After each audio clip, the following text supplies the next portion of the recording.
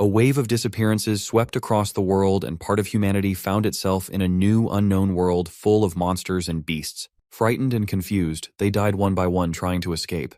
To survive, they had to fight, grow stronger, and stand up to the monsters. Among the survivors was a certain Kang Hansu, who was confident and had no intention of running away. He knew absolutely everything about this world and was sure that this time he would make it. And do you know why? Because he is a regressor. He has already been through all of this before, and now he intends to become even stronger than last time. You're probably wondering what kind of world this is and how it all began. Well, one day, an evil god became so bored that he created a new world and called it the Abyss. He brought all kinds of creatures and monsters from every existing world there, before finally sending humans in. To escape, humans had to defeat the final boss, a dragon. But in the end, no one was able to do so. Kang Hansu was the strongest and was part of the last squad that tried to defeat the dragon. His special power was that, unlike the others who had thousands of skills, he had only 7, but he could upgrade them endlessly. That's how he became the strongest. However, even so, he and his squad were unable to defeat the dragon. Realizing they had lost, the mage of their squad used a last resort, a crystal of space and time, sending our hero back to the past. Will Kang Hansu be able to change everything this time? Let's find out. Here Hansu is thinking that after 5 years the door of the abyss will open, and he has at least 5 years now to become strong. He also realizes all his skills and strengths are gone. He remembers that a little appeared at this time, and then a little monster who is addressing itself as a fairy says that he is an assistant fairy and is here to tell them something. He is asking them to listen to him carefully. While Hansu is thinking that these bastard fairies ask people to beat each other, the assistant fairy then welcomes everyone to the other world and says that he will give a surprise opportunity to everyone. But without listening, people start yelling at him that the other world doesn't exist, and also that he should stop saying such nonsense. But in a different tone, he asks them to listen to him. Assistant Fairy is asking people if they ever dreamt of a world where law, order, morals, and ethics don't exist. He says that even the physical limitations will also disappear in the other world. In this world, people will be able to easily grow their powers like heroes in the movies. He asks them, "Isn't it good that the world they always dreamt of will come true only with the clicking of a finger?" Then he clicks his finger, and a man dies in front of everyone. People become very afraid and start running away from him. They are running around and are yelling for help. The assistant fairy says that he doesn't like loud sounds and then asks people if they want to survive. They must listen to all his orders. The crowd becomes quiet as they have no other option. He then shows them a rune that they can obtain by killing living things. He says that there are 7 kinds of runes that will appear randomly, and these runes will help people to increase their strength. He then asks if anyone wants to take it. As people are still looking at it, someone raises his hand. He is Hansu. He wants to take that rune. Then the assistant fairy comes towards him and asks him to show his hands. The monster then tells him that the runes actually twist the law. Scientifically, his muscles had a limited weight of 117.1 kilo, but with time it will increase up to 122.3 kilo. And moreover, he was enthusiastically telling Hansu about it. But on seeing his cold reaction, he starts thinking that there must be something wrong. But he just tells him that runes have different effects on different people and flies away. He tells him that these runes have abilities they can't even imagine. He then tells you that no matter what ability rune is given to you, it will never be a bad one. He advises them to order more runes if they want to survive. People then start fighting to get the runes as much as they can. As people were about to take that rune, he said that, judging from the reaction of the guy before, he didn't think that they needed the rune. He then tells them if they touch their right ear, they can see how many runes they have. "Monster, tell that human they mostly require 10 runes. Hansu is thinking that after this rune his power has increased to 1, and if he gets more runes, he can also increase the mana and magic powers too. "Monster, tell them the only necessary thing to do for acquiring a rune is to kill a living thing. It doesn't matter what they hunt. What matters is to kill a living creature." He then gives weapons to all the people and advises them to forget about their pasts and live their new lives, and then say he will give them a tutorial about it, and as they turn they see a bunch of monsters coming towards them. The monsters are not staring at the humans while people are thinking about what is going to happen with them. Then a girl starts talking. She advises them not to act impulsively, and also tells them to calmly move backwards. Now people start moving backwards while Hansu is looking at them. But they realize something is off about it, and then suddenly they all get stuck between a magical barrier. The whole crowd is begging to let them out, but suddenly the walls of the barrier start coming closer. On the other hand, monsters are coming towards them too. Then a man sees a door in that barrier and passes through it. A number 49 appears on that door. They realize that only 50 people can pass through it. Now people are running towards that door as they all want to survive. But Hansu, he is silently standing there and saying how pathetic they are, as he knows that 100 need to get in together to fight against the monsters. He remembers that 40 people died when he was here before, and out of the people who couldn't pass the door, only 10 survived. He thinks this time it is a different story, as he knows everything about what is happening and what he needs to do. So he moves forward to clear the area so he can go to the next stage. Then a monster tries to kill a man, but Hansu comes forward and saves him by killing that monster. He is now killing the monsters one by one and says it's uncomfortable for him, as this body of his is actually from 10 years ago. Then he sees his strength level, and his dexterity have increased by 0.1. It doesn't only increase the speed but also the reaction speed too, which means the person with high dexterity can do the same action much faster than the other people. He then starts killing other monsters too. The monsters, they are acting strange on looking at the blood. He knows that monsters are afraid of blood. He just keeps on fighting with the monsters. Finish them. While people are wondering that a young boy is killing all the monsters alone. Here people see a bunch of monsters coming towards them, but now they also start fighting with them. Hansu thinks that he wasn't supposed to rush things, but he doesn't have time to drag out such trivial matters. He remembers that there were many travelers, including in this place too. T are actually unmeasurable if they count them from the whole world. They say that in the first year, which is the first 3 months, they will remain in the protected area, and after these months they will be thrown out of this protected area into the real world of monsters, where they have to fight to save their lives. While taking the rune, Hansu says that whatever it is, this is their chance to become stronger. He is now thanking Keldian that he made the right choice of sending him to this period. The fight is over now. A lot of monsters, and even people died in this fight. Hansu is now standing with his back towards the people while they are still shocked that he killed all the monsters alone. The assistant fairy is telling that they fought pretty well, and, as a lot of humans got killed too, the number of participants has decreased quite a bit. He says that they now know how to live here, so he is going to remove the wall. They only need to keep on fighting so they can survive. The fairy monster then flies away while people are yelling at him. Here, Hansu is looking at his strength level and thinks it is pretty good. He also received a blade, which is a symbol of courtship, and it proves to be quite useful for him. He then starts moving forward so he can find a better way to become even stronger. He is now thinking about Ares, Keldian, and Kangtae. He then remembers a guy talking about hidden dungeons. Hansu asks him what those are. He tells him that they are hidden within the tutorial area. Hansu asks him if the dungeon was the difficult part, but the man says that no one has found the answer to it till now. Both are now drinking while sitting down and talking about their experiences. The man then says that if only he could go back, he could definitely clear the dungeon, and then he would be able to beat Hansu too. He tells him that the difficulty is harder than it seems, and also a man gets a big reward if he succeeds in it. The man asks Hansu if he is curious about what is going to happen in the end, but he says that he has already decided his goal. He then stands up, saying he has a lot of things to take care of to achieve his goal. The first stage of the tutorial is where 100 people join and act together to hunt. They do this hunt once a week for 3 months, and once the second stage completes, the safe zone will be released. For this, they first need to pass all the stages. There are 2 pieces hidden in the first stage, and to reach the hidden dungeon, these 2 pieces are important. Hansu is now thinking about finding these 2 pieces. Hansu is thinking of where the pieces could be, but the crowd from behind starts calling him to come with them. The whole crowd starts arguing about whether to go or not, as they are all afraid and don't know what to do. While Hansu is still thinking about those pieces, he then hears a voice calling his name from behind. As he turns his head, 2 boys are coming towards him while calling his name. He starts wondering how they know him, and even asks them how they know him. One of the boys says that he has gone mad.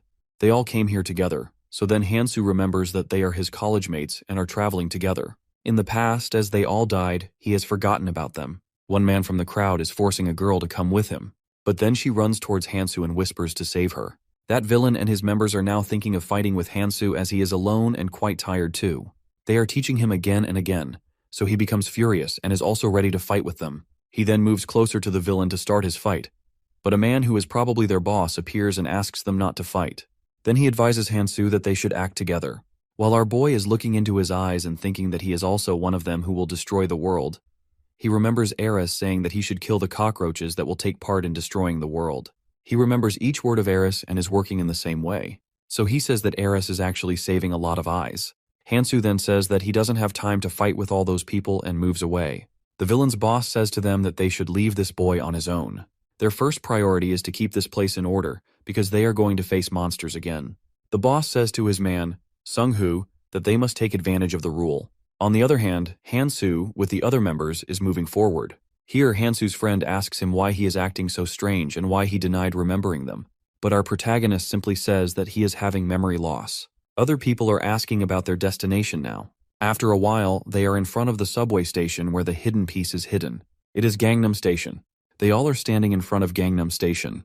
The girls ask what they are doing here in this station. Hansu thinks that if it wasn't for what Aries said to him, he would have been going alone everywhere. As he has no other option, he says that he got a hunch that the hidden piece is maybe somewhere here. He says that he might have gotten some powers after losing his memory. They all are shocked, but he says that they have already seen a fairy, which means getting powers is also possible. A girl in the crowd starts asking her boyfriend if they don't know if he is reliable and if they should go with him or not. But our protagonist says that he gives importance to individual preference, and if they want to go, they can. It's up to them. While one of Hansu's friends is saying that he hates him because of the way he always acts. As they are now entering the station, one of Hansu's friends asks if this is safe for them, but Hansu assures them that they are just going to meet some residents living here. His classmates wonder who actually lives in this shabby place, asking if Hansu knows someone who lives here. But suddenly Hansu asks them to stop and pulls out his blade weapon. He then sticks the blade into something right in front of his friend, and due to this, Hansu's fellow also falls backward. Then our protagonist tells them these are green worms, which come out when they sense vibrations on the ground. They are sent by the dungeon to this station. As they hate the sun, they don't come out of dark places. He tells them their bite can easily tear the skin of living things, so he suggests they stay away from these creatures. He is now showing them how to deal with these worms as he passes his weapon through the body of the creature, and it dies. Now all the other people are doing the same. As 4 people came with Hansu, and for now, 4 members are doing pretty well, so our protagonist thinks they are actually useful for him. But the 5th one, Hansu looks at him, is just standing there. Hansu says that if he can't kill these creatures, he should just walk on the unbroken marble slabs, and wherever he sees a crack, just start stabbing there with his blade. While the 2 girls are killing these creatures confidently, but that 5th member is still afraid, but also encouraging himself that he can do it. As he is lost thinking about it, a monster attacks him. But suddenly Hansu appears in front of him and kills that monster. The boy is thanking him for saving his life, but Hansu is thinking of not taking the boy with him because he is very weak and will become nothing but a burden for him. Here, his classmate starts asking the reason how he knows everything that is going to happen next. But our protagonist simply smiles and says, these are his superpowers. He then asks them to keep on hunting the creatures. Now Hansu is picking the runes while other members are just staring at him. He then asks them why they aren't taking the runes. So one of the girls says they want to give all the runes to him so he can become more powerful, like they do in games, and in the future, he can protect them easily.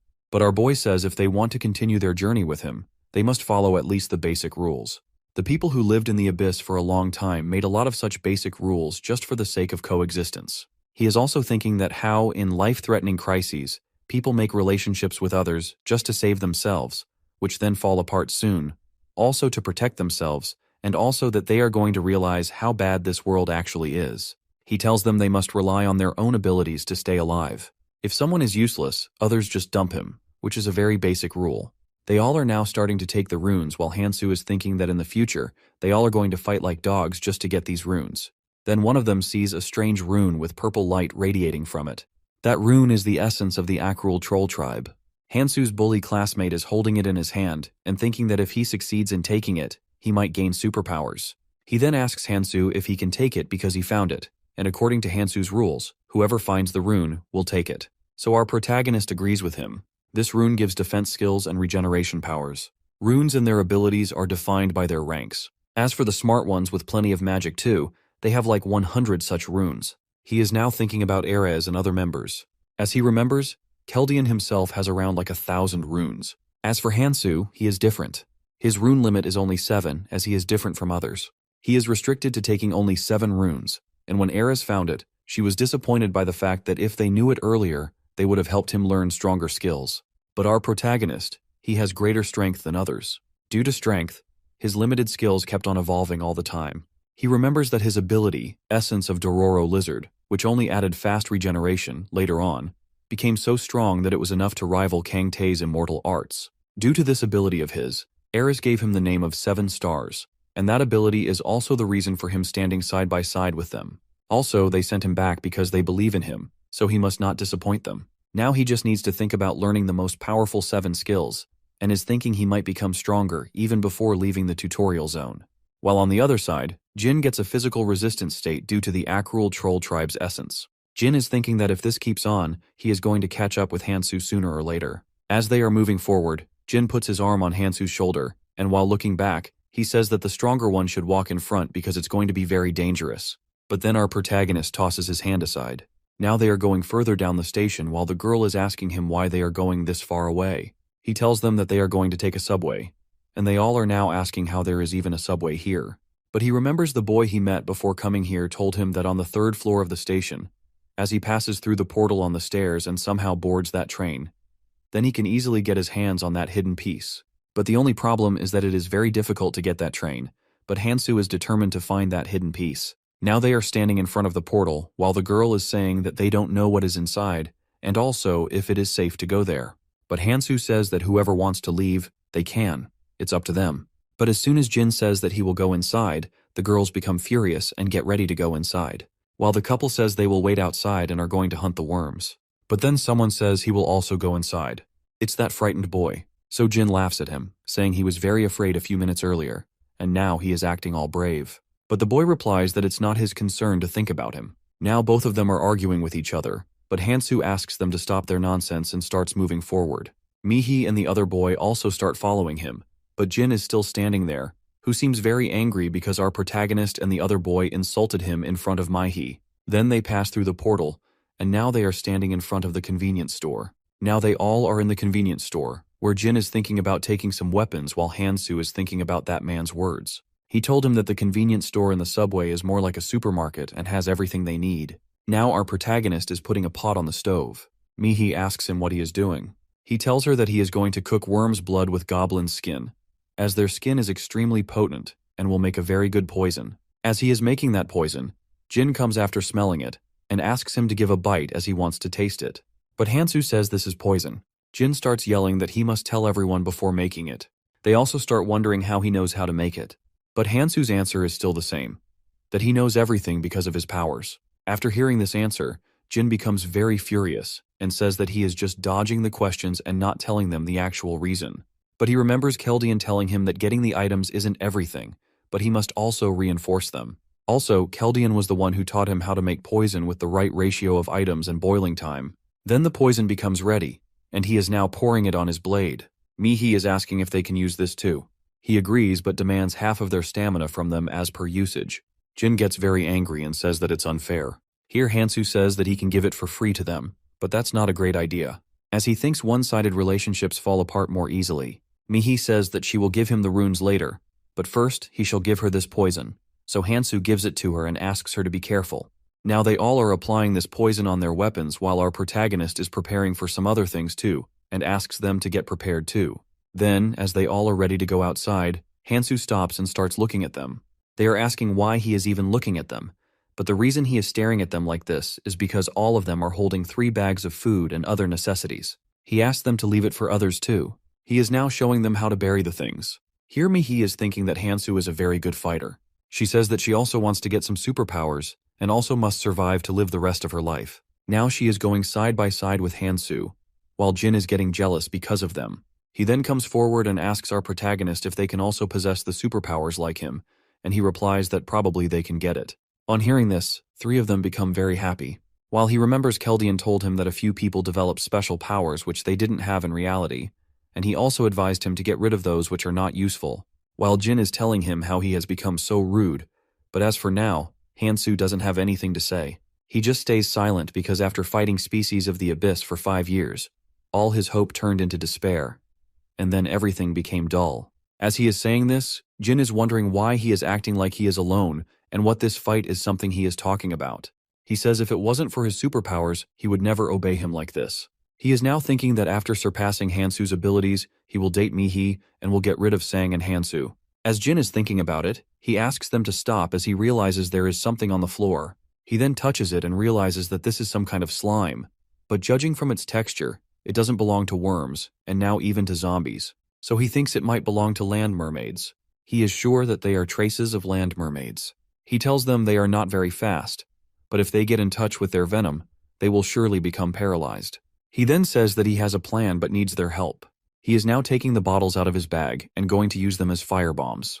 While Jin is teasing him, saying that he must be happy in this world as he can do anything he wants, Hansu starts staring at him as if he wants to kill him.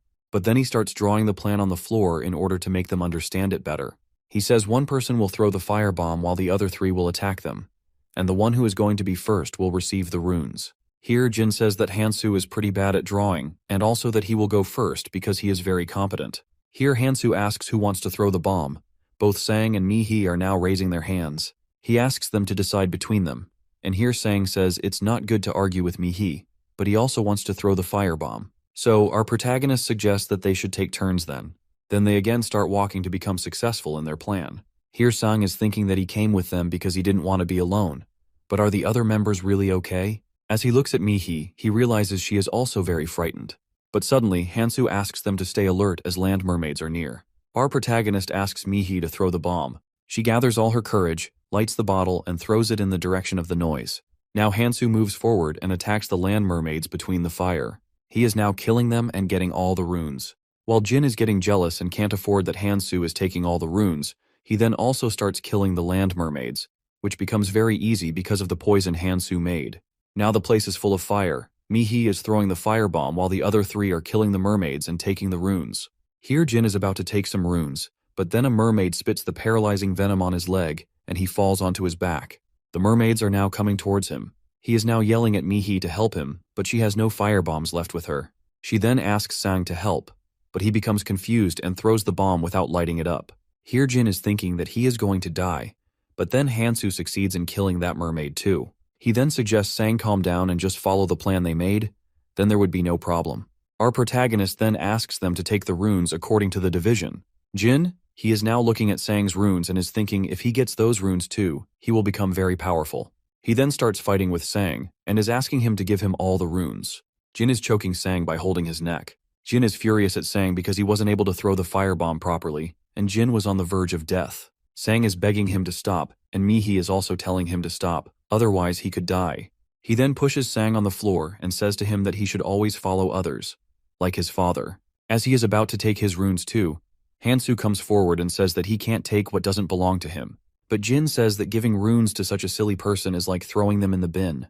He suggests they should distribute them among themselves, but he disagrees, saying that distribution must be fair between all the members. Hansu then suggests Sang should take care of his shares himself. As Sang and Jin are now taking their runes, Mi-hee comes forward and asks if he is okay being with them or if they are a burden on him. But he says that he can't complain to them about something they don't know how to do. She asks him if he is going to be with them until the end, because she thinks that he acts like he will leave them any moment. While walking in the front, he says that it's up to them to follow him. As they are doing pretty well at this moment, they shouldn't think about it.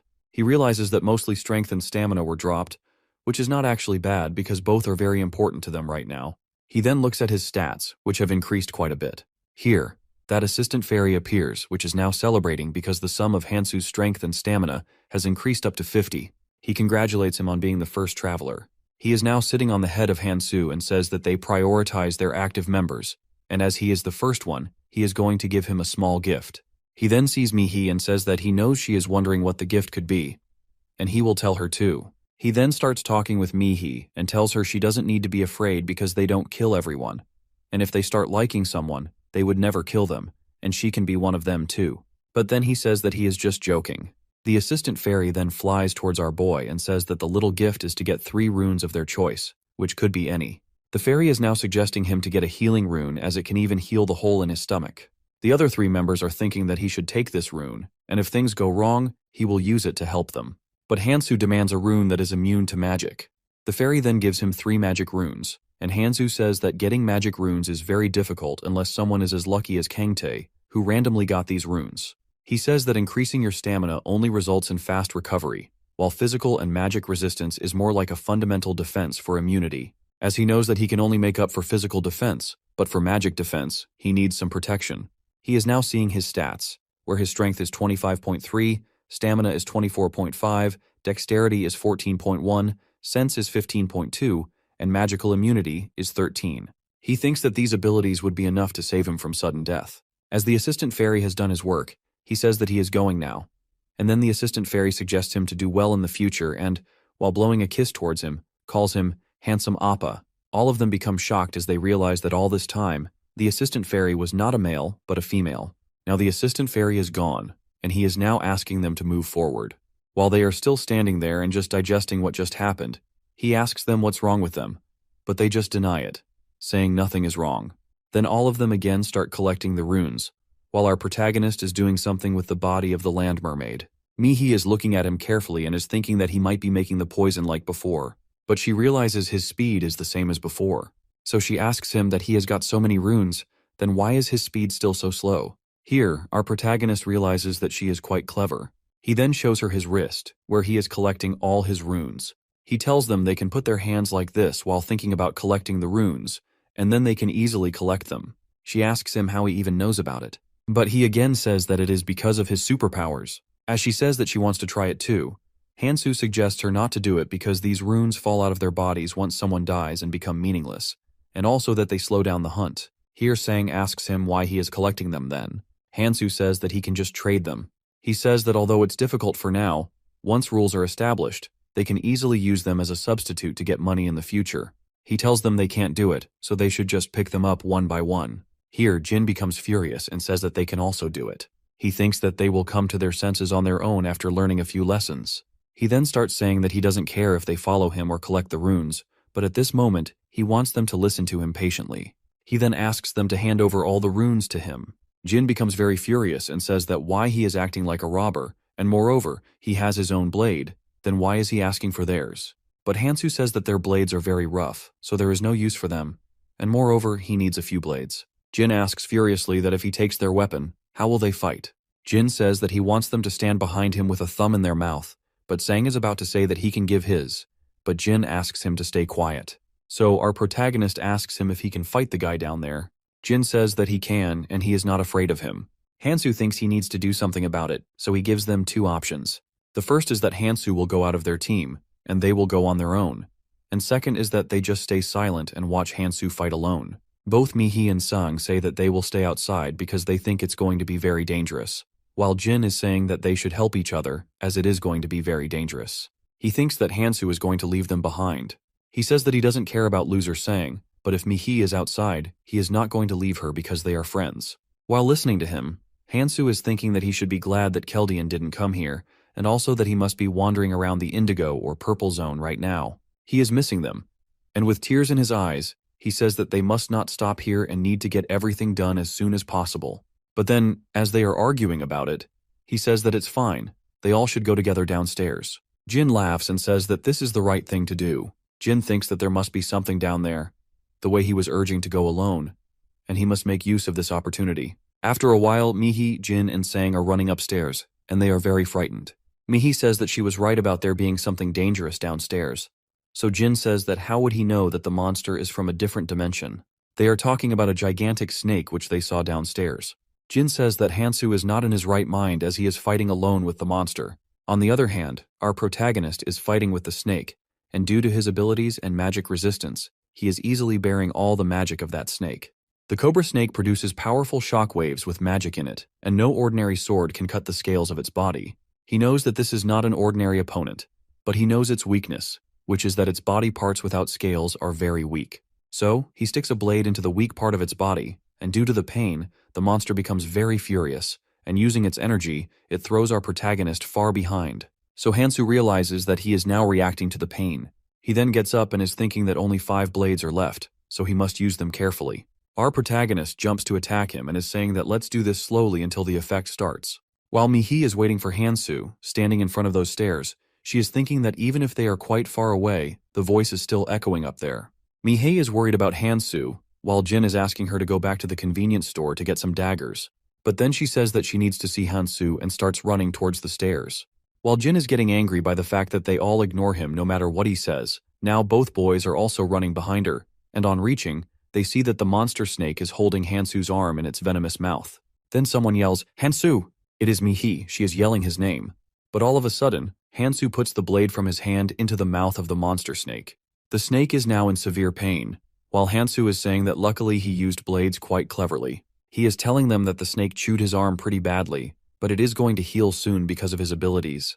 They also tell him that in later stages, races exhibit enhanced resistance and health abilities due to their evolved characteristics. The poisons are actually ineffective, while the early poisons are very effective, and he knows that he wouldn't have been here without the paralyzing poison. While looking at the dead monster snake, he is thinking that this is easier now. Here, Mihi is asking him if he is alright, but he asks what they are doing here. She says that they came because of him, but now she thinks that she got worried without any reason.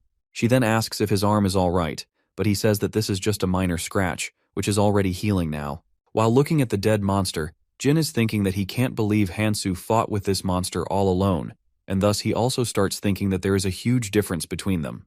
He then picks the rune, which is scaled snake shockwaves, as the monster was very strong, so its rune is also amazing. Jin says that he is getting jealous. Here, Hansu is thinking that to activate this rune, he must have a magic rune, and he tells them that his limit is only 7, so he will not take it. Here, Sang says that he is willing to take this rune, but Jin starts arguing with him, saying that he is so cowardly, he will not be able to use it. He then asks our protagonist to give it to him. Both are now arguing about getting the rune, while Mihi is asking them to stop. But Hansu says that he will not give this to anyone, but he will sell it. And if they want to buy it now, he will give them a discount of 5%. Jin asks if it can be paid in installments, so our boy says that if someone guarantees it for him. Here, Hansu asks Mihi if she has decided something, so she says that both of them don't trust each other, and then who is left? He remembers how she got more runes than others, and he also thinks that she has great survival instincts. Then she gives him an agility rune, along with 3 sense runes and 7 each of stamina and strength runes. But then Hansu says that since it's 5%, he is going to take only 6 of the strength runes. She is quite happy seeing that he is very thorough. He then says that they must not think he is being mean, but he is showing them that if they rely on free things here, they will surely die. Now he asks them to move forward while he is thinking that if a scaled snake is here, then a Zooterium must be nearby too. He is standing in front of crystals and is breaking one of them, while Mihi and Sang are talking that he is going to use his powers again. Now both are asking our protagonist about the crystal. They are wondering what he is going to make now. He then takes the pot out of the bag again, and Jin asks if he is going to make a poison again. He says that scales off this snake are very strong but not enough to protect them. Therefore he needs to create something new. The 11th of 134 weapons that can be made with the materials of monsters. The needle has a limited area, which makes it difficult to cause secondary damage, but if they can pinpoint their weaknesses easily, they are confident that they can hit the same weakness. Then the needle is the best choice. He then crafts a weapon which is quite blunt but still useful. Here, Jin says that he wants to buy this weapon in return for all his runes because he thinks that Hansu made this weapon with a lot of effort, and that's why he thinks it might be very useful. But Hansu says that he might have given it to them, but he used all the material with which he can make the same weapon. Jin is angry that he used all the material for himself. But now they are going towards their final destination, as the lights are on and the subway is also there. Moreover, Hansu is also quiet now. It seems like there is no more fight. He then enters the train and asks them to get out, as only one person can ride it. But Sang says that this isn't possible because the train is very spacious. Here, Jin gets very angry that they fought with him all the time, and now he is leaving them. He says that there is no rule in this world, and so no rules say that he can't board it first. Moreover, he points his weapon at them and says that they can just get out of the train, or maybe they can settle with him here. It's up to them. While smiling, he is asking them to choose any of the 2 options. The 3 of them are standing outside the train, and Jin is saying that they can attack him together, and if they succeed in killing him, they will take all his weapons and runes. But if they don't, they will just apologize to him because he is sure that Hansu will not kill them. As he is about to take his weapon out, he then sees Hansu staring at him from inside the train, but gets very scared. Jin stops and thinks that if he made a little move, he might have gotten killed by Hansu because he is very strong.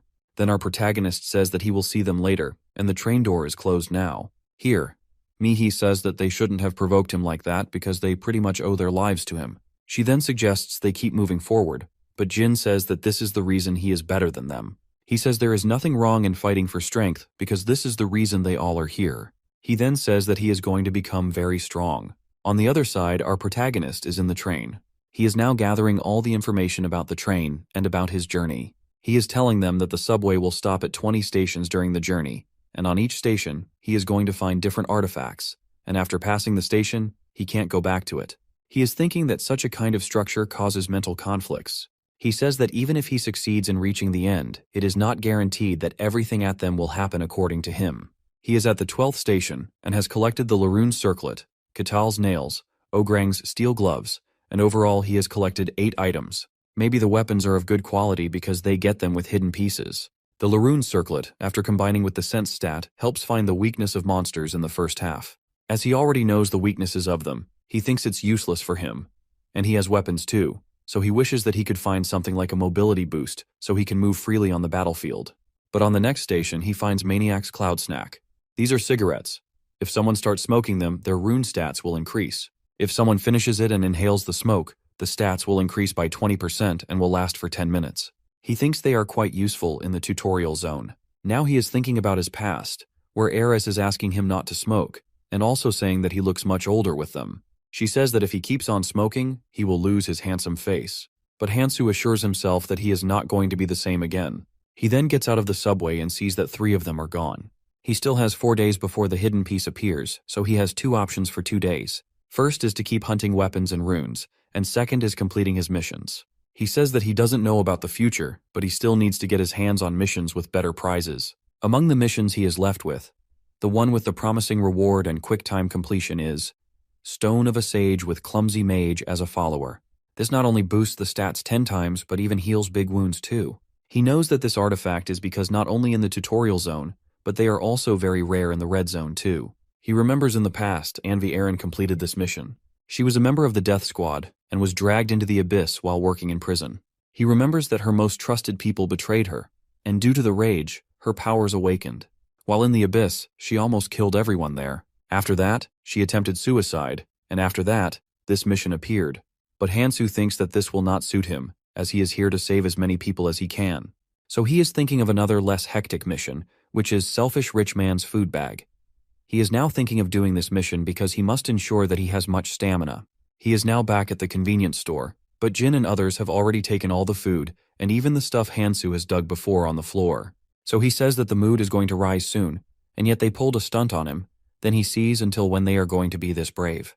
But outside the Gangnam station, a few men are taking all the stuff, while Mihi and other members are silently looking at them and are planning to do something. They are thinking that how could they steal all the stuff in such a short time, but Mihi says that they can't fight against them, although they have abilities too. But in front of those men's stats, their stats are nothing. Sang says that before doing anything, let's wait for Hansu.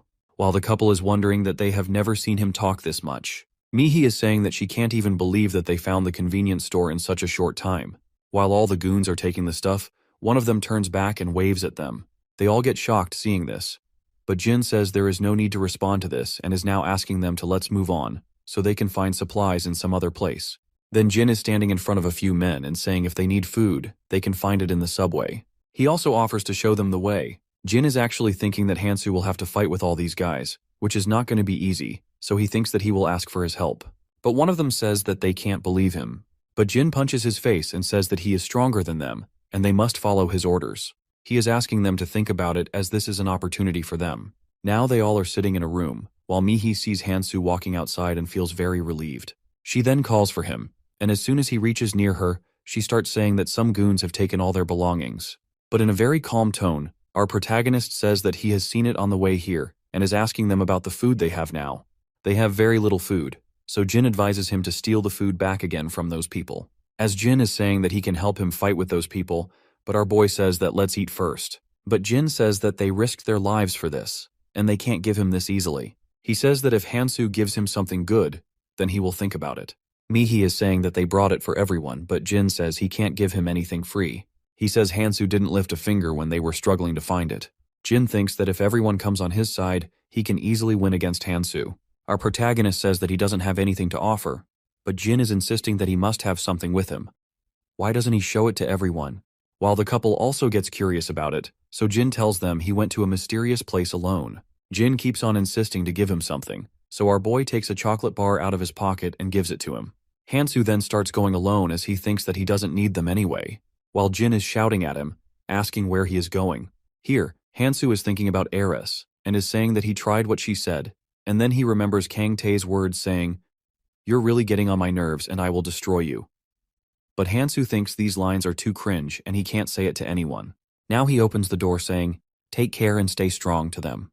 Then the other girls start advising them that they shouldn't fight about such trivial things, and then ask Mihi to go with her and ask Hansu to come back. But Jin says that let him go, he is just acting like this to get free food, and when we give it to him, he will come back crawling.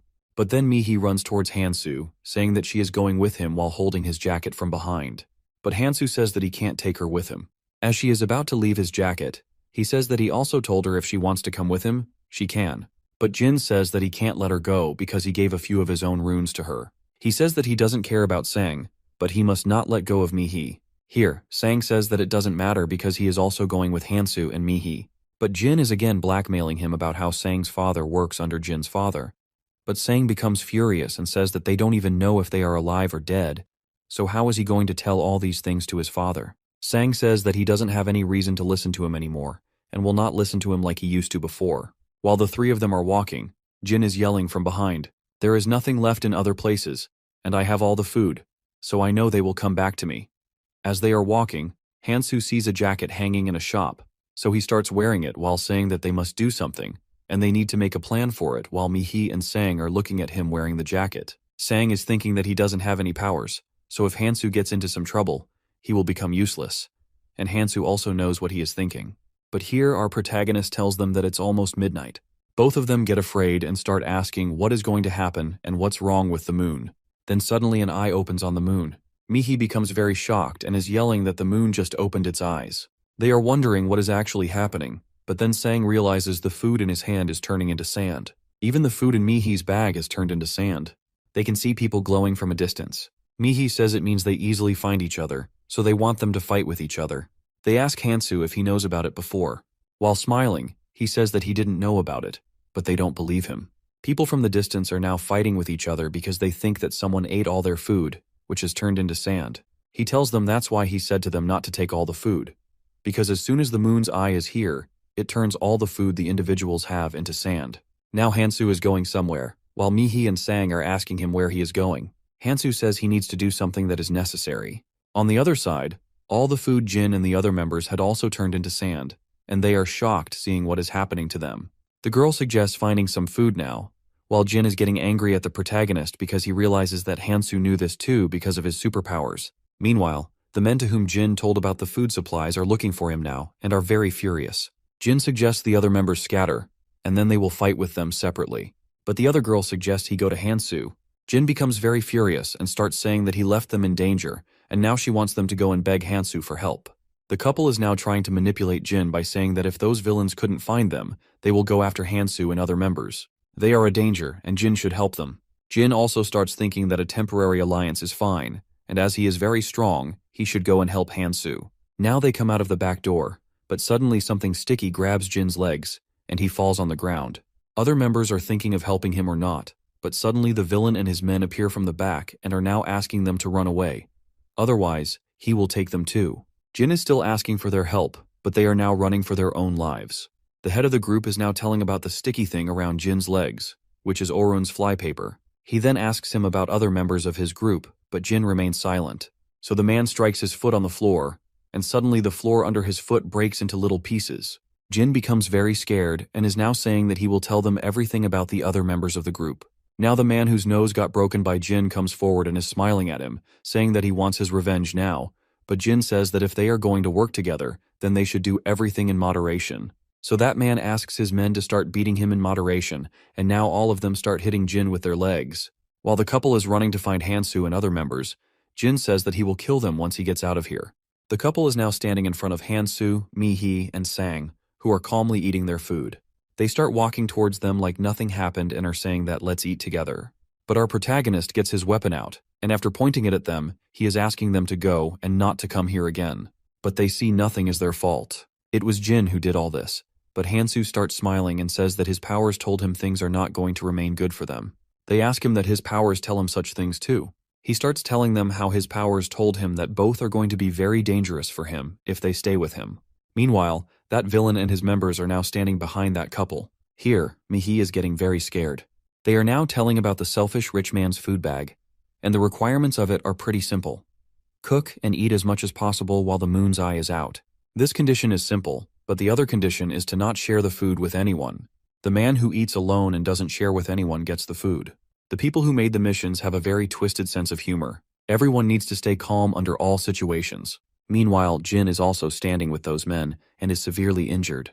The girl asks him if he is all right, but he gets furious and says why she is asking him now, as they were the ones who left him behind. But she says that she just went to get some help. But Jin starts yelling at her, but then the head of that group taps his shoulder and says that he needs to calm down. The man says to Hansu that he has quite good skills and also asks him from where he got this meat. But Hansu says that meat is everywhere and he doesn't need to explain it. But one of the men says that some people ate it before but are still suffering from dehydration due to its toxicity. But our protagonist tells them they need to boil this meat in goblin's blood and it will become edible. Jin is telling them he has superpowers, and due to this, he got his hands on quite good things in the station. Then the men suggest they should fight with him, as they are large in number. But the man orders Jin to go to his friend and eat with him, as they are friends. Jin is thinking why this man is giving him orders, and also that Hansu is not going to create a scene in front of all these men. As Jin is walking forward, but Eris is yelling at him to not cross the line. As soon as Jin puts his one leg beyond the line, Hansu cuts that leg with his weapon, and Jin falls on the floor. He is now yelling at Hansu that how he cuts his leg just for the sake of a piece of meat. He is now telling other men that they must kill him because a boy who cuts his leg for a piece of meat will do anything for runes. Now the boss is ordering his men to kill Hansu, because after some time he will get more powerful, and they will not be able to survive against him. But for now, they have weapons, so they can fight against him while our protagonist is glaring at them. He remembers that Eris used to tell him that he shouldn't make enemies, while Keldian told him that if enemies are standing in front of him, he should crush them. Now Hansu is taking the runes out of his while that villain is ordering his men to attack him. So Hansu says that as they have already started it, then he will practice his mission first on them. He then starts attacking them. As Hansu has already absorbed all the runes, he is more powerful now. But after fighting with all the other men, now Hansu is moving towards him and says that he is going to kill him. But the villain is saying to Hansu that he will not be okay after killing someone. And moreover, this is different from killing the monsters because what he is doing is murder. But Hansu is running towards him with his weapon, and within a few seconds, he cuts his body into 2 parts. Now that villain is lying dead on the floor while all the other men are suffering in pain. Here Hansu is asking that couple if they want to run for their lives or want to end up like others, but that couple is now running far away from them. Hansu is now back at his place and is eating his meat like before, while Mihi and Sang are staring at him and digesting what just happened. The moon's eyes are now closing, and our protagonist and other members are moving forward now. Hansu is thinking that he ate a lot of food and feels like throwing up. But then he looks at that magical food bag, which can carry 5 times more food, and this bag protects the food from the midnight moon. This bag can carry food worth 2 weeks. Now Mihi is asking if he really killed them, but Hansu looks at her and mockingly says that she is such a scary woman. But Mihi starts yelling and says that she is just worried about him. But she is thinking that she doesn't need to worry about him because he is getting stronger day by day. Considering the thoughts of Mihi, she is now adjusting herself to the situation, and that's the normal way of looking at things. Our protagonist is thinking that he can do this, but his goal is not becoming stronger. His goal is to reduce fights and save as many humans as he can, because this is the reason he returned to the past. For this, it's important to lay rules, and the first rule is never to kill people for the sake of runes. But he can use the runes of the people he killed, but he still isn't able to make up for their shares. It's quite hard to establish such rules. That's why only a powerful figure can establish them. So he thinks he shouldn't be seen as going around murdering people. It is necessary to kill people who may take part in the coming future to destroy the world. Sang is saying that he is going to stop here, so Hansu says that he can do whatever he wants, while Mihi is asking him not to leave like this. But Sang, with his back towards them, is going far away from them. Here Hansu asks her if she is afraid of him, and she says yes, she is kind of afraid. But she can't leave like this because after that, even if she wants to come back, he will never accept her. So she's just going to stay with him until her end. He is now walking downstairs and is telling her, then okay, let's go. While Jin is stuck still there, cursing Hansu and saying that he is going to kill him. His wounds are healing now, and he is crawling somewhere while saying he is not going to forgive them, especially Mihi. But Jin sees a pair of feet in front of him, and when he looks up, it is Sang. He is standing in front of him now, so Jin thinks he can use this opportunity and starts asking him to help him stand up, and then he will help him become stronger in the future. But Sang is now picking a blade, so Jin starts saying that he is doing good if he is going to kill all these men to get the runes. But Sang is coming towards Jin. He is very scared now, seeing Sang approaching him. Sang is now grabbing Jin by his collar and saying that he has been telling him about his place. Now he needs to know his place too. He then kills Jin and is encouraging him while crying that he is not this weak, and he shouldn't cry over such a thing. He is now killing all the remaining people while thinking that why Hansu left him. It is because he didn't use his own strength and was relying on Hansu all this time. Only if he used his energy, things wouldn't turn out like this. He is thinking that there was the same for him even in the real world, where he used to shrink himself because of others. But now he is going to become strong, and soon he will prove himself to Hansu. Some monster birds are coming to attack Mihi while she is trying to frighten them so they can go back. But they are coming towards her again and again. So Hansu moves forward and kills those birds with his weapon. So she says that she again ends up getting our protagonist's help. But Hansu says that handling things alone and not depending on anyone are different things, and if her powers are having a loophole, she must seek help from her teammates. Then he gives her a share of runes. He then suggests she check all the pros and cons of her skills. Now Mihi is looking at her stats and thinking it's been 2 days since they arrived here, and today is the 3rd day. She thinks buying the skills of speed boost in magic and stamina was a good idea because she wouldn't be able to keep up without them. Also, she sighs that she is trying her best not to depend on Hansu. While our boy is looking at his stats, which have decreased up to 42, he thinks that the best method is to keep all the stats at the same value, and he didn't have to go through much trouble because he just exchanged it with Mihi, as she had low stamina and strength. Then they hear the assistant fairy. She is announcing to come to the arrival point and is asking them not to be late, otherwise they have to beat punishment. Now both are walking towards the arrival point while Mihi is looking at Hansu. So he says that if she wants to say anything, she can just tell him. So hesitantly she asks if he has a girlfriend. She then says that she shouldn't ask it as it is very personal, but she wants to ask another question too.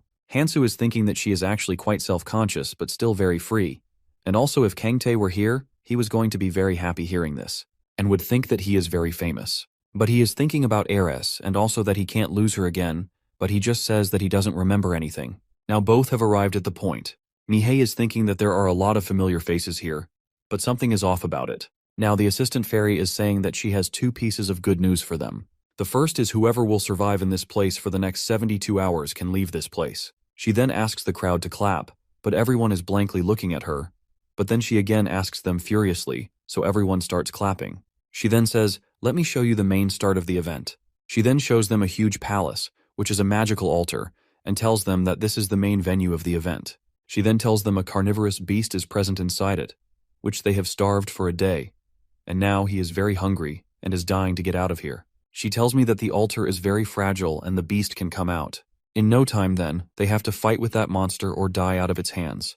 But she then tells another news, which is that they can put this monster to sleep so it can't collapse the altar and not come out of it. She then asks if anyone knows the method of how to do it, but everyone says that they don't know. She starts telling them that they just need to feed him 5 people a day. People are thinking since it's 5 days, they need to feed that monster thrice, and the survivors are around about 60.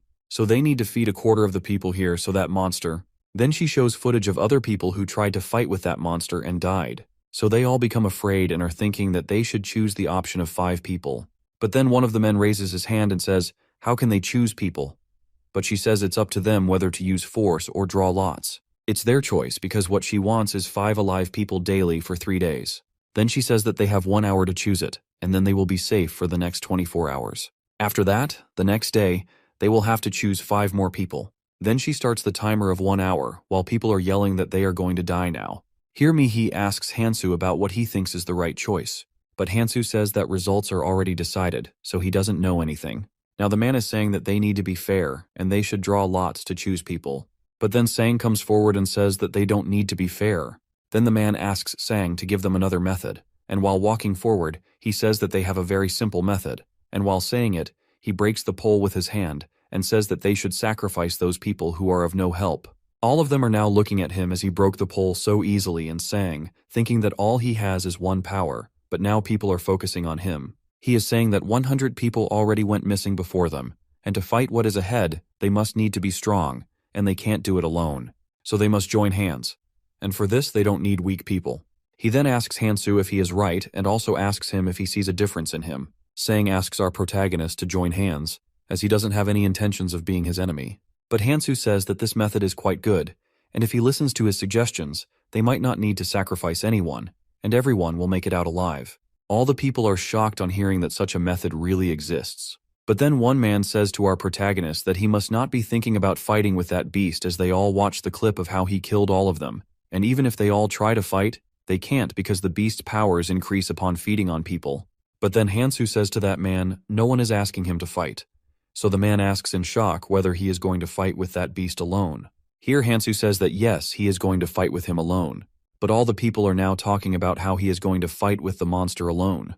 But the other man comes out yelling that he is not in his right mind about fighting with that beast alone, and they only have 1 hour. Otherwise, All of them are dead. Here, Sang is thinking that he still hasn't caught up with him, while Hansu says that he can fight with him, but it's difficult right now, so Sang thinks that he might need a few people, so he says that he can help him fight the monster. But Hansu says all of them are interrupting him, so they ask curiously what he wants them to do. So he says that if he can raise his strength and stamina by 30 each, he can easily fight with the monster. But then he says, let him make another suggestion, which is if all of them give him their runes, then he will take the responsibility of killing the monster. If he then combines strength and stamina, which become 100, and agility and senses, which become 50, and also after using the cloud snack, it is possible, as he knows it because of his years of combat skills. And after this, he can acquire the hidden piece too. He is thinking that even Eris, Keldian, and Kangtae weren't able to win it. It was Berserk Monarch Clementine who figured it out. Even though it is for a hidden piece, he needs to become stronger quickly, and he doesn't care who gives him the runes. He then says that if he reaches that level, he can enter the altar and kill that monster, and also that they don't have much time left. While that man says the weaklings don't possess this many runes, he then starts asking people for runes. But a boy steps forward and is saying to that man they will sacrifice him first, as he is the weakest. He then asks him if he even has runes or not. But that man is asking to respect him as he is older, but the boy is about to get the weapon and is saying that either he give all his runes to someone like him or sacrifice himself to the beast. He then says that all people here will vote on it, and let's see what happens. But that man then asks Hansu to take away the runes of that man. As the man is saying to Hansu that he can take the runes of the stronger ones here, another boy starts hitting him and is asking him if he is in his right mind. But the aged man is saying that he has a family and he needs to make it out of here alive. But people are suggesting sacrificing him so that monster can stay quiet for a little while longer. Now all people are fighting with him while our protagonist is thinking that he must need to stop this fight first. He then asks all the people to listen to him and says that he has other options too, if they want to listen to them. He then starts saying option 3 and then makes it 5, which is for the weaker individuals here. So people are frightened now, thinking that he is going to give the sacrifice of weaker people. And then someone yells that if he is really thinking of giving the sacrifice of people just because they are weak. The time is even less than 30 minutes now, and Hansu has already entered the altar while Mihi is standing in front of it. Here Sang comes and says that she should have just gone with him. But Mihi asks him if he really doesn't know anything about Hansu. She also wants to go with him, but he will never agree with it, and she can't keep following him. While Sang is thinking that if he really meant to be left behind, he asks her if she is going to wait for him. While turning her back towards the altar and walking ahead, she says that if she does, Hansu is going to scold her, and there will be no difference between her and other people. She remembers Hansu saying to the weak people before entering the altar that they are left behind because of their weakness, and they shouldn't be just taking rest while all others are running around to get runes. He then says that if they want to survive, they all must take 2 runes for themselves. Also, that Hansu, before going to the altar, made an offer with Mihi and said that she could pay him back by hunting for the next 72 hours. And he also tells her that she can do it, as she is very strong. She then says to Sang that Hansu always keeps his promises. So she is sure that he will keep this promise too, and now she needs to keep on moving forward so she can catch up with him. But Sang says that she can go with them if she wants to, but politely say that she is not interested in it. Now she is walking in the front while Sang is thinking that she has gotten quite brave and strong. He also says that his strengths are still not good and he needs to do something. Now few people are calling for Sang, and one of them introduces himself as Park Suyol. He is now asking if Sang is the leader of those people who came here with him. But he says that they are just friends, but they do follow him a lot, so Park says that this is what a leader does, and he is pretty awesome. While Sang and Park are talking about it, all the others are looking at them. Park then says that he realizes Sang knows Hansu pretty well, and he wants to talk about him with Sang, so he also agrees with it. While our protagonist is at the altar, he is thinking that Goblin's poison will not work, and he should use paralyzing poison instead. He then eats the flying cat beads as they recover the stamina while fighting. Now he is coming downstairs where that beast is, and is thinking that to fight with this monster, he needs to use a lot of cloud snacks. He then takes the cloud snack out of his pockets and puts it in his mouth. He is now going to create a new rune with different runes. As when the rune surpasses the stat of 100, it becomes a different rune and changes the colors from white to red, and then orange, and then yellow. The stat between 99.9% colorful runes and 0.01% colorless runes is very small, but as the gap increases, it becomes pretty significant. As for this monster that comes out at the tutorial phase, a normal rune would do. Hansu also knows that the more difficult and impossible some challenge looks, the more amazing the award would be. One on the other side sang, Park and a few other people are now crossing the magical barrier, while Sang said, let's go and help Hansu quickly. He is saying that carnivorous beasts have 2 specific race skills. The first one is fear. They paralyze their prey with fear and then feed on them. This increases their stamina by carnivory. And Hansu is glad that they don't know about the swamp yet, which is sucking the blood out of organisms. And if they do this, it will be very difficult for him to compete with the monster. His weapon is just going to make a small wound, but he knows an accurate method, which is restricting its movements. He is poking at the second meridian nerve of the beast with his weapon while the monster is suffering in pain. He then thinks, let's wait until he can't move again. The beast is now trying to paralyze him with his fear skill, but he is immune to magic. And moreover, Hansu has fought with a lot of dangerous monsters, and this is nothing in front of them. As he had different traits from others, he mastered himself with combat experiences and knowledge. He remembers how Kangtae used to say that combat is about prediction, and how our protagonist used to laugh at him. But now he can actually see it, as he can see where it is moving and where it is going to target. So Hansu is thinking that if he didn't increase his strengths, he wouldn't be able to fight with him, so fighting the beast inside the altar was the best choice. He is now thinking about the cloud snack and time left, while Park and other members are looking at them fighting from above and are saying that Hansu is quite brave because he still looks relaxed as he is fighting with the beast. Here Park says, let's get down quietly, while Sang starts yelling at Hansu that they are here to help him. Park gets furious at Sang for his shouting because he is afraid that the monster might see them, so he asks him to stop yelling, while Hansu is laughing and looking at them. Now Sang is also helping Hansu, while Park is saying to other members that they will kill both of them after they are busy fighting with the monster. And seeing them fighting, he also realizes that Hansu is not like a normal human being. He is more like a tiger, a silent monster who is full. He then starts telling them about what happened last night and how Hansu fought with a lot of men easily, and without hesitating, he killed them, and it seems like he was enjoying it. He says that once he succeeds in killing him, all other people and even Mihi will be under his control. The monster's movements are getting dull while Park and his members are coming down, but as they reach it, both of them are not here while the stairs of the altar are collapsing. They are now thinking that they are stuck here, so they should rest for a while, but the monster appears in front of them. They are thinking that Hansu will help them, but Hansu is going upstairs. They are saying to him that he can kill the beast with their little help, and are thinking, why is he giving up at the last moment? He is saying that he was going to kill that stamina, but Neo, because of them, will not be able to, because he will also gain its stamina because of them. He is thinking that he will fight with the beast once it finishes them. Now he is looking at the paralyzing poison, which is very little now, and he needs to do something if he wants to kill that monster. They are now looking for Sang, and he appears, saying that he hears all of them falling, so they realize he is the one who broke the stairs, and now they want to kill him. But he says that the beast here is already waiting for them to freeze in fear so it can eat them. Once it gains its stamina, they are all going to die. Now all of them are yelling to get Hansu's help, while he says that they are here willingly as a sacrifice. Now they realize that Sang has brought them on purpose. The beast is now feeding on Park and other members, while our protagonist is saying to Sang that he knows why he took them here. Sang has also realized how he can help Hansu now. He then asks Hansu to use him. Hansu asks why he would use him. So Sang says that he knows Hansu is different from others, as he is far-sighted and he has different goals. He says that he realized it when he fought with Jin and other thugs. He didn't kill any of them. Even when Alter arrives, he could have easily gotten rid of people, but he didn't. So Sang asks why he doesn't kill people. He says that anyone can tell that this is not your personality, so again, ask him to use him. He says that in return, Hansu can take Sang with him, or let him just follow him. Sang says that this time Hansu didn't have an option, but next time Sang will not let anything happen to him, and he also assures him that he will change himself. Sang tells how people will get out of their way because he stands out in the crowd. So Sang says that he can easily kill people and get rid of them because of him. He says that he can follow his mission while he kills the people who are behind him. He is thinking that he can also grow his abilities while he is with Hansu. Sang says that he must tell him his mission and how he wants to achieve it. But our protagonist asks him, what if such situations happen that he can't join him right away? He says this is a sign that there is something in the second tutorial, so Sang asks him to take him with him so he can become stronger too and will help in the future. He is asking him for a chance and saying that he will make up for all the mistakes he made in the past. He again says, please use him. But then he says that he must not misunderstand his words.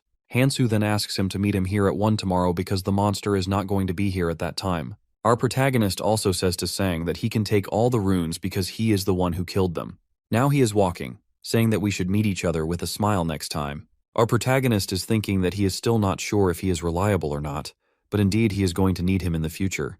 He then remembers Eris telling him that he is going to pass to save lives, but he also must kill those who come in the way and act as a punisher too. Punisher is an essential factor possessed not only by Alice but also by Monarch, and they get their hands dirty instead of their Monarch and help their Monarch to get closer to his goals. Our boy's thinking that initially he wanted to use Anvi Aaron, but he can use Sang for now, but he also doesn't know if he can trust him or not. He is now thinking that in the second tutorial, people are going to get scattered forcefully, and he is now sure if Sang will still think the same or not, but he can use the Punisher until he has him. He then says that finding the hidden piece is going to be his only goal, and he will kill the monster at once and get rid of it. Now he is telling about the second condition of hidden pieces, which is before the carnivorous beast escapes the altar, take it down, and he will find the hidden piece. After he kills that beast, a portal opens, and when he puts his hand in it, a ring appears, which is Vampire King Nurmaha's ring, and he then realizes that that's how Berserk Monarch got this ring. So he realizes this is why no one could get it. The second tutorial has started, and there are various standards to categorize the artifact.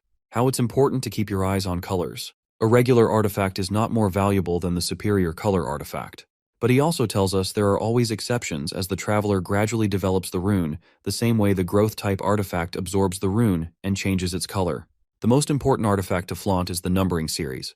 In solo numbering, 9 is Nurmaha's ring. With the name numbering series, it's not like there is only one item. As in the past, Clementine was the owner of Nurmaha's ring.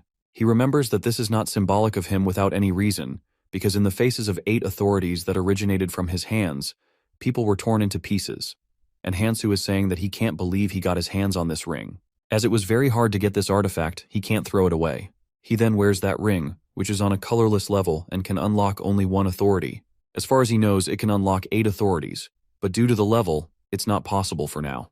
To increase the level, he must fight with his enemy directly, and when the time limit ends, the limit is automatically lifted. Our protagonist is thinking that to make full use of it, at least one of the stats of the rune must be equal to it.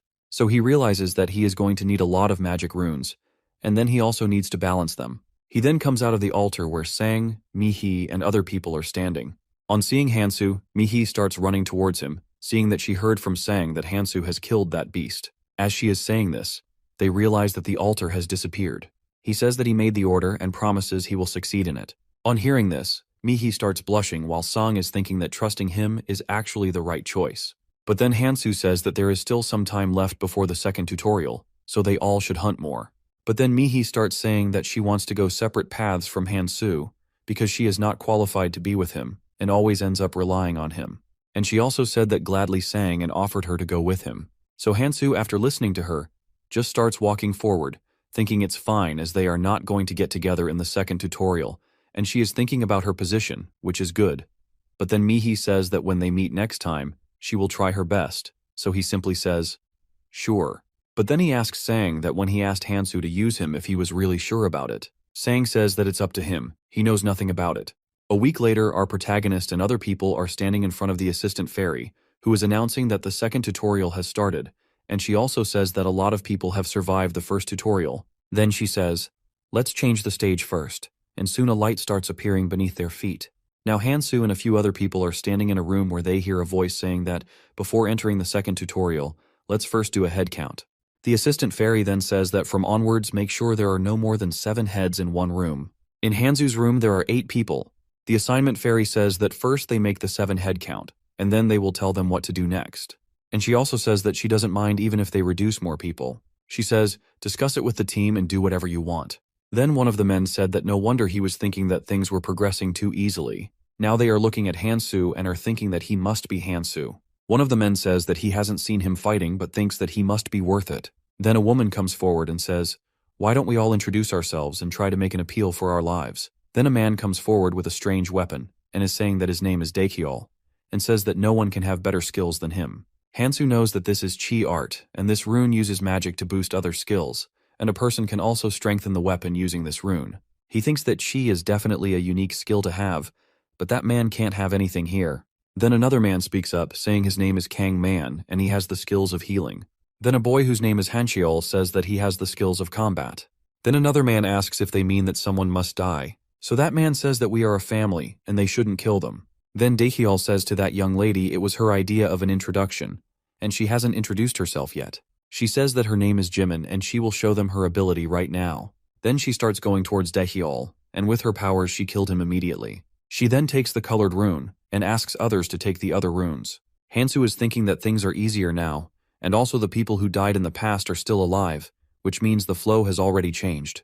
Then the assistant monster appears and says they reached their target before anyone, and also that he is now going to tell them the details. She then shows them a place around the mountains and says its name is Ascension Path, and they must climb it for 3 months and reach the dormant volcano in the center of the second floor. She says that once they pass it, the adventurous world will open to them, and then she wishes them the best of luck. Now they all are crossing the bridge, then Hanchul shouts behind Hansu, saying they are going to be together for quite a time, so they should know each other. They all are thinking why Hansu is in such a hurry, but then they realize the bridge is collapsing, so they run as fast as they can to reach the end. Then she says that she forgot to tell this. She says that as time passes, things are going to collapse, and mountains collapse fast, so they should be careful. Jimin suggests that they should follow Hansu because he might make something. But they have been walking for quite a time, so they are now thinking no bridge has come yet, and they think that Hansu doesn't know anything about where he is going. But they realize Hansu has been eating something, so Hanchul asks him. He is eating oak tree bark and says that this is somehow poison antidote. But as soon as he asks why he even needs antidote, a snake attacks him, but Hansu saves him and even catches that snake, which is actually very big. Hanchul is asking Hansu how he knew that the attack was coming, so our protagonist simply says that he has powers. Here a snake attacks Hanchul's hand, but then he kills him with his blade. They are runic snake adults, and their temperament changes according to the runes on their head, and that's why they are very unpredictable. Hanchul is looking at his hand where that snake just bit him and is thinking that the snakes are attacking again and again without giving him the chance to heal. And at this point, his body might not be able to take it. Hanchul yells at the man to not hide behind them and help him to kill these snakes, but he says that he has his family with him and he must protect them. Hanchul is thinking that it doesn't matter if he has a family because he is the one protecting them in the front. Kangman is now saying to Hanchul that he should be the one protecting them, and he also says, while smiling, that he must not let him hurt too, as Kang has the powers of healing. While Han is thinking that his sword is just for show, Kang starts saying that if they want him to heal them, they must give him 3 strength runes, 1.5 dexterity runes, or 1 mana rune. On the other side, Jimin and Hansu are busy killing the snakes.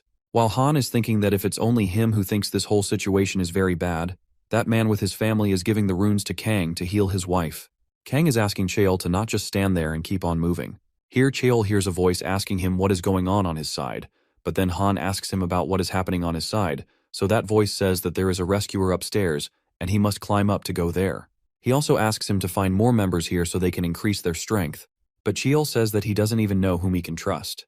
Whether the man with his proclaimed powers, or the woman carrying the sword, or that cunning Kang with healing powers, or the useless family of 3.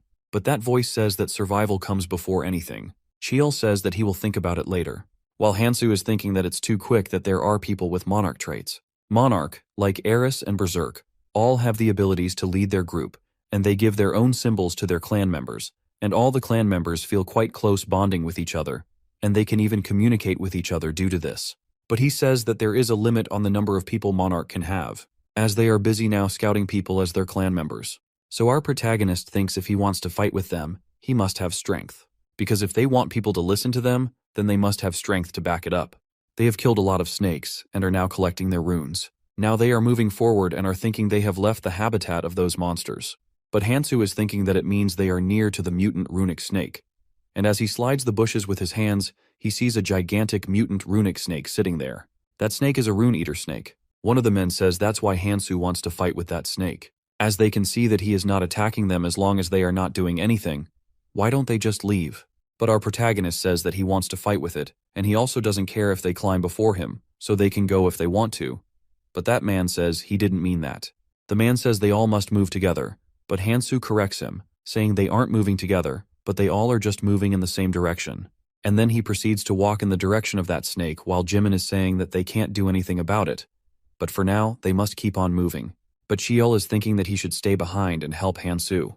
But Kang starts saying that if he is thinking of helping Hansu, he should give up now. Then Cheol asks him why he is saying this, so Kang says that all this time everyone sought healing from him, while Hansu didn't even once. He says to Cheol that he acts like he has been on this battlefield for ages, and people like him don't listen to anyone. He also says that as far as he can see, Hansu is not going to last that long, which is quite a waste of such unique talent. Meanwhile, our protagonist is fighting with that snake.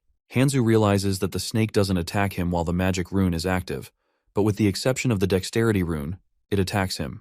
He then attacks the head of the snake where the rune is placed, but realizes that the snake is way quicker than the scaled snake, but also its powers are not close to carnivorous beast. Our boy says that the moment he attacks the snake, it turns on the resistant rune, and therefore the damage is quite weak on him. He thinks that fighting with the snake is nothing but just a hassle, and he can finish it with only a simple way. He then says to himself to focus on the central trees, which are resembling a nest. He then ignores the snake and starts running towards that nest because he knows the snake will forget about its own defense to protect its nest. And then when the snake is trying to protect the nest, he suddenly attacks the snake, and within seconds our protagonist kills that snake. He is now standing in front of the rune eater snake's egg. He is now holding the egg in his hand, and then he puts the rune right beside the egg. Suddenly the egg cracks and a baby snake comes out of it, which is quite smaller than its adult form. But that juvenile snake has a very special trait, which is it eats 3 runes and spits out 2 runes of the owner's choice. Hansu says that this might be a loss for others, but having the runes for his choice is more important to Hansu now. He says that from now on he needs to increase his magical and physical resistance runes, and then he asks the baby snake to rest for a while. On the other side, the man with his family has gotten separated from other members, and the man is now looking at the map while his daughter is asking him where they are going now. But he says that the map doesn't show all the details and they can't move freely since they know that it is very dangerous out there. Then she hears something behind the bushes and becomes afraid, thinking it might be a monster. But then Hansu comes out of it. Then the man asks whether he is running away from that monster, but Hansu simply says that he actually caught it. The man and his wife become very shocked hearing this. He then asks them where the others are, so now the man is telling him how they abandoned them. He tells our protagonist how he begged them to not leave them behind, but they said they couldn't keep the weaker ones with them. The daughter then says they even blocked the path so they can't follow them. Hansu becomes very furious and says that it's not their right to look down on others, and then he asks them to keep on moving as they have wasted a lot of time. As he starts walking, the man and his family also start following him. When he asks what they are doing, the man says that he was the one who said that they are not together, but are just going on the same path. So Hansu then says to do whatever they want, as he is going to fight with all the monsters alone. He is now killing the monsters one by one, and is using the snake to make the runes of his own desire, which prove to be very useful for him. Our protagonist is now thinking of making food while the family is sitting far away and is looking at him. The daughter says that they should fight too, but her father stops her, saying that it's a blessing they are together as a family and they should stay together and not do anything. He then again starts walking, and they are running behind him. Now he is entering a tunnel, and the man and his family are also behind him. After walking for a while, they come out of the other side and see a large crowd already standing there. They realize that this is the destination, and the family is happy they made it this far together. While Kang and Shiol are looking at Hansu and thinking that he is still alive and in pretty good shape, so the rumor about him killing the carnivorous beast alone must be true. The assistant fairy then appears and starts talking with that man and his family, saying that they are late and still making noises. Then he closes the tunnel into him, saying no one is left now. She then welcomes everyone to the first floor dock and says that 75 people are left now, so they do not need to have many casualties. Then the ticket appears in front of everyone, and she is now telling them that this special event is for these tickets. She tells them to move from the first collapsing floor to the second one with this ticket. She tells us there are some floors that are loaded with monsters and lava, but if someone's luck is good, they might end up on a central or southern island, which is full of treasure. She tells them there are few rules that they must know. Only 3 people will take a boat with the help of 3 tickets.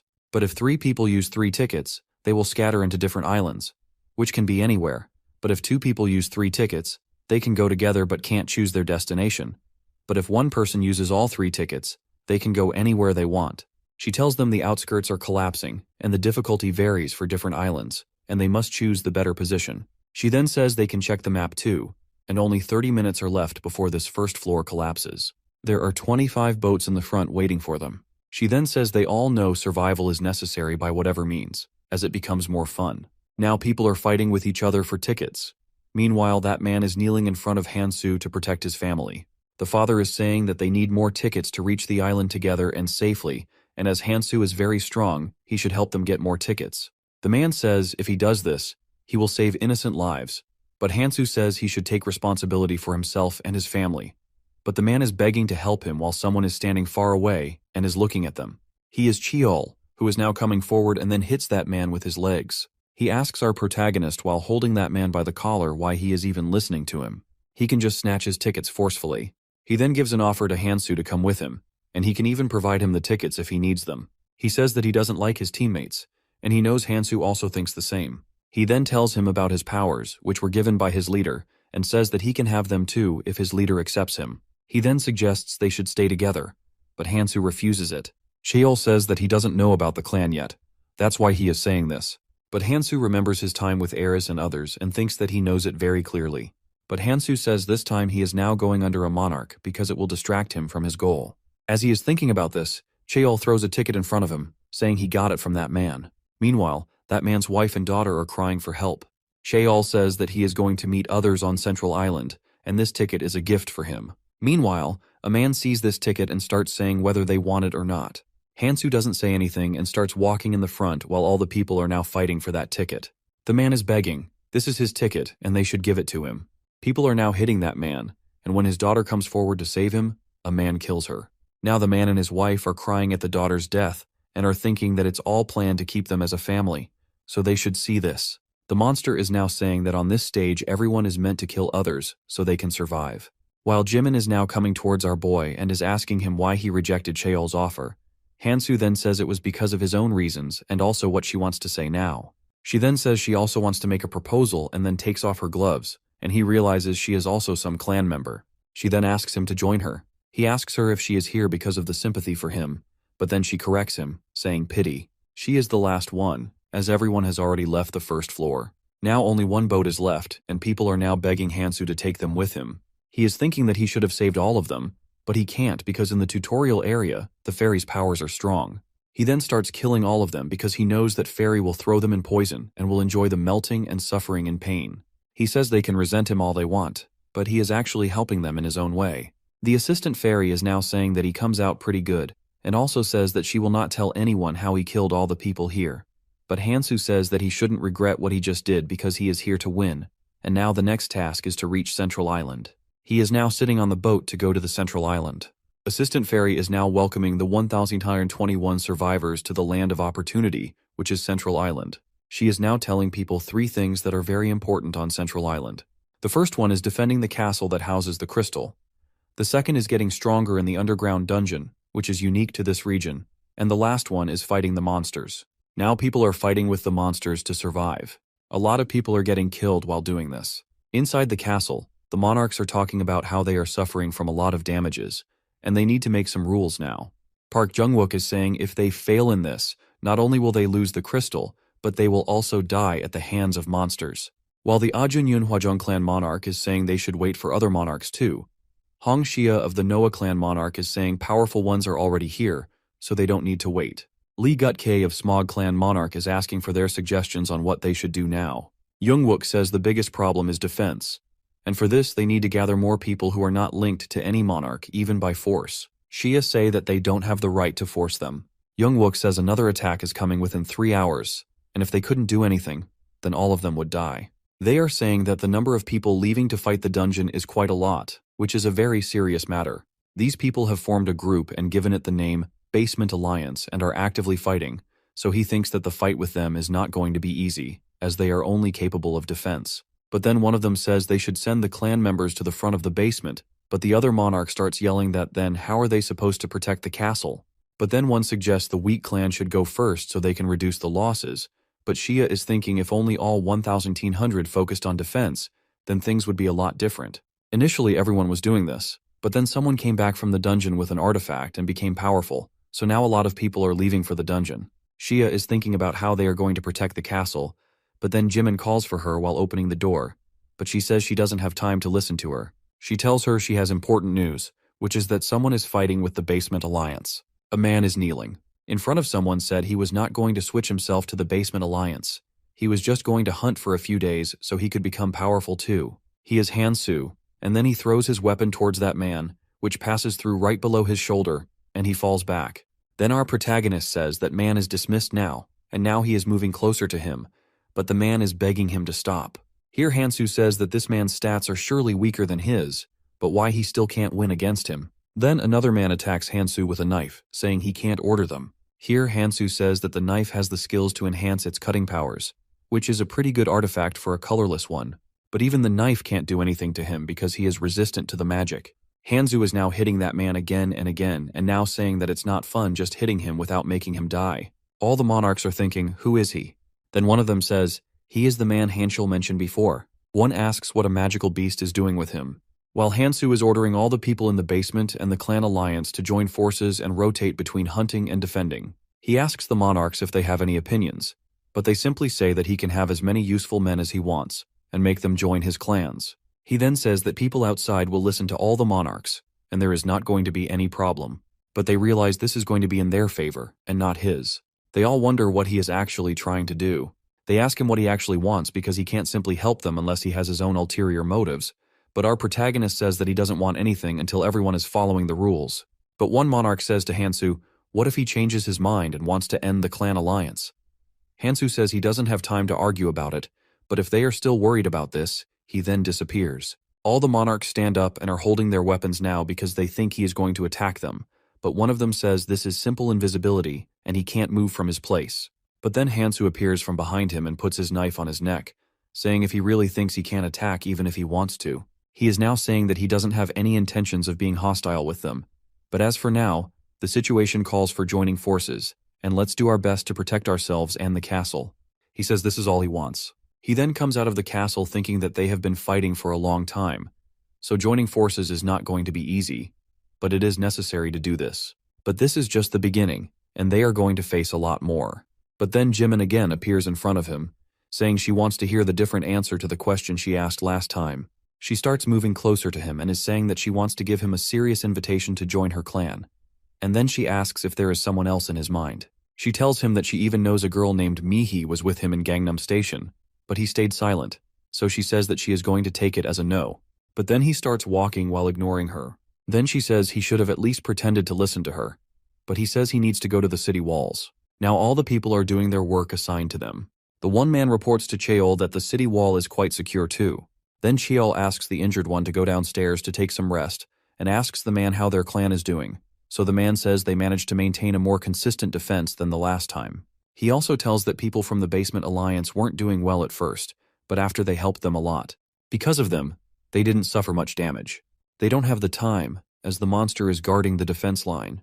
Hansu is looking at Cheol and is thinking that he is managing people quite well, and only if he had members could he have recruited him too.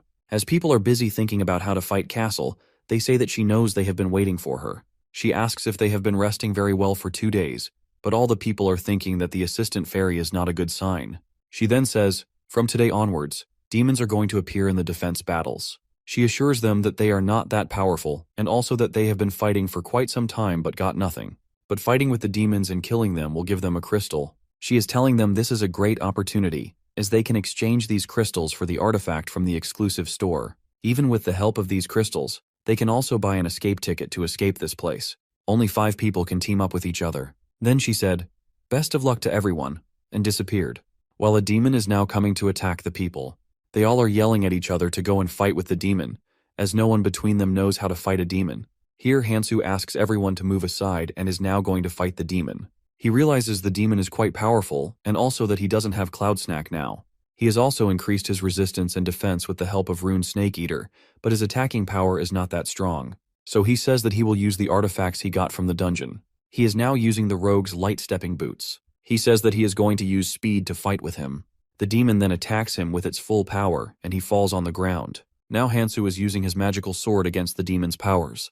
While Cheol is wondering how much he has gotten stronger, he is fighting with the demon alone. Here Youngwook orders Cheol to get ready, as this is their time to grab the chance. But Cheol thinks this is not a good decision, and asks him, Captain, that they shouldn't fight. But the captain says if they don't fight, others will try this. Grab the opportunity. Monarchs are running towards that demon, thinking it is only one and they can kill it. While Jimin is Shia, they are going to join too. But she says they should just wait, as she wants to know the capability of Hansu. Our protagonist is fighting with the demon while people are standing behind him, as they are also going to attack the demon. On seeing this, our boy starts thinking that the demon is going to use its race skills, and thus he can't afford to get distracted by others. He realizes this demon hasn't used this skill for quite a while, and he is thinking maybe there is a reason. He remembers that the demons have race skills that vary among them individually and make them unpredictable. He realizes maybe it is because this demon uses area of effect attacks. He is now yelling at the travelers to stand back, as they can't handle such a demon. Kang is saying to others that he is having a bad feeling about this, and they should step back and just watch the fight. but the other man says they need to stay closer so they can at least take part in the finishing blow. The demon is now using its race skills, which are Inferno Hell and Hellfire, and within a few seconds the whole place is covered with fire now. One of the men comes forward with his artifact and says it can protect him from fire. But within a few seconds, the man is now covered in fire and is shouting for help, while others are now running for their own lives. Our protagonist is now going to use the full powers of the ring. Then he uses his sword to destroy the flames, and people are very shocked seeing this, and they also realize Hansu is not an easy opponent. While Hansu is thinking that he is the only one who can fight with the demon that has the powers of the Inferno Hell triple chain. While one of the men is wondering whether he is really a traveler, as they all started together, there is now a huge gap between the others and Hansu. All of the monarchs are thinking they should make a plan, otherwise they will lose all the advantages. Hansu has killed the demon, and now people are preparing for the next wave. The monarchs are now gathering and switching their clan members. Jimin is standing beside the wall, and Cheol is walking towards her and is saying she shouldn't wait for him because he is not going to come, as Cheol also did this before. But Jimin gets nervous and says she is not waiting for anyone. But Cheol says he knows she is waiting for Hansu, as he is the only one here who is worth waiting for. He is saying that he also knows she is following the orders of Monarch. He then says, as they are alone here, they should talk openly. He is saying, as she also knows, that clan alliance is getting shaky, and she also must know the reasons for it. But she then asks him why he is telling this to her. As Cheol is talking about the proposal, Jimin feels someone is watching them. As they both started seeing that on that side no one was there, she thought maybe it was her imagination. While one of the monarchs is looking out of the window and is saying that it's been quite a while since Hansu started monopolizing the demons, he is not doing any unusual activity, as they haven't gotten any reports about it. As his clan members are watching him constantly as he is always fighting the demons and visiting the dungeons, he doesn't even rest that much. Then a girl is standing in front of that monarch and is saying, those people who aren't in any clan always pick the fight with clan members. He tells her he was expecting this, as Hansu is the only one who is holding out his best as a non-clan member. It's very natural for such troublemakers to appear. He also knows the clan alliance only listens to Hansu's words. Then he is telling us he has prepared something for this. He is telling his plan that if the authority wavers, they are not going to be able to do anything, as it is something that shouldn't happen for the sake of future plans. He then asks all the clan members to gather and is now talking about the future of the clan alliance. On the other side, Hansu has killed another demon. He then throws his weapon, which has become useless now. He is talking with his snake that he now realizes that top-tier artifacts that are sold in crystal shops, most of them are clan exclusive and have excellent effects, so he must not let the clan members get their hands on the crystals. Otherwise, it's going to be a competition for him. As for now, this is his biggest mission. He has now got 60 crystals and is exchanging them for artifacts. He says even though he can get a lot of weapons, it's better to stick to those he is familiar with. He then gets to Krato's judgment and says, this weapon is going to make the battles easier for a while. He is now going to test it on the demons and is also thinking that only 10 days are left before these defense battles are going to end. On the other side, one of the monarchs is saying that he is curious to see who is going to make the first move in the remaining time. After 10 days, the assistant fairy again appears and is saying that the travelers for sure are making things more interesting, and she is now telling the survivors that they have prepared an event for them. Travelers are getting scared, as this is not the time for another wave of monsters, but the corpses of demons are now accumulating in the fortress. The hidden quest of Central Island is now starting, which is the Demon King subjugation method. The fairy is now suggesting they not go near the fortress wall and is now saying they have two options. First is staying here and withstanding the attacks of the undead, and second is to escape using the crystal. She also tells them the undead this time are very different from the previous ones. She then says if they don't want to do it, they can choose to face the demons summoned inside the fortress. People are now yelling at the fairy that she never told them about the Demon King, but she says she didn't want to tell them about the Demon King as there is a high chance they all are going to die and she can't do anything about it. She is now telling them the crystal will only activate 30 minutes after the attack of the undead, and it can only transport 500 people, so she says half of them are going to be left behind, but if they kill the demon, then everyone can leave this place. She then gives them 10 minutes to think and say this event is very special, and she can only wait this much. Kang is saying that he only knew they had to survive for a month, nothing else. Then one of the monarchs suggests his clan members hold out for 30 minutes, and then they will leave this place using the crystal. He then starts ordering everyone asking Clan Alliance to go near the crystal while other members stand in the front. But Kang starts yelling at him because he knows he is only trying to get his clan members out of this place. But that monarch says that he is thinking of a way to save the majority. But Kang says this is truly a monarch's idea, as they don't care about what happens to them, and only try to save those who are under their control. But the monarch asks if he had any better idea he can tell them. But he also says that even the demon of the first day killed dozens of travelers within a single attack, and now they are going to face the Demon King. So that monarch asks him if he prefers to go to the other island with others, or give away his life just like a moth gives to the light. The atmosphere is now changed, and Kang is thinking about what to do. Here Hansu comes and starts saying the only way to escape this place is by hunting the Demon King, because if they hunt it, all the survivors can escape this place. The monarch of the Smog clan is asking him whether he is confident that he can survive, but our protagonist simply says he doesn't know about it. But Hansu says he is sure about one thing, which is if they head towards the crystal, then more than 500 people will die. Then a girl speaks up saying she is going to follow Hansu and also saying they can't even trust any of the clan members. Now they are shouting, "Let's hunt down the Demon King together." But here Shia, Youngwook, Jimin, and Cheol also say they want to join them to hunt down the Demon King. A girl with the Smog clan monarch is saying they need to stop them, because if the battle starts, all of them have to fight for their survival. Hansu is telling other people to not only think about the fighting with the monster, because they are also going to deal with the aftermath. The girl then suggests the monarch's Smog clan cooperate and wait for the right time. He then says that he was expecting this. He says for now they will go with their plan, but they still have a chance.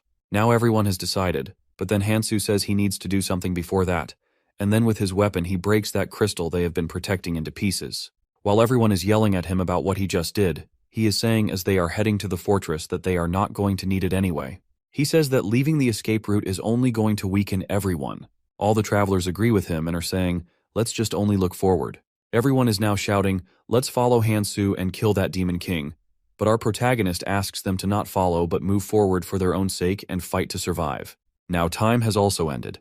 They are now entering our fortress and are saying that they can't believe this is the same fortress, as the interior is completely changed now. The Demon King then says they all are here, and she can't make them leave without having fun, and suddenly the door of the fortress closes. The door is sealed now, and suddenly the floor starts collapsing, and then monsters come out of them and are now attacking the travelers.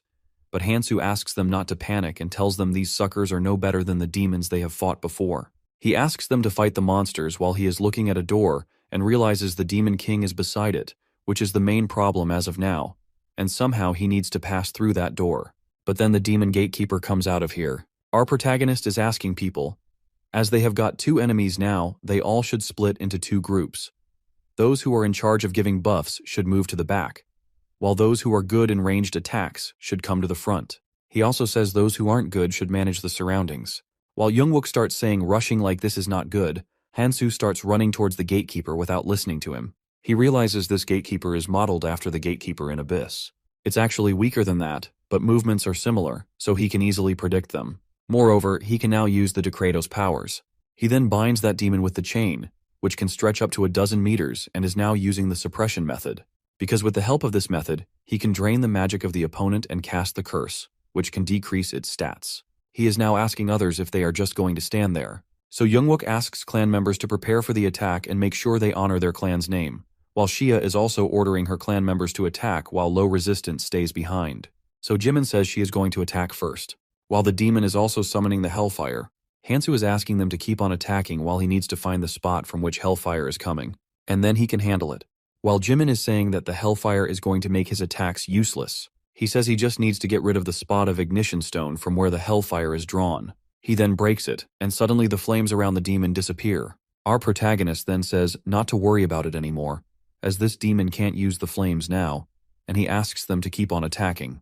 On the other side, the demon non-clan members were supposed to fight with is killing them, and they are doing nothing and are saying that Hansu is supposed to fight with this demon too. While the monarch of the Smog clan is happy seeing that they all are wavering now and things are going to get easier for him. Now the monarch of the Smog clan is thinking of turning people against Hansu and is now saying that it's all his fault, as he is the one who dragged everyone here, and now people are dying because of him. While fighting with the demon, Cheol starts saying that he should also fight with the monsters, as he is the one here who is doing nothing. But that monarch says that he is far better than others, and he is going to prove it to them soon. He then orders his members to attack the monsters, and asks everyone to witness the powers of special unit forces. Now they are killing the monsters one by one, so Hansu asks the others to join that side as well, and he is going to handle other things. He is now fighting again with the gatekeeper monster, so the girl with Monarch is saying that he is killing monsters alone, which actually requires 12 of pepper to fight with them. As Smog clan members are now fighting with the monsters, Hansu says that he can now focus on his own fight.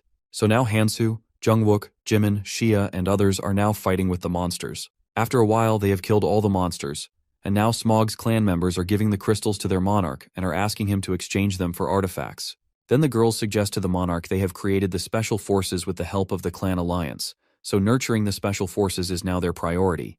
But he says he wants to use what he got for clan members first, as he is the temporary leader of the special forces, which are actually alliance forces, so he assures her not to worry. On the other side, Jungwook is listening to them and is wondering how alliances manage to build such a group.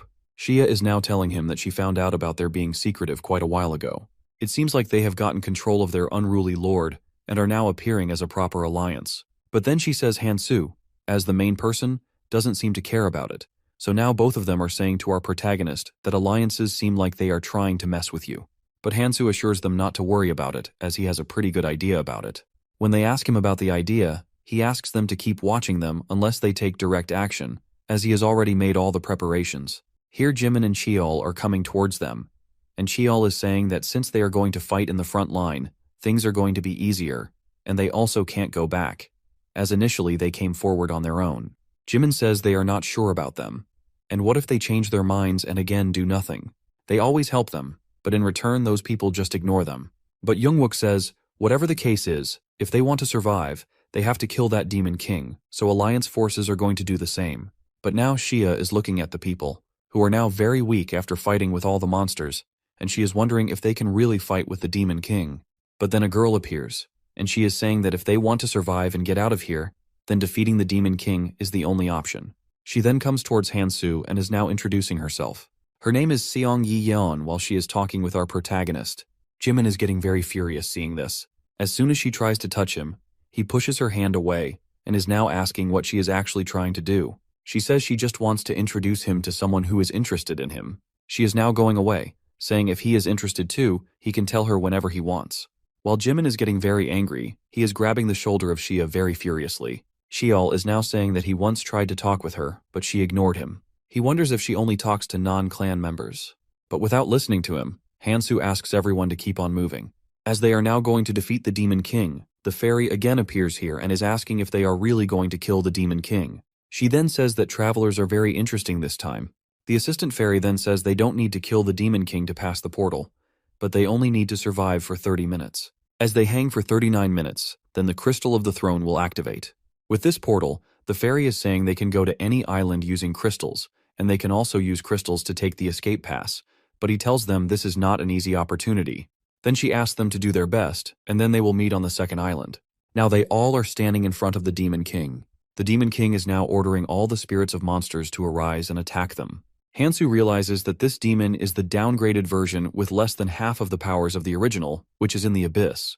He is now using mini crystals to buy an artifact, which is Decratos' Judgment's matching pair of chain sickles. He says that he is going to attack these demons with the two unique skills of Decratos' Justice, which are Split and Retrieve. He then throws the weapon towards the spirit, and using the split method, the weapon turned into multiples, and all the weapons are now stuck in that demon's body, so the Demon King becomes very furious, and it summons other monsters too. So Hansu asks others to kill these summoned monsters while he is going to deal with the Demon King. As there are way too many monsters, Cheol yells at the Special Forces clan to come and help, but their monarch asks them to just keep watching and not do anything. Jimin then says she knew that they were going to do something. Hansu realizes what the Smog clan and their monarch are going to do, so he asks them to manage the Demon King for a while, but Jimin says they can't do it without him.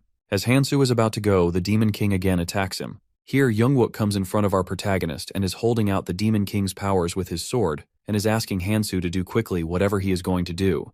While people with species forces are thinking they should also help a little now, suddenly someone stabs one of them from behind, and he falls on the ground. It is Smog's clan monarch.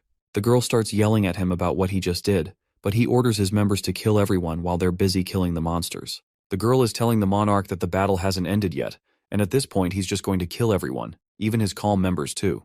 So he says that even his clan members are trash, and they all will choose to die for their monarch. Hen then says it's time for her to die.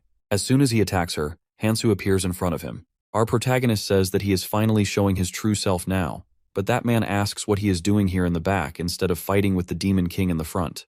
Hansu is thinking he has finally revealed himself as the monarch in disguise, and he says that even the traces of the Black Monarch he must kill in the tutorial zone. That villain says to Hansu that he is going to take his time while the Demon King will kill others very soon. He says that he had prepared himself to be the sacrifice, but he is going to take Hansu with him. But Hansu says he is mistaken about it, as he is not here to get in his way, but he is here to make a proposal. Hansu asks him whether he wants to listen to it or not, as the proposal is quite good this time. So that man is now thinking about it. While Jungwook is barely managing the Demon King, others are also trying their best to fight the monsters. After a while, Hansu is now back and kills the monster with which Cheol has been fighting for quite a while, so they ask him where he has been all this time, but he only says he was gone to make preparations for what is going to come next.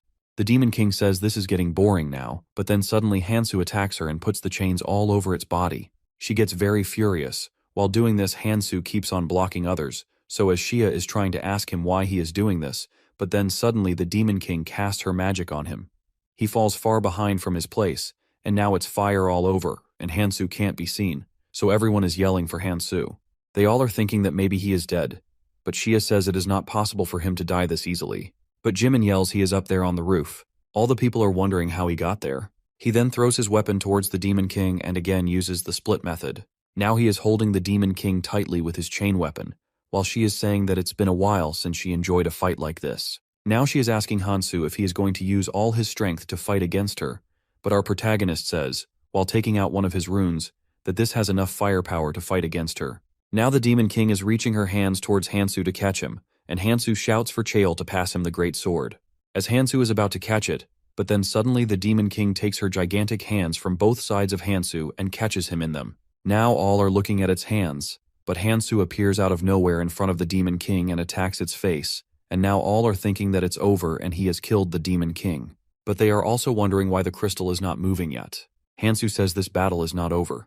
The demon is now laughing and is saying it's been a while since she felt such pain. So the demon says she is going to use all its powers for him now, and as she is gathering all the powers in her hand, suddenly Xia attacks the Demon King with her weapon, so the Demon King says there are still some insects left and she must kill them first. So she asks spirits to attack Xia, but Jimin appears in front of her and kills all the spirit monsters.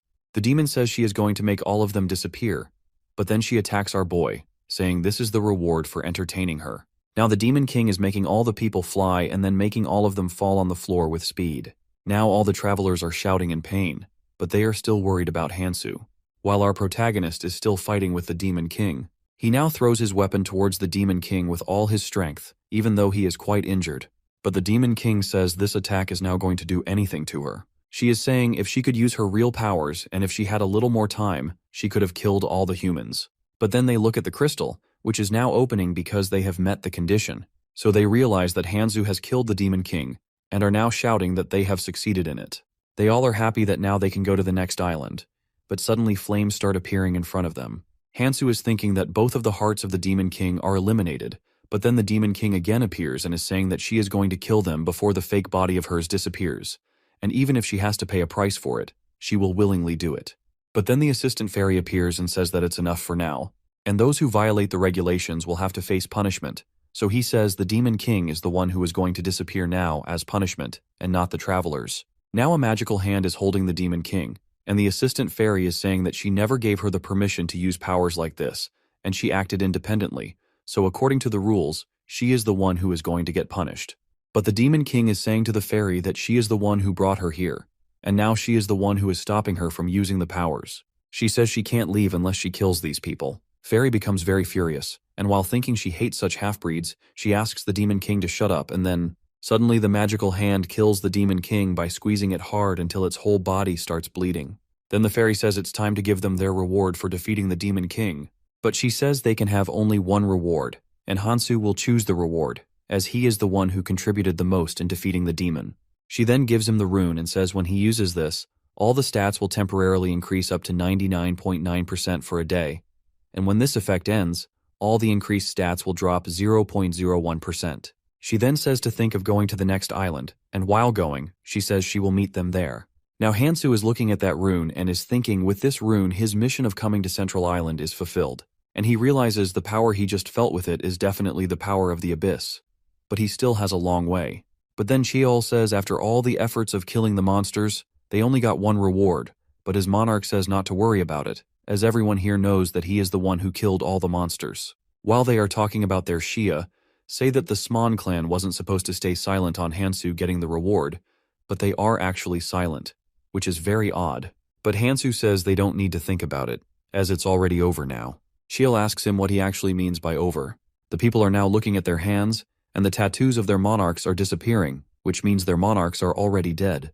They are shocked and are thinking that the Smog clan has kidnapped them. Shia says she can't believe they used a special forces unit to kill all the monarchs, while Hansu is smirking mysteriously. On the other side, a man is standing in the forest, which has now killed all the monarchs. He is now thinking about a few minutes ago when the disguised monarch Tej took all the other monarchs with him as he was ordering his clan to kill them. While the Smog clan's monarch is saying that it was very easy doing all this because other monarchs were wary of Hansu. He also remembers that Hansu gave him the crystals and said that he could use them to make his clan members a special force, as he had done before, so he must know how to do it. But Hansu asks him not to make any mistakes, and then he will turn a blind eye to whatever he does with them. Here, one of his members reports to him that there is someone else here besides them, and suddenly someone attacks that member. So the disguised monarch is asking to show up and is saying to his members that if they are not showing themselves, then he is sure they are not a lot of people, so he orders his clan to kill them. But then their feet suddenly start sinking in the ground. As they are wondering what is happening with them, a voice says that he used an artifact here, which is actually temporary, but it is also consumable, which acts after a certain time. Then the man appears behind that monarch. He gets shocked and starts asking him how he knew they would be here. But that masked man is not listening to him and killed him within a few seconds. Now he is killing the other clan members while they are begging to leave them. But he is moving forward, and without thinking, he is killing all the clan members too. Now that man removed the mask, he is singing.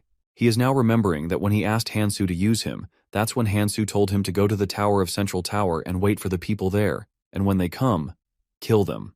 Hansu also told him if he does this, he will become stronger than anyone, but it's up to him if he wants to trust him or not. Sang is now thinking that trusting Hansu is the best choice he made in his life. Now he says he just has to wait for now.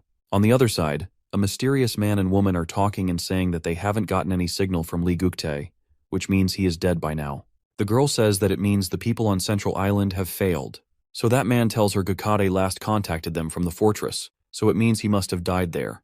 He tells her he has already expected this, but as for now, they have an annoying disruptor who is going to come to the Tower Island soon, and they must stop him. As using the crystal is the only way to come to this island, that man, who is actually a monarch, and his clan members are waiting for the travelers of the Central Island to come here, and they must kill them immediately. Now they are talking about this map, which was given in the Ascension Path. It shows hundreds of islands, and they are divided into 3 main stages, which starts from the first stage, where the Ascension Path starts, and moves towards the next stages, which also include the Central Island, and finally ends at the last stage to complete the tutorial. Islands among the 3rd stage are supposed to give the best rewards. Hansu is telling them that chasing after the stages to become stronger is understandable. They ask him what he means by this. So Hansu again says if they are going to Toei Island for better rewards, they should reconsider it. He says that he knows they even came to the Central Island just for rewards, but they were about to die here, so they should consider his advice carefully. He is now saying the same thing to other travelers, that going to the Tower Island just to become stronger is not a good choice, because most of them will die even before getting stronger. So the traveler asks for his suggestions, while Shia is asking him whether he will go to the Tower Island or not. But Hansu says that there is always a way to get rewards from any island, and he is just warning them. Shia is thinking that maybe she is wrong, as she thought the protagonist was the type to take risks. But Youngwook says that Hansu has a point, as all the clan members are now injured and they need rest too, so they must choose some safer place. Here Youngwook says that as everyone is going to leave, he wants to thank Hansu first because of him, they all are alive. So Hansu says, let's meet late somewhere if he is going to be alive. He is now asking Cheol to go with him. While Jimin is saying that, they should also prepare to leave. Shia says Hansu asked them to not go to the Tower Island, so it's better to take his advice. Now all the other travelers are also thinking that they should go somewhere because the place that Hansu can't handle, they are sure that they are going to die there. Youngwook and Cheol are going first, while Jungwook is asking others to stay alive so they can meet each other again. Shia asks Jimin to say goodbye if she wants to, but Jimin says no, she doesn't want to say it. Now all of them have left, while only Hansu and a girl from before are standing there. He asks her why she is still here, but she asks him to go first, as she has some things to do here. So now Hansu has also left for the next island while saying that he is going to see her on the next island. She is now thinking about what he just said, and also that she couldn't hear others talking about where they were going as they were whispering. while the monarch on the tower island is still waiting in front of the crystal portal.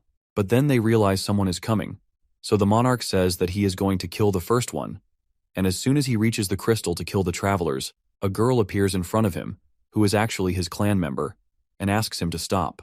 She then says this is quite an intense welcome. He asks her why she is alone and where the others are. She is now telling him that she waited for everyone to cross it and came at the end, but that monarch says that no one has come here before her, so she must be mistaken about it. But she says that she definitely came at the last, and no one was there now. She now realizes that everyone chose to believe Hansu. That monarch becomes very furious, and he punches the tree and breaks it. He then says that he needs to do something about him. He asks her whether she knows how he is even doing this, but she says no one knows about it. But one thing she is sure about is that he always seems to save people rather than killing them.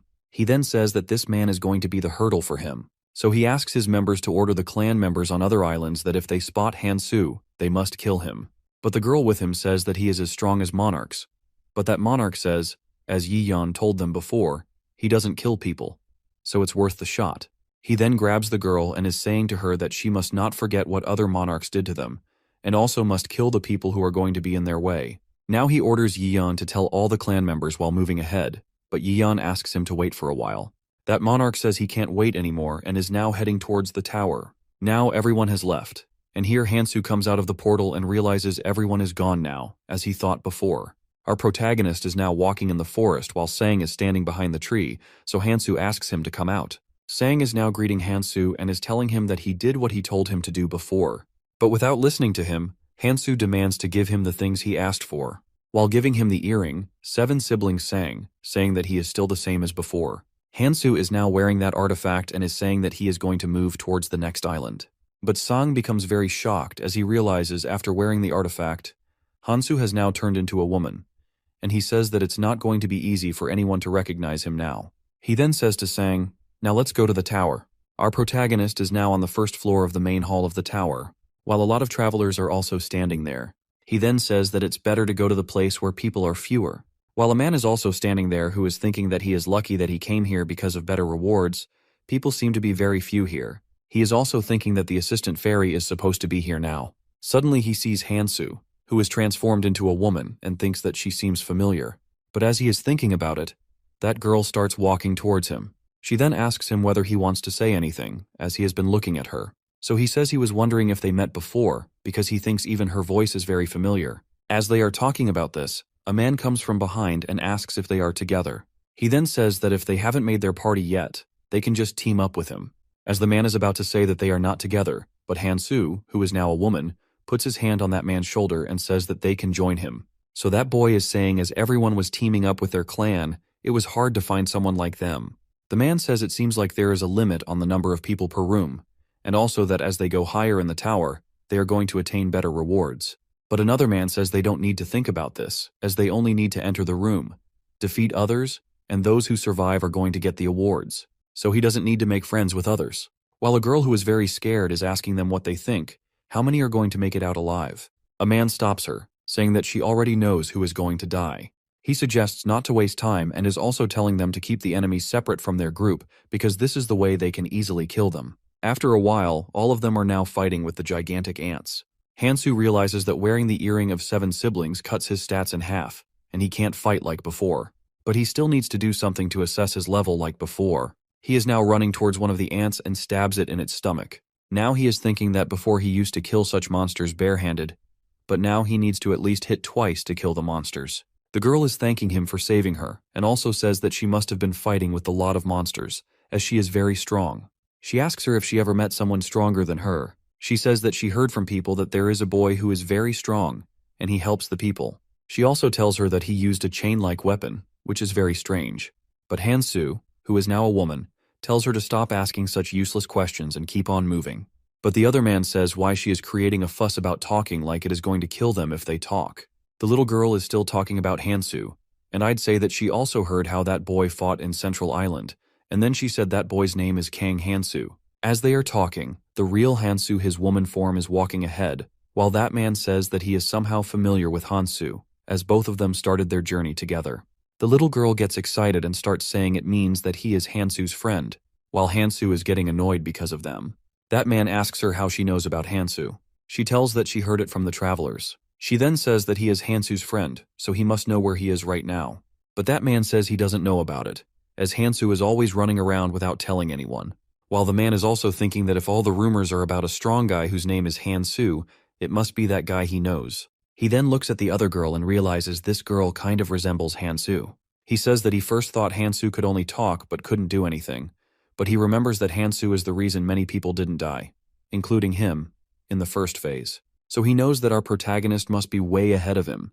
The travelers are now saying there are no artifacts after killing these ants, but only runes, which means with a low difficulty level, the reward level also reduces. Now they are seeing a door in front of them, which they think is the door to the next floor. They are saying if they are going to get an artifact after leaving the first floor, they suggest all of them should go together. But then one of them says it's not a good idea because if all of them go out together, then the level of artifact will drop. A man says choosing a room with fewer people is meaningless, as he is now going to kill all the people here and will take the artifact for himself. He is now killing the other travelers and is saying they are dying because they are only thinking of running away instead of fighting. He is now going to attack that woman, and within a few seconds she falls on the ground. The man says that he thought she was the strongest here, but she is so weak. While the other man is hiding that little girl behind him, he is asking her to run away as he gives her the signal. But suddenly that child takes out her weapon and is now standing in front of that villain. She asks him not to move, otherwise she is going to kill him. But that man is still coming towards them, so she throws the arrow towards him, which directly passes through the center of his head. The man is now appreciating her, but the girl says she is not good at it, as she used it for the first time. But as the man is saying she did great, the girl suddenly throws the arrow towards that man too, and he dies on the spot. Now she is collecting the runes. She is also reporting to her monarch that there is no chain user in room 10 of the first floor, and also telling him that she killed other people too. She then says that she is going to find him on the next floor, while behind her that girl is standing up. Then the monarch says, "Go and find him," as now she is ready to go to the next floor, but then the other girl asks her, "What if he is really here?" and then throws the chain weapon toward that girl. That little girl is shocked to see that this girl is actually Hansu. Hansu, who is a woman, is now holding that girl while the girl is saying she is sure that she saw her becoming unconscious, so she says it means her acting skills are quite good too. She also advises her not to think about contacting her monarch. She then kills that girl and is thinking that they only put one person here, and also that she didn't expect them to give up so easily on finding Hansu. She remembers that in her previous life they were told that hidden dungeons aren't separate entities, and Tower Island has a structure in which we must pass through a dungeon to go to the next floor. She realizes it means there are dungeons besides the third floor. She finds out this is actually the ultimate goal of the tutorial zone. She is now standing in the main hall of the second floor, and is thinking that she needs to do some things before the artifact she has right now is of higher ranks, except for the growth type artifact, and Nurmaha's ring others are low efficiency artifacts. She knows that she needs to get new artifacts to make up for the colorless ones. She remembers what Kangtae told her and is saying that she is going to use the information properly. Only 50 people are now left to enter the second floor. They all are now entering it.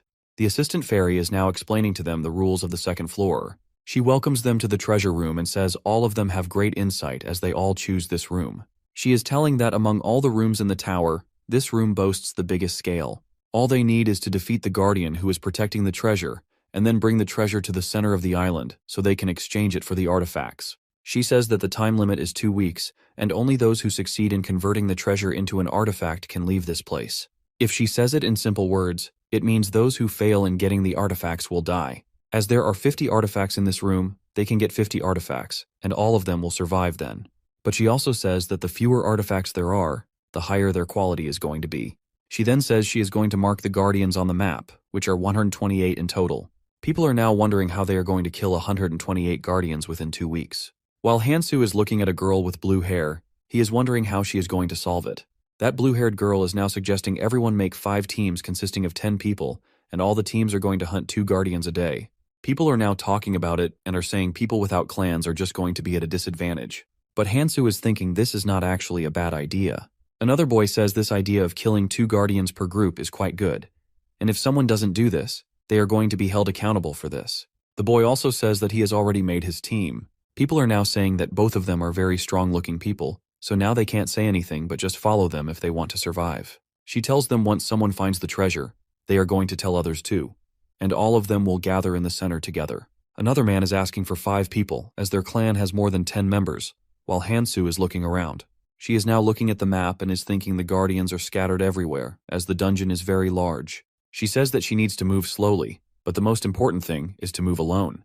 Now she is going into the dungeon alone, while a girl is looking at her, and is wondering where she is going alone. She says that she is after the hidden piece, which is the Philosopher's Stone.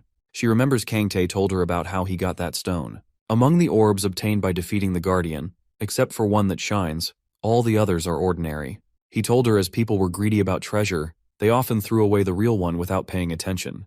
But Kangtae found it, and he told her they aren't just ordinary orbs. He also told her if she can get such 32 orbs, then she can exchange them for artifacts, which is quite similar to the Philosopher's Stone. She remembers the way he was bragging about it to her. She is now moving forward, saying that even if it is different from the Philosopher's Stone that Anvi Aaron ate, it is still affected, so she must find it. She knows about the dungeon difficulty and also that the number of guardians they can face each day is also limited. But she knows to go through them quickly, she must go alone. She is now fighting with the guardians, while on the other side people are hearing some sounds. Suddenly a voice congratulates them on eliminating the second guardian. A girl is saying that the first day has just started and they have already killed 2 guardians. Suddenly a guardian attacks that girl, and someone yells at her to watch out, and now that girl is fighting with the guardian. A boy from the village then throws the arrow at the guardian and says he helped her without any reason, as she could have easily dodged it without even looking. But that girl says he could have used his arrow in the first place. On the other side, a man is saying that they haven't even seen the guardian, while others are even killing them. But a girl who is with him says the first and second guardians weren't eliminated by a group, but someone alone did that. The boy says if Yunchai is saying this, then it must be true. But she says not to call her by that name, as she doesn't like this ability. She asks him to move fast so they can also kill some guardians. She then orders other members to turn right as the guardian in the front is already dead. She then asks others to stop as she realizes something with ominous powers is coming towards them. While on the other side a man is saying they shouldn't be looking for the guardian because even if they get the treasure, they might not be able to take it to the altar. So that man says they should look for the stronger people in other groups. But one of his members says they can't just stay idle like this. As others are going around eliminating the guardians, they should also do something like killing even the little monsters roaming around, which will also give them the strength to fight. But that man says they only need to focus on those people who are coming back with the treasure, as no one is going to notice if a few people went missing. That man is telling it to its group if they can't find it within the 2 weeks, they are going to die eventually, while a boy and a girl of another are listening to them silently. The girl says it's going to be very difficult if people start acting like this, but she also realizes the weird feeling she got wasn't coming from these guys. Here Hansu speaks up from behind them, saying in such a situation they need order more than anything. All of them get shocked and are now asking her who she is. The boy is thinking she is full of bruises, and still she is alone, while the girl realizes she has been getting the weird feeling from her. The boy then points out the arrow and asks her why she is here standing behind them, but she calmly says she is here to make a deal. But the boy asks her why she is so sure that we are going to listen to her. She says that being on guard is quite good, but they are doing it on the wrong person. But she says that she wants to speak with the clan monarch. The girl gets shocked that this is the girl she has been feeling weird about, and now she immediately recognizes her as monarch, which is quite difficult. That girl is thinking there is something wrong with her appearance. It feels like it is just a shell of a body. That monarch girl thinks that something more sinister is hidden inside that girl. The girl is getting very tense, but Hansu asks her to calm down as she is only here to make a proposal. The boy is again putting the arrow in front of her and is saying, "What nonsense is she talking about with the monarch?" But that monarch asks that boy to step aside as she is ready to talk with her. The boy is thinking that the monarch has not been flustered this much. The monarch is asking Hansu that she seems strong enough to handle everything alone, but she is curious why she is making a proposal to them. But she knows that everyone has their own reasons, so she can't tell them. She says she wants someone to fight in front of her. The monarch says she knows that she wants them to kill the other travelers, but she says they can't handle them alone. But Hansu suggests she use her monarch's trait and convert the weaker ones into her clan members and increase their numbers. But that monarch says even managing this much is difficult, and she is suggesting she get more members. She is not in elementary school. She says that her intuitions are telling her this is going to be very dangerous. But one of her clan members is thinking that she is actually complaining about them. Yunchi says she just wanted to get out of here quietly, but now she thinks she needs to try this too. As they are now walking forward, Hansu says that she is going to watch them. Yunche is telling her member that she thinks this is not going to work. But Hansu knows that someone with the intuition trait, which is hard to get in the tutorial area, can easily handle this. She says she has already killed the guardian and got the treasure. Now it's the perfect time to prepare the next step with the exploration king. Now Yunche is going around making people her clan members. She is asking her members to tie those who are members of other clans. As they are tying few of the clan members, a girl starts saying they don't need to bind them just because they are from another group, as they did nothing wrong here. While Eunchae is thinking that she doesn't want to do this either, she is just following the orders of someone. Then they hear a voice congratulating them on finding the treasure, but Yunchae is getting confused that everyone is here now. Then who found the treasure? Here one of her clan members calls for her, and while showing her an orb, he says that he found it under the tree. Yunchae realizes that the girl told her she will help them to get out of here in return, so this must be the real treasure. Monarch Yunchae is now giving the treasure to Assistant Fairy, and she tells them this is a real treasure, but she also says that it's a shame no one died. She appreciates them for doing a great job. Fairy then says it seems like she is not the one who actually retrieves, so Yunchae asks if she is getting the reward or not, but Fairy asks her to calm down, and says there is no rush about it, as she is going to give them plenty of time. She then gives her a few numbers and asks her which one she is going to choose. She tells Yunchae that she is the monarch, so the one and only cloak is out of her reach. Now all are praying that the number has to be 50 so everyone can get an artifact. Yunchae is saying maybe she should pick number 1 and kill all of them, but other travelers are begging to save her. She chooses the number, and all 50 of them are saved now, and they say they are going to serve her as her clan members. But Yunchae says this is going to be a bit boring, so she asks the new clan members to play a survival game with her. She asks them to either kill themselves or kill others, and this is her order as their monarch. People become furious and are saying they are not going to follow such commands just because she is a monarch. As they all are acting up, the tattoo on their hands is now gone, and they all are wondering what happened to the tattoo. And now they are going to act freely, and they are no longer clan members. Assistant Fairy says that such an order is never going to work without their loyalty, and she asks them to leave this place as it is going to seal soon. She then shows them the portal to the next floor, and they all are running towards it. On the other hand, members of other clans have also untied them, and now they are going to report about this to their monarch. Now they are telling their monarch that he went ahead of them, so he must be on the 3rd floor.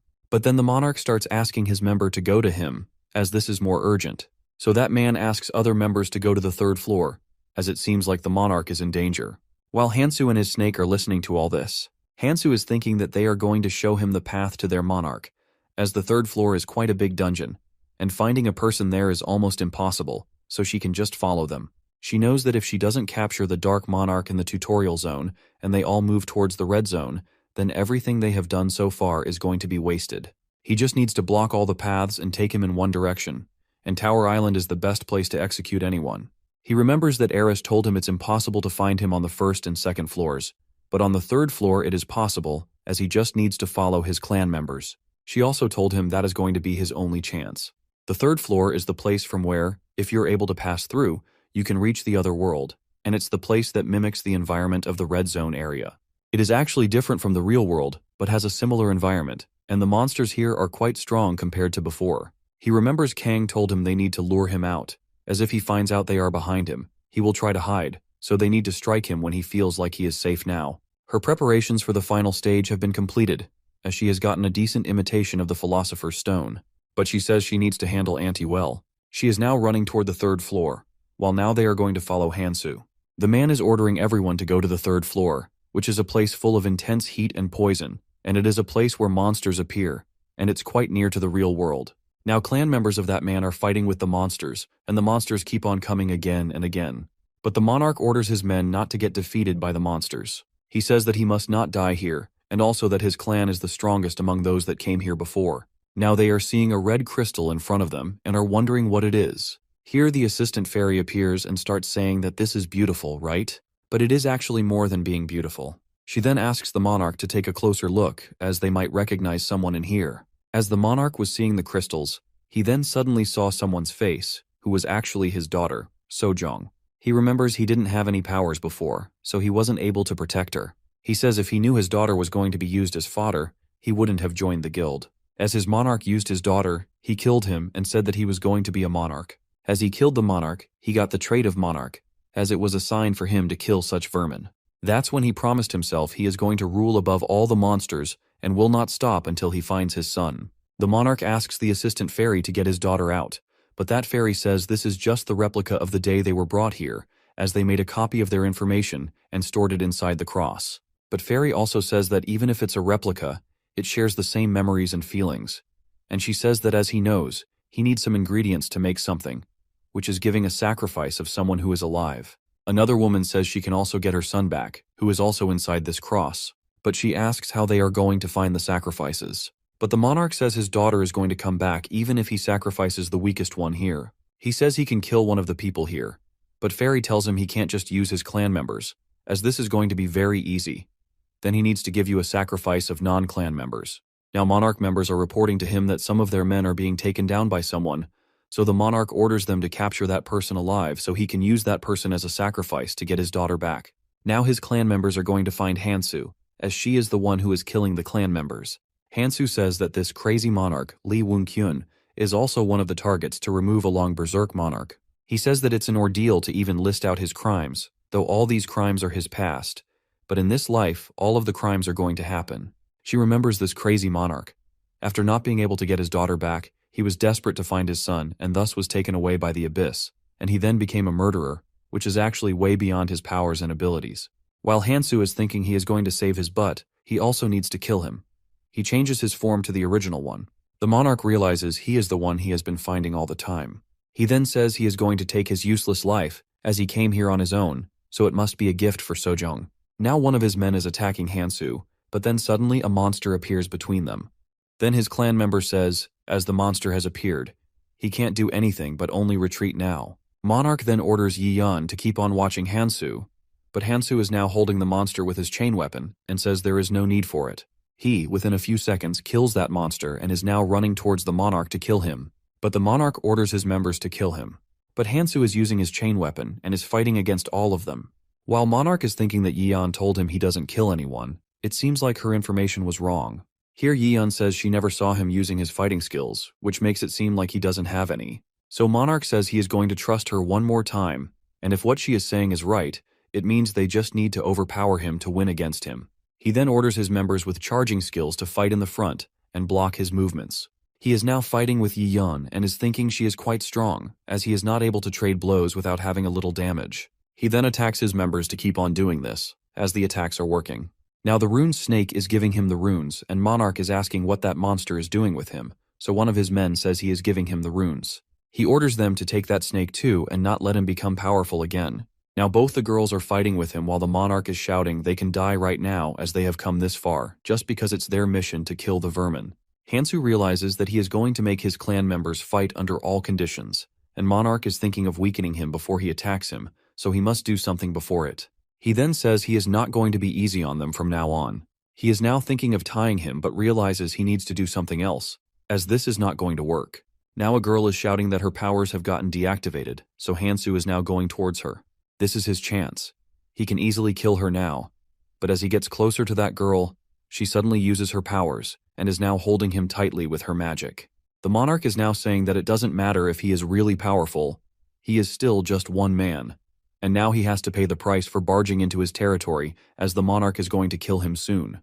The monarch then strikes his sword on the shoulder of Hansu, and it gets cut slightly. He is saying that he has finally won, and his daughter can now live again. As he is talking about his first step towards his goal, Hansu suddenly asks him whether he is done talking because he is actually the one who has fallen into his trap. Our protagonist then says no one is here now to defend him, so let's see how he is going to protect himself now. Hansu then takes his weapon, but he takes out another weapon, saying he knows all these tricks and can't fall for them. But Hansu says he seems to be getting the wrong idea, as our boy never said the chains are his only weapon. Our protagonist then takes out the bladed weapon and stabs it into the monarch's stomach, and he falls on the floor. His clan members are now yelling for their monarch, while the girl is saying she is not going to spare Hansu now. The monarch is now asking his clan members to strike him before his wounds get healed. The members are now running towards him while Hansu is saying that he must also know how to die if he wants to kill others. Now he asks him to watch his subordinates die in front of him like she always does. After a while, Hansu is now killing Yeon, who is the only one left now. On the other side, the monarch is asking him why he is even doing this with him, as he never did anything to him. He asks him if it is because of the rule they broke, which is that travelers must not be killed. He is asking him whether this is the reason he chased him and came this far to kill him. The monarch is now getting very emotional and is saying that the world has become like this, where people die eventually if they are left alone, but he wonders why Min-tae and Sojong had to die first. He asks Hansu why he saves people but didn't save his son and daughter, and where he was when both of them were dying. He says that this is all because of their cursed world and monarchs. So he tried to destroy everything in the world. Monarchs, humans, everything. He is now asking Hansu to look at himself as he is the real monster, and he asks him if he should apply the rule he made to Yi himself too. But Hansu says he is not killing them because they broke the rule, as he doesn't have this much time. He says there is a limit to becoming stronger, and the people he is killing are their stepping stones. He remembers Keldian told him that before the tutorial zone ends, he must resort to any means for what is going to happen. And for this, he needs to kill everyone in the tutorial zone. He also remembers that even Era said, although she doesn't agree with killing the minority to save the majority, to become stronger, they need to do there as they don't know what is going to appear in the dungeon. He remembers that Keldian told him he must clear the tower for the sake of the future of the hidden dungeon, and for this he also needs to kill some humans too. Kang told him that he must kill the bad guys and get their runes so he can become powerful enough to survive in the hidden dungeon. He remembers Eris telling her she must kill those who come in his way. The monarch is now saying to him that he struggled to come here, and now he's acting like he doesn't deserve it. Monarch says he thought Hansu was acting like a hero, but he was wrong about him. He then asks him for a favor. If someday he finds a boy whose eyes are red-colored and he also resembles him, then that boy is his son, so he must take care of him. But Hansu says he doesn't have time for all this. But if his plan works, everyone, including his son, is going to survive. He then kills that monarch and is now thinking about his next step. On the other side, Yunche is getting furious about how long she needs to protect this place. But a boy asks her to leave this place if she wants to. But she says her intuitions are telling her that she is leaving something behind. Yunche is saying she wanted to follow that girl quietly, but if she gets caught, then they must kill her. Hansu is coming behind them in his woman's car and is asking whether they protected this place as she asked them to do. Yunche gets flustered, and she says, "Of course," while pointing at travelers, who, with you being tied on the side, she says also caught those who followed them here. She then appreciates them and says they can leave now. Yunche and her clan members are looking at her back while she is walking in the front. One of her members is asking her to go so they can find another direction, but Yunche orders them to move forward as she wants to know what the girl did in the front. Now the assistant fairy is welcoming Yunche and her clan members and is telling them how to use the cross, while Hansu is now taking off the earring because he thinks he doesn't need to hide anymore. Now all the travelers who got split up before are now standing in the hall of the 4th floor. Our protagonist is thinking that he is now closer to the reason due to which he came here to Tower Island. All the survivors are now standing on the 4th floor, which is the preparation zone. As here the preparation starts to enter the red zone, as they used to craft boats before to reach the islands. On this floor, boats that take them to the red zone are made, but they need to collect the materials by hunting the beasts and monsters. But fairies say there is a rule in which, depending on the materials they are going to have, the rank of boats will also change. She says if they succeed in making one boat, they can go with whoever they want. But she also says that the big boat is actually better than the smaller one. She then gives them a list and says, aside from the basic materials, there are some important and essential materials too, and I have described all the information and their appearance too in the list. She then asks them to start preparing to leave the tutorial zone and enter the real world. Now people are entering the forest where all monsters are present. One of the monarchs yells that they need to make a bigger boat so all clan members can go in it. Another monarch says his clan members will also help them so they all can make a bigger boat. Hansu is now thinking about some place he needs to find. But then Sang from his behind starts saying that Hansu came pretty late, as they have already collected some material. Sang then asks him if he succeeds in whatever he wanted to do. So Hansu says yes, he has killed the Black Monarch. Then Hansu asks him whether he remembers what our boy told him before. Sang says yes, he has been preparing the material that Hansu asked him to prepare on the 1st floor. While saying this, Sang realizes he is back in his real form, so he asks him, but Hansu says he doesn't need to disguise himself anymore. Hansu then says to Sang that he should go now, as they are going to make a large boat and materials are limited, so he should hurry up. But Sangsei, Mihi, and other clan members are already taking care of it. Hansu gets shocked on hearing Mihi's name.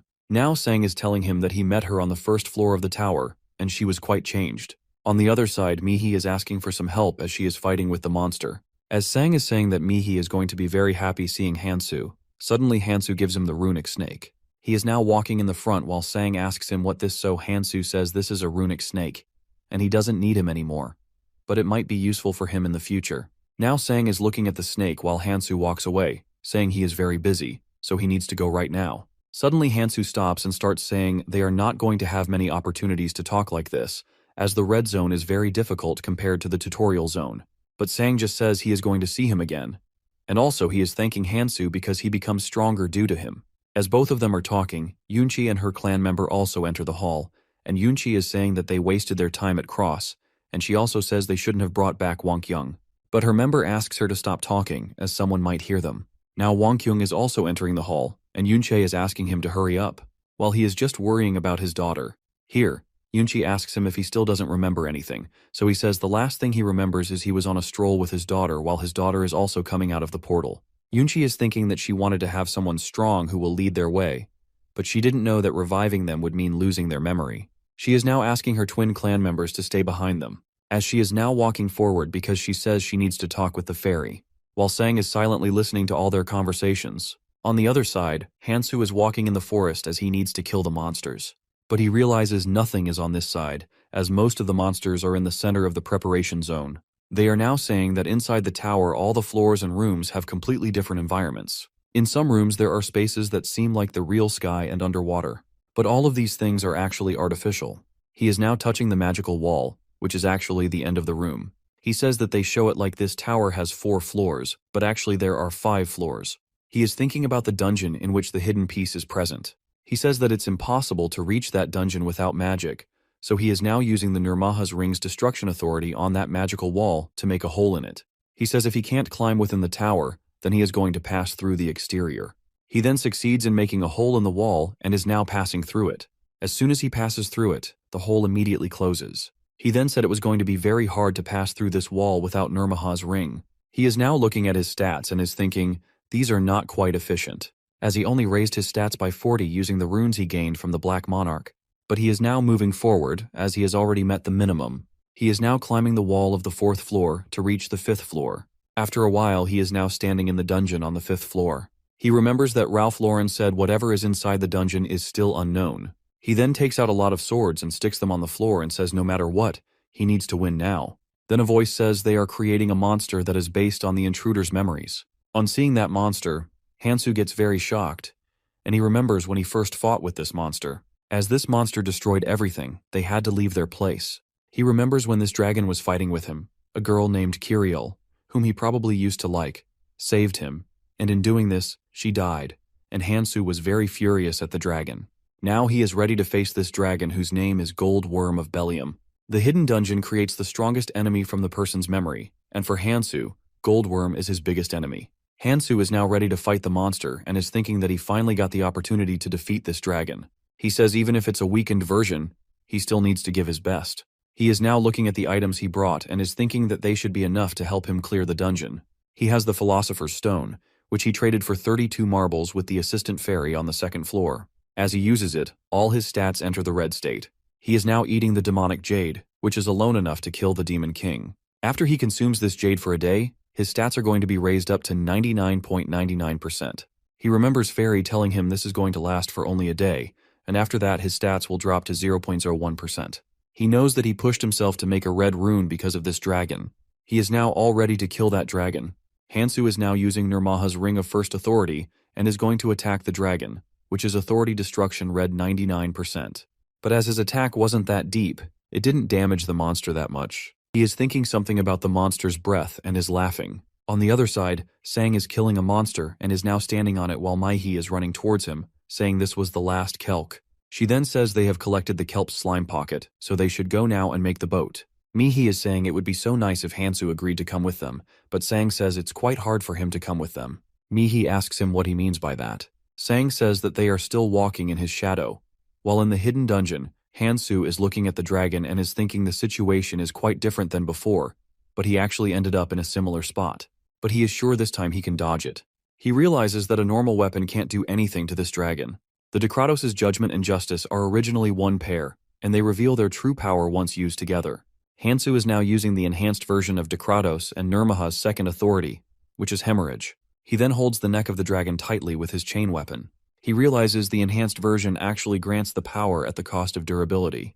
The dragon is now bleeding from its neck, while Hansu is thinking that he can't hold this dragon for a long time as its aura is quite tough. But then he says to himself that he needs to hold the dragon, and even if he lost his weapon here, he can't let his attack powers decrease. He says he is going to strike and kill this dragon even at the cost of all his weapons. The dragon is struggling hard to break these chains while Hansu is holding all these weapons tightly. Meanwhile, Sang is telling Mihi that Hansu is probably somewhere growing his strengths, so they must prepare themselves to follow him. Then he asks her to go with him somewhere. as they need to do something before this. While walking, he is telling her there are some people they are going to take with them in their large boat, and Mihi is asking whether he knows them. He answers he is not sure about it, but it is something like this. On the other side, Yunchai, Wang Kyung, his daughter, and other members are also preparing to make a boat, while Yunchai is looking at Wang Kyung and his daughter and is thinking that they might prove useful to them. People are now running to get out of the forest as the poison is spreading everywhere. While on the 4th floor, most of the travelers have made their boats and are now getting ready to go to the red zone. Here, some travelers are not taking a man with them on the boat and are leaving him behind because he is a non-clan member, even though the man helped them in collecting the materials to make the boat, and they say he should try to make another boat now, and the man is getting furious at them. But they say he is going to die from the poison even before making the boat. The man is now running to make the boat and is regretting that he shouldn't have trusted those people, and moreover, Assistant Fairy never told them there is a time limit on making the boat. He is now running to find a Kelk's pocket slime, but then he hears a noise. Suddenly a hand comes out of the magical wall, and he is Hansu with a lot of wounds and cut marks on his body, and even his clothes are torn. The man is shocked and asking who he is. Hansu is looking at the floor and is thinking that he still has time, as the ground hasn't filled with poison yet. The man is asking how he gets out of this wall, and the main question is how he succeeds in breaking the wall, as with that man's attacks, the wall doesn't even get a scratch. While Hansu is just ignoring him, now our protagonist is walking in the forest in order to find material to make a boat, and that man is running behind him. Hansu says he is very busy and doesn't have any time to talk to him. The man realizes he is in a hurry, judging by the look on his face. But then Hansu is not wearing a shirt, so he asks him if it's a habit to walk around naked. Our boy says he needs to make a boat, and that's why he is in such a hurry, but that man says he can't make it alone in such little time. But suddenly a man falls in front of them. A few people in the front are fighting with the Galapagos crocodile. As they are saying they can kill this monster, Hansu starts running toward them, saying he is going to kill the crocodile. All of them are wondering how he is going to kill a crocodile without any weapon. The man whom Hansu just met is also here, and they are asking whether he knows that man who is fighting with the crocodile, but he says he doesn't, as he just met him. Meanwhile, with one punch, Hansu killed that crocodile and is now trying to take the materials out of its body. He takes something out, but he realizes it's a parasite of the crocodile, not the material he needs. Now a man is offering him to combine their materials so they could build a ship together. The other man says he can give them his materials too, but the man is saying that the Galapagos parasite can only be used to make a 20-seater, and there is no room for him. Both of them are now arguing about it, but Hansu just throws the parasite towards them, saying he doesn't need it. He then says he is going to make a 500-seater ship so they can do anything with this parasite. The core item needed for a 500-seater ship is the Knockrock rock lizard's heart, and the materials to build a larger ship are quite difficult to find. The 4th floor is now filling up with the poison, and it's unclear how much time is left now. The man is thinking that he is really going to make a 509-seater ship by killing the monster, which can't be caught alone in such a short time. He then asks those men to tell the others who are still here that if they bring Hansu all the other materials as a boarding fee, he will let them go on his ship. Now all the travelers are thinking he is really going to accept them with these materials, and they are waiting for him in the hall on the 4th floor. The man who got scammed earlier has brought the materials again and is praying it not to be a scam, just as before. Now all of them can hear a noise coming out of the forest, and they are wondering what this is, but suddenly someone throws that lizard out of the forest, and it falls in the hall between the travelers. Hansu also comes out from behind the lizard and is asking them to prepare the ship so they can get out of here, while all the travelers are getting shocked that he really killed that gigantic lizard alone. Hansu is now saying it fairly that he has brought the heart of the Knockrock rock lizard, so let's trade. The assistant fairy, while looking at the time, says that he does have a time, but he needs other materials too if he wants to make a ship. He then takes out Kelt's slime bag, 3 of Aran and other materials too for being allowed to board the ship, and the last material is the silk rope of Arak. But then the fairy asks him, "Where is the heart of the lizard?" While the man is thinking about what artifact is in that satchel, Hansu says it's behind him and then gives it to the fairy. Then the assistant fairy congratulates them on collecting all the materials. She says there are still some materials left, but as he brought all these materials alone, she wants to give him a reward. The poison is about to reach them while Fairy is asking the people to applaud. All the travelers are getting furious at her and are asking her to build the ship. She is now making the ship and is saying that she preferred it when all the travelers were afraid of her. Now she has made the ship and is saying that all the remaining travelers are going to ride this ship. Our protagonist asks the man to bring those who brought the materials, as everyone here can fit in this ship. People are now running towards the ship and are thanking Hansu for saving their lives. Fairy then says they don't need to worry about the sailing, as she is going to take care of it, as this is their first trip. People are now boarding the ship, and she is saying that they can relax now, as the arrival time to the red zone is going to be in 3 days. And she says that she isn't going to interfere with them from now on and is happy that she is sending all of them to the red zone alive. She then starts the ship and advises them to survive for a long time. Now all the ships are moving in the red-colored ocean towards their destination of the red zone. They realize the ocean is made up of poison. People on Hansu's ship are saying that they should be thankful that they got a ride. Otherwise, they wouldn't be able to see this sight. They are now looking at our protagonist and saying that he is actually a good man, as he let them board the ship without any conditions. While Hansu is looking at his stats, he is thinking that thankfully he took into account the stats penalty for using the demonic jade before. He is looking at his hand and is thinking that he never expected that he would be here, and also the dragon energy art is the first skill he ever got in his life. He says if he got this skill in the past, he wouldn't have liked it, but as for now, as he can only learn 7 skills, then the dragon energy arts are actually more than enough to be his first skill. As he is thinking about this, the people on his ship start yelling that the ship beyond them is getting stranded. People are drowning in the poisonous ocean and are shouting for help. As a man is crying for help, suddenly a human-like creature comes out of the ocean and kills that man. People are now yelling, "There are monsters in the ship," while these monsters are killing the travelers one by one. But then someone suddenly changes the direction of Hansu's ship, and people are now looking who is doing this, and they all realize it is actually Hansu who is changing the direction of the ship. Hansu is now sailing the ship while the man is saying that they are not safe here in the ocean, as the monsters are killing all the people here. He is now saying that if they get attacked, it is not possible for him to save everyone. The man is asking him why he is so desperate to save others. Here our protagonist again remembers what Keldian and Eris told him, to save as many innocent people as he can. He is shouting at Hansu to stay at the original course because if they get a little closer, then all of them are going to die soon. Now people who scammed that man get on Hansu's ship and are now again fighting with the man, as they heard him saying to Hansu that they should leave them here dying. But Hansu throws his sword toward them and asks them to stop fighting as it's coming. Now all the travelers are standing in their places and are thinking about what is coming. They realize these are the guards at the entrance to the red zone, which are accursed survivors. Hansu is saying that such creatures, which only exist in the poisonous sea, have a very simple attack pattern, which is to make a hole in the bottom of the ship. Hearing this, the man starts yelling that they are going to drown if this happens with their ship. They are now planning to stop them, and for this, they need to do ranged attacks from above the sea. And then Hansu jumps in the sea so he can stop the creatures. One of the men is saying that he is crazy, as he is jumping in the poisonous sea without any weapon, and also that he is going to die soon because of poison. Hansu is now facing all the sea creatures, but poisonous water is not affecting him because of his dragon energy art skill. And as his magic stats are red, he can easily handle these creatures.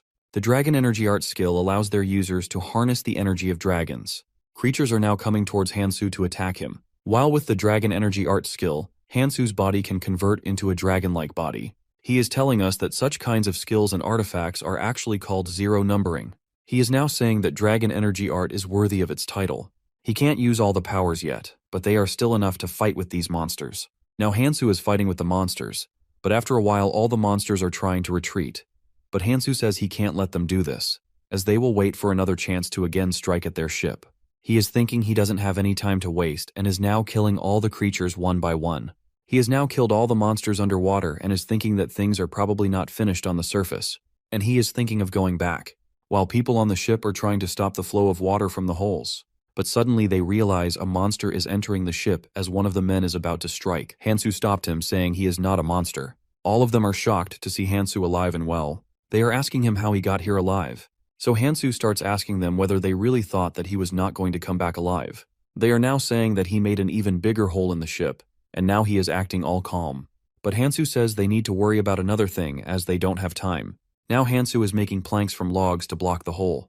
Now all the people are also starting to make the planks, but Hansu says they need slime from kelps to seal the hole.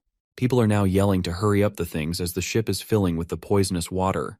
But Hansu asks them to go out as the water is going to evaporate, and if they stay here, then they will inhale the fumes of poison. People are now running out of the room where holes were made. Now Hansu is thinking that he needs another weapon in the place of his broken weapon, as he already took the trident of the accursed, and is saying that this trident has the durability to withstand the poisonous water, so it is going to be fine for now. He is now asking people to look forward, but they say, why should they look forward when there is nothing but the Red Sea? But as they are looking forward, they notice a land in front of them. People are now yelling that they have arrived at the red zone. One of them says he didn't know they would come this early. but they realize the ship is not stopping, as it was automatic. But one man says they were supposed to reach the red zone in 3 days, and time is still left.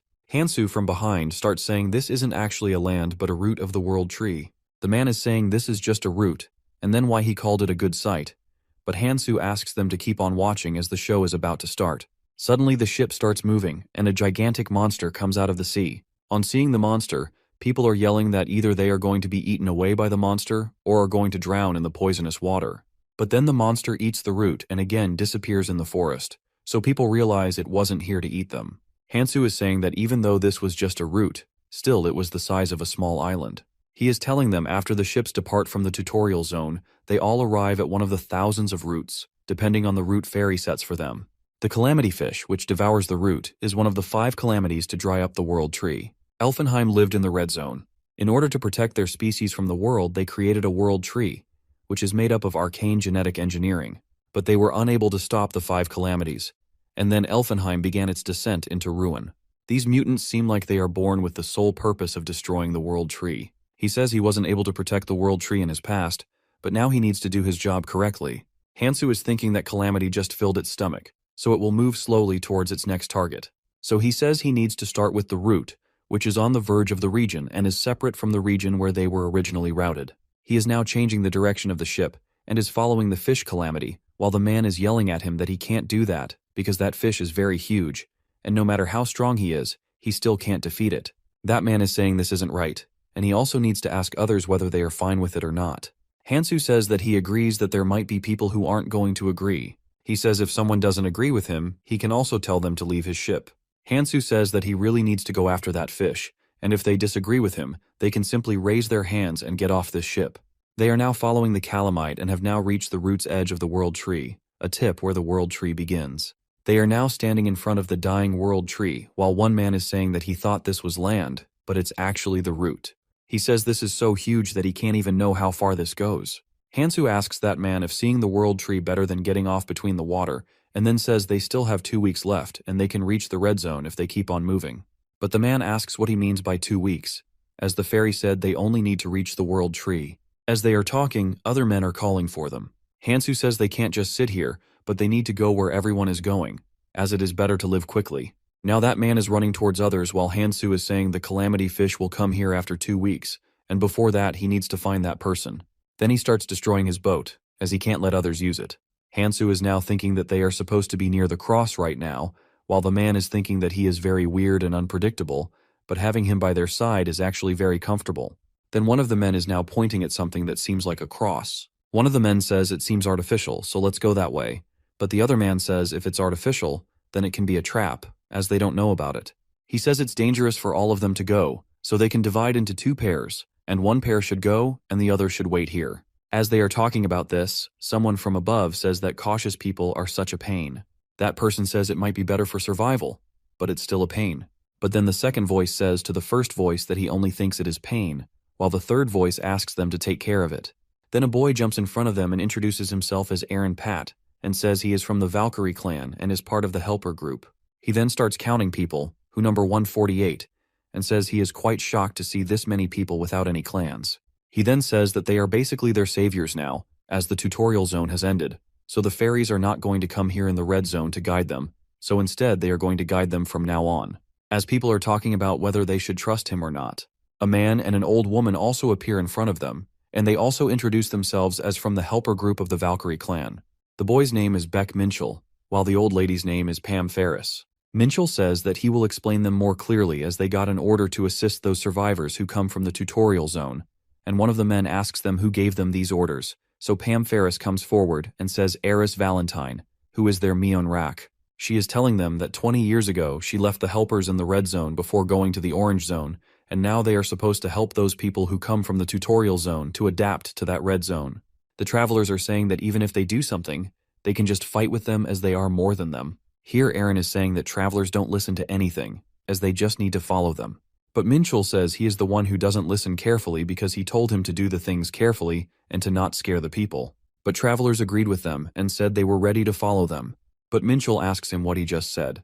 But suddenly Minchell and Aaron start arguing as Aaron says that even the stray dog has better listening skills than him. but Minchul says to Aaron that he can't do everything alone as he is weaker than him. Now Ferris asks them to stop as they don't have time. She then starts walking to show them the way, and Minchul is asking them to not jump above them just because they think they are in larger numbers because 30,000 helpers have been living here for years. They get very scared while Minchul is thinking that newbies get very scared after even listening to the numbers. He is now telling them that red zones have their own powers and no one touches the newbies. As they are now walking, they suddenly hear a voice coming from a side, but Minchul asks them to ignore it. But they see someone is fighting over there, so they all stop to look at it. Here Minchul realizes the skills are quite familiar, but then he says the woman is fighting over there. Hansu is fighting with that woman. She is furious at him as he just came out of the tutorial zone, and he doesn't know how dangerous the red zone is. A girl is now standing on the edge and is looking at the calamity fish and is asking herself if she has the right to get revenge for her parents. She is saying that she thought it was going to be for her and her siblings too, who will eventually come here too. It seems like she is talking with someone as she says, "Master, everyone says you're crazy. You claim you're going to kill the calamity fish, but in fact, no one is ready to kill the fish, which is actually bigger than a mountain." As she is talking, she hears footsteps from behind her, and he, Hansu, asks her whether she is Sophie Verage. She gets very shocked and asks him how he knows her name, and she is also thinking that, judging by his appearance, he seems like a newbie, as he doesn't even have weapons. But our protagonist says he wants to talk about calamity fish with her, and he needs her help, but instead of focusing on what he is saying, she asks him if she has ever seen him before. She asks whether he is Quadratus. Hansu is thinking of using Kangtae's advice. He then starts saying that it is going to give her benefits too, as if he succeeds in killing the calamity fish, then the chances of survival of her siblings are going to be increased. As he is about to talk about calamity fish, she gets very furious and starts attacking him, saying he knows nothing about this fish. Hansu is asking her to talk, but she keeps on attacking him. So our boy realizes she must be very pissed off. She then uses the skill of 3 Jade Frostlight Orbs on Hansu, while he is saying he is still not skilled enough in dragon energy arts. Hansu is going to use his skill's special move, which is Species Transformation, and is saying that it's going to be a burden for him later, but it's actually worth a risk. The Tri-Jade Frostlight. It is a move that instantly freezes whatever touches it. She is saying that he won't be able to escape his attack, which even freezes the air. She also says that she made sure he didn't die so she could hear her source of information. But Hansu comes out of it saying she isn't the only one with abilities. He is now using the Nurmaha's authority, which is destruction, to destroy all the words. She gets very angry but also asks him if he really got the transformation powers from the tutorial zone, which are actually rarely possible. She says she can't lose now. As she remembers, her members left her behind, saying she is actually wasting her time on Calamity Fish. She is now using her powers like Monumental Air Path, Book of Alice, and Solidification. She says she didn't stay here so that people can look down on her. Now they are fighting, but after a while she loses it against Hansu, and he asks her if she wants to continue it, but Sophie says it's actually pointless. But Hansu says he is fine with it if she wants to fight. But she says she isn't an idiot, and moreover, his special move isn't even perfect yet. There are 3 opponents that determine the rank of energy art. First is runic scaling and emulsification values. Second is energy and strength of mana barrier. And third are its special abilities. But depending on the special abilities the energy art has, it can change in powers and can be used dramatically. She is thinking that she wanted to push him towards the brink of death, but the way he is facing all the attacks without any scratches, his energy already seems like top tier with the red zone. So she says she agrees with them he is strong, but is he actually strong enough to kill that fish? She remembers that a lot of people gave up after she ate thousands of people, and she thinks it's not an easy task to fight against the fish, which can eat the whole ship alone, and no one is going to have any idea about it. As this fish is also considered a natural disaster. She is telling him that now there are even idiots who worship that fish too. She says she is tired of fighting alone and asks him to go before he ends up like her, as this is nothing but a waste of time. But Hansu then says that if he thought killing this fish was easy, he would never have come to her. He then says he has a plan, but he needs her help in it. But Sophie says she doesn't have any intentions now to keep on continuing it. But Hansu says this is going to be her 14th attempt to kill that fish. Then why is she giving up? But she says no matter what, she is not going to fight against Sophie. He is now telling about that girl whose name is Sophie Verage, and whose parents got devoured by the fish in front of her. And she kept challenging the calamity fish for the 13th time but never succeeded. She says all these numbers are actually meaningless without any success, but Hansu says to her that she has always survived being eaten by the calamity fish all these 13 times. Here Hansu says without him she is going to fall again, but he is here now, and they can find the solution together. He then says he is going to make it possible for her to kill that calamity fish. Here Sophie asks him why he is so eager to kill the calamity fish, and Hansu says he wants to save the lives of 1 billion people. When she asks him what he is talking about, he says it's actually 1.5 billion people he wants to save. Eren has been listening to all their conversations but is now walking silently as they must not catch him. But Hansu appears from behind him and is saying, "Why is he going away without greeting them?" Sophie then asked Eren what he was doing here. On hearing the name, Hansu remembers he is Eren Pat, and he was here in his previous life too. He then asks him to show him all directions. They are all now in front of the cross, and a lot of refugees are already present there. Minchul is saying that the refugees from the end of the routes need to move frequently. He is telling them that if the calamity fish eats this route too, then they will have to relocate from this place, so they are trying to keep it to a minimum. Minchul is now telling them that they will give them an introduction at the center building and will also help them settle in the upper town. While pointing at the food, he says before that they should eat something. People are happy that they're going to eat real food after a long time. Now a lady cook is welcoming them and also putting a plate of weird food in front of them. All of them get disgusted seeing this and ask her if she really wants them to eat this weird slime. But she is telling us now that this food has all the nutrients, and all the people here eat it. She then points out some boys who are sitting in the corner and are vomiting continuously, and she says that she warned them not to eat anything from the red zone, as everything is very poisonous here. Now all the travelers are eating that weird food. She then says after they are finished eating the food, she is going to give them extractors so they can harvest it too. Minchul is now going somewhere after giving their responsibility to that lady. Now Minchul is thinking about Hansu. After a while, he is now asking Eren Pat whether he has brought that guy with him, while Eren is stitching his clothes. Minchul asks him what happened to his clothes, so he starts yelling at Hansu that it all happened because of that crazy man who was fighting with Sophie. But Minchul says that he told him he is just going to peek and will not get caught. But Eren asks him to leave this topic for now. He is now asking him about the new travelers who just arrived. So Minchul says they are pretty much stronger than last year because the harsher the red zone gets, the stronger the people who enter it get, and also this new group has quite a few strong individuals. He is now announcing that the new adventurers who still need some time to adjust to the routes are going to live near the center as the calamity fish devours the outskirts. Minchul is talking about fairies, as they are aware of the difficulty, so they adjust it like this and try to bring the stronger people. But as he is now thinking about Hansu, Eren is now adding that, not as crazy as that guy from Tutorial Zone who was fighting with Sophie. And also the rumors are now spreading fast, so that guy is going to show up soon. Meanwhile, Sophie is asking our protagonist to get the extractor, as he can't survive without it. But instead of answering her, he asks her where she was all this time. Sophie is getting annoyed as he is answering her question with a question.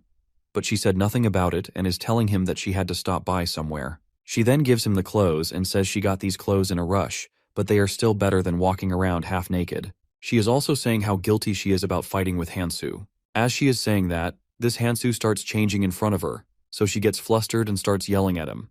But Hansu says he is just checking the size, and he also thanks her for giving him the clothes. She is now telling him that they need to stop somewhere before going.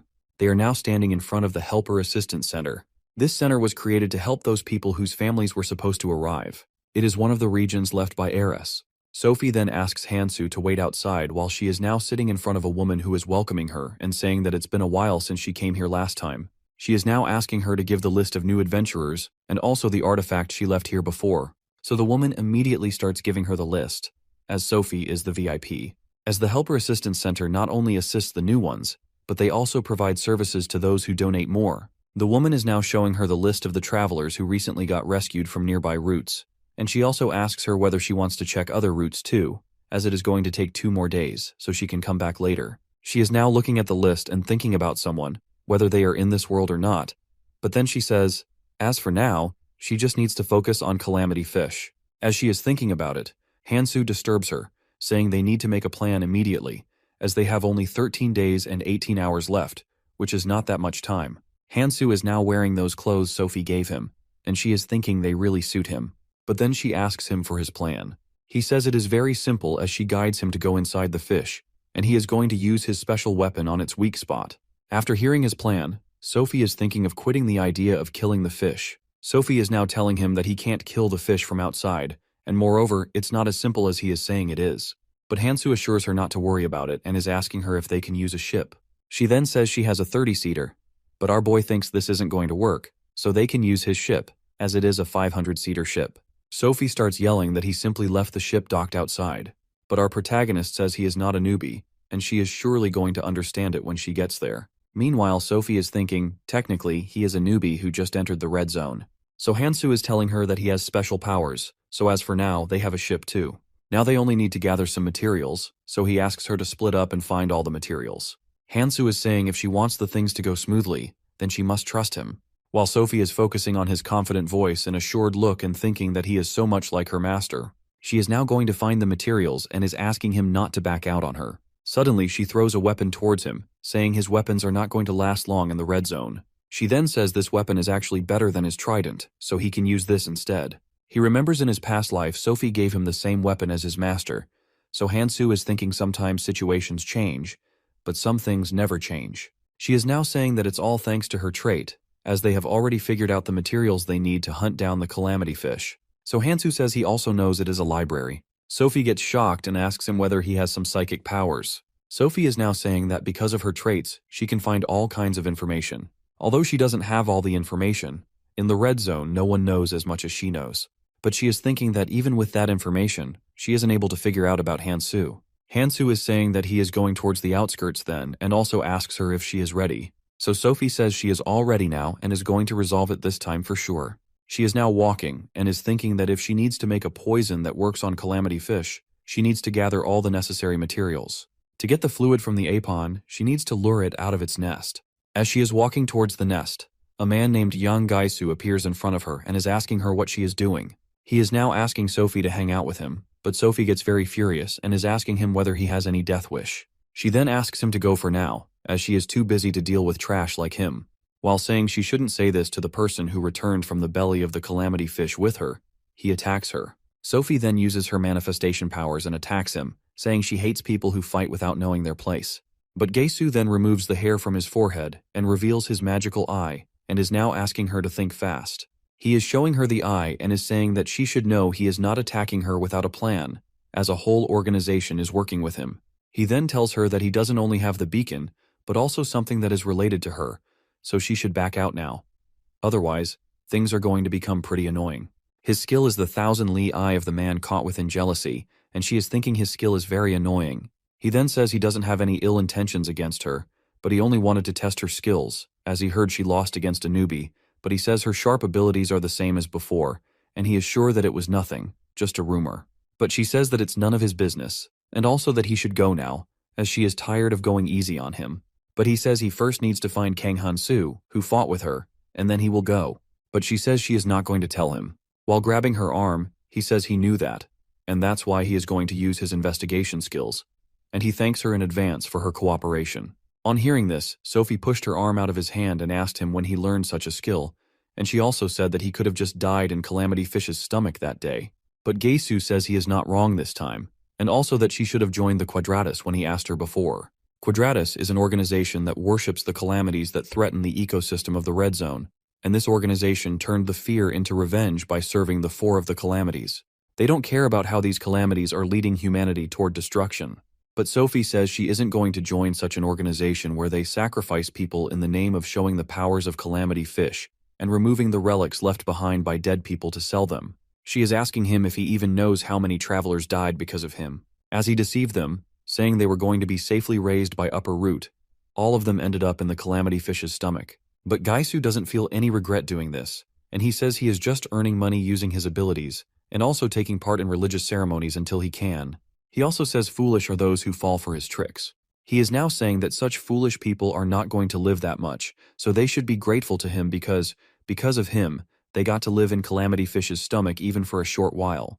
He then tells her she might also realize this after going a few more times, and within a second he disappears in front of her eyes. Now Sophie is thinking about the time when she first met Gaisu, and is saying that he was completely changed after barely surviving the Calamity Fish's stomach. She is now thinking about Hansu, and realizes that he told her not to worry about him and just gather all the materials. On the other side, Hansu is now running to find the most important thing to kill the calamity fish, sclerosing solution. It is the assembly of a mage's knowledge, as it is the perfect poison to kill the calamity fish. The first ingredient is going to be the base. Hansu is saying that first he needs to get the Kukulza's heart, and in order to find it, he needs to locate a deep valley between the middle root and the end root, as far as he knows about it. It is a cave where Kukulzas hide in order to avoid the calamity fish near the root's end. He remembers that they make a nest within the root. Hansu has found it, and is saying that the first ingredient to make the sclerosing solution was quite hard to find.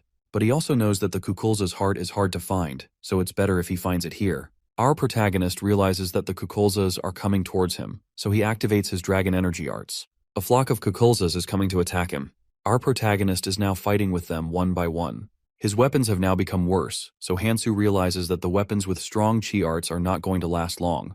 He says he needs to attack them while adjusting it until he finds a proper weapon. He has killed quite a few Kukulzas while others are going to attack him altogether, but after a while, Hansu has killed all of them. But he realizes the ones he killed just now are all young Kukulzas, and he is now thinking of killing the adult ones too. But as he is continuously using his stamina and magical powers, he is thinking of increasing his stats before. He is now taking all the runes he got after killing the Kukulzas. As he is looking at the runes, someone attacks him from behind, but using his weapons, he dodges that attack. He also realizes that he can't use this weapon by looking at its worst condition. Meanwhile, Gesu is coming towards him and appreciating him. He then says that he was thinking of doing this attack as he might die, but he realizes that he is actually better than he expected. Gesu then asked him not to be mad. He was not trying to fight, but was only checking his powers. Moreover, he is here to give him an offer. He then offers him to join Quadratus. There is someone in Quadratus who has an eye on him. Gesu then says it's a good offer and he should accept it. But then Hansu points the weapon at him and asks whether he wants to die. He then gets furious and says, "How can a newbie dare to attack me?" Then Gesu says that he must be thinking that he is powerful just because he passed the tutorial level. Then he says Sophie might like him, but she doesn't. Here Hansu says that he is refusing his offer. He says that the group who worship the calamities, he is aware of them and their worst activities, which are feeding humans to the calamities.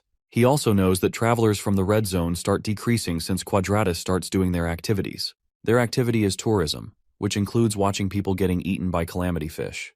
They made an industry that gets profit after killing the others, and that's how they have been earning. Hansu says instead he is going to remove this organization as soon as possible. As Gesu is now walking towards him, here Hansu says he doesn't know why he is even listening to someone who is weaker than him. Hearing this, Gesu gets very furious and is now saying that he is going to take him whether he wants to or not, as he was ordered to do this. But first he is going to break his limbs, as they are not going to mind it if you're missing your limbs. Hansu says that he is thinking of doing the same with him, and he is also going to get the information from him, as not having limbs isn't going to stop him from talking. But then Gesu attacks Hansu and makes a cut on his shoulder, and it starts to bleed.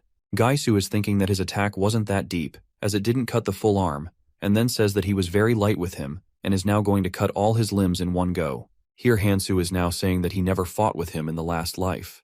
Gesu is asking him whether he is mad as he is talking weirdly. He is now again going to fight Hansu, but Hansu also makes his first attack, which was quite powerful, and thus Gesu flies backwards and falls down quite far away. Hansu is now saying that he needs to upgrade his intel, while after getting up from the attack, Gesu realizes that he has colorless rune stats. Hansu is now asking him not to retreat, as he is just going to use his powers. He is now holding runes in his hand, but Gesu says a stat upgrade is not going to do anything to him. Our protagonist then says he is right. Stats are not everything. But then suddenly he attacks Gaius and is now asking him whether he is scared. But Gesu gets up and starts running toward Hansu, saying he is not scared of him. He's now about to use his lateral splash skill while Hansu is standing barehanded in front of him, so I guess you say that his lateral splash splits everything within seconds, and also that he is going to cut his hands apart. While Hansu is going to use the Nurmahaz ring's first authority, which is destruction, he then breaks Gesu's lateral splash sword with his one hand. While Gesu is getting angry that even Dispel specialists can't break it easily, Hansu then picks Gesu from his shirt up front and then throws him hard into the water. Here Gesu is acting unconscious while Hansu is holding him by his collar. Gesu is asking him whether he used some skills to block his powers. Even while asking this, Gesu is trying to use his defensive skill, which is Bronzed Jade. He is now thinking that he didn't use this skill before as it restricts his movements. But Hansu has realized he is trying to play some trick, so he easily dodged that attack too. Our protagonist is now hitting Gesu again and again. Finally, Gesu agrees to tell him everything. Gesu is also telling him that they worship the Calamity, and aside from the regular tours, they also hire different clans for this work. This time, he was ordered to take Hansu with him, who completed the tutorial. He is now telling him about the requester who requested him to take Hansu. He is Karlsmoren, who is part of Beacon. Beacon is a union of 6 clans, and they manage the top 6 roots of the world tree. Because they manage the topmost roots, these clans are also the strongest. But Hansu remembers about Beacon and is thinking that they are supposed to be under the Miyamoto's command, so he is thinking that maybe more clans are involved in this. Hansu is sure that they are preparing for their next tour now, so he asks Gaisu whether the guy who gave him info is among the helpers. So Gaisu is saying that some of the helpers are also in it, but this time he got the information directly from Karls Morin. Hansu is now saying that he has gotten all the information he needs for now, but Gaisu says he wants to tell him one more thing about the third eye on his forehead. As he is about to say something, Hansu stops him saying, "Is he talking about the 1,000-li eye of the man caught within jealousy?" He first gets shocked at how he knows about it, but then he says that he can share his vision with someone else using this eye, and their location is also exposed now. Hansu is mocking him by saying it is very scary and he is going to run away. As he is turning back, Gaisu is saying from behind him that Karls Morin is the assault commander of Beacon, and he is not going to leave him. As Gaisu is telling him about Karls, our protagonist again attacks him and makes him unconscious. Hansu is now taking Gaisu's weapon and runes. He got his hands on Forgotten Relic and Mirror Clone, which are quite good. As he is looking at the runes, he suddenly realizes a magical bird is flying above his head, and his location is exposed, so he must be sent by the organization. Hansu says he doesn't remember any Karls Morin from his past life. It means he is probably not that powerful. But this is very annoying, as he is trying to find the materials and is very busy. He has also been hearing the voices of Goethe's monsters as they are quite near. He is thinking of killing Goethe's first before Karl's reinforcements arrive. Goethe's are herding monsters that form groups for hunting.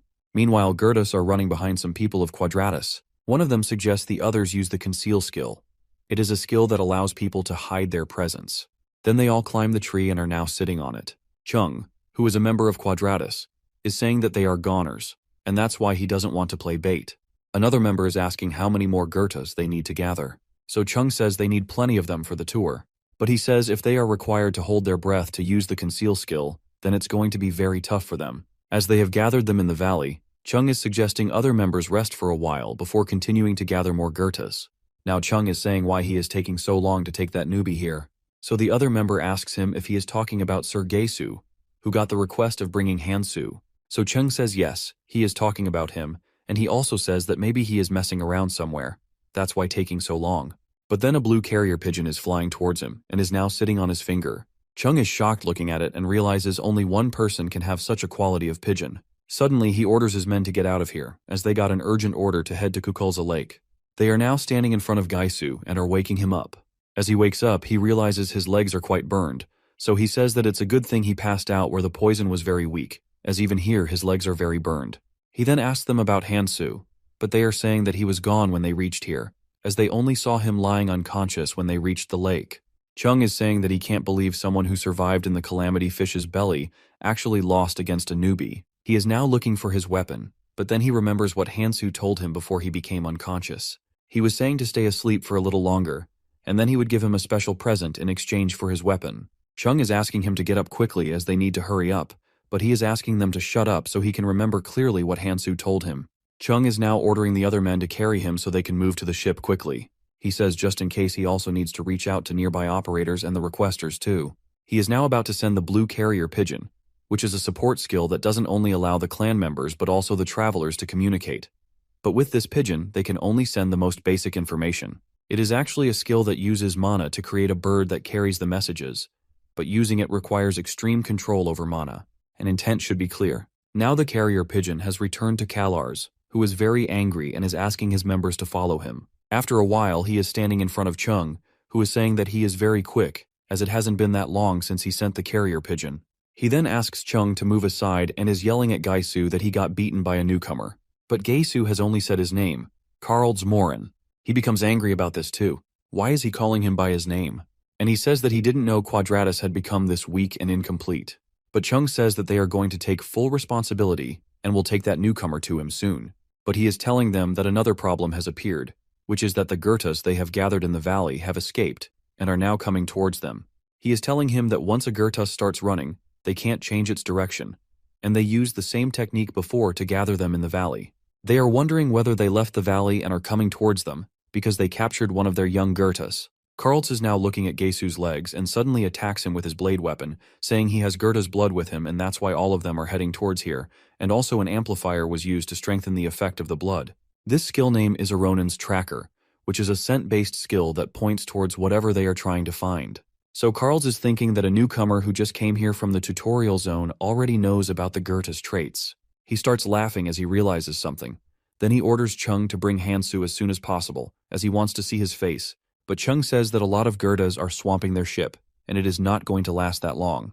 Carls becomes very furious and is now saying that he needs to make himself clear now. He then orders him to go and find Hansu, as he is going to handle the things here. As Chung is about to say something, he grabs him by his collar and asks him to go, as he doesn't like repeating his words. He is now asking him to come back with Hansu. Otherwise, he will feed him to Goethas. Chung is now gone to find Hansu, while Carls is thinking that if Hansu thought that such a trick of his could stop him, then he made a very big mistake. He is now killing the Goethas and is saying that he is going to make Hansu regret what he just did, while Hansu is looking at it from afar and is thinking that he has succeeded in his trap. Now that he has brought some time for him, he needs to keep on moving to find other materials. He is now finding something to eat, as he hasn't eaten for 2 days, which has weakened his strength. The nutrient fluid that flows through the roots of the world tree. As some roots absorb the poisonous water, some purify it, as he is thinking that he just needs to find those roots that have nutrients. He also realizes that as the world tree is dying, the number of viable roots is also decreasing. He is now looking at the selfish rich man's food bag, and is thinking that he has quite important stuff. He now just needs to find the deep tunnel where the adult Kukulzas live. Our protagonist is now standing on the top of the roof and is thinking that if he needs to cross the water here, he might need to make a bridge. He then throws the seed of Kesh into the poisonous water, which absorbs the water and is now turning into a giant lotus leaf. As he has thrown quite a few seeds, a lot of lotus leaves are now floating on the water. He is now jumping from one leaf to another to cross the poisonous water. Our boy is now standing in front of the adult Kukulzas to hunt them down. On the other side, Carl is waiting for the arrival of the carrier pigeon. He is getting angry at Gesu because he wasted the scouting skill, which they can only use once a month. He then says if he wasn't the one who guided them to Hansu, then they would have left him in the sea. Carls is now asking Rachel, who is his clan member, to lead them to the last unidentified location. She, on hearing this, asks him if he is going himself.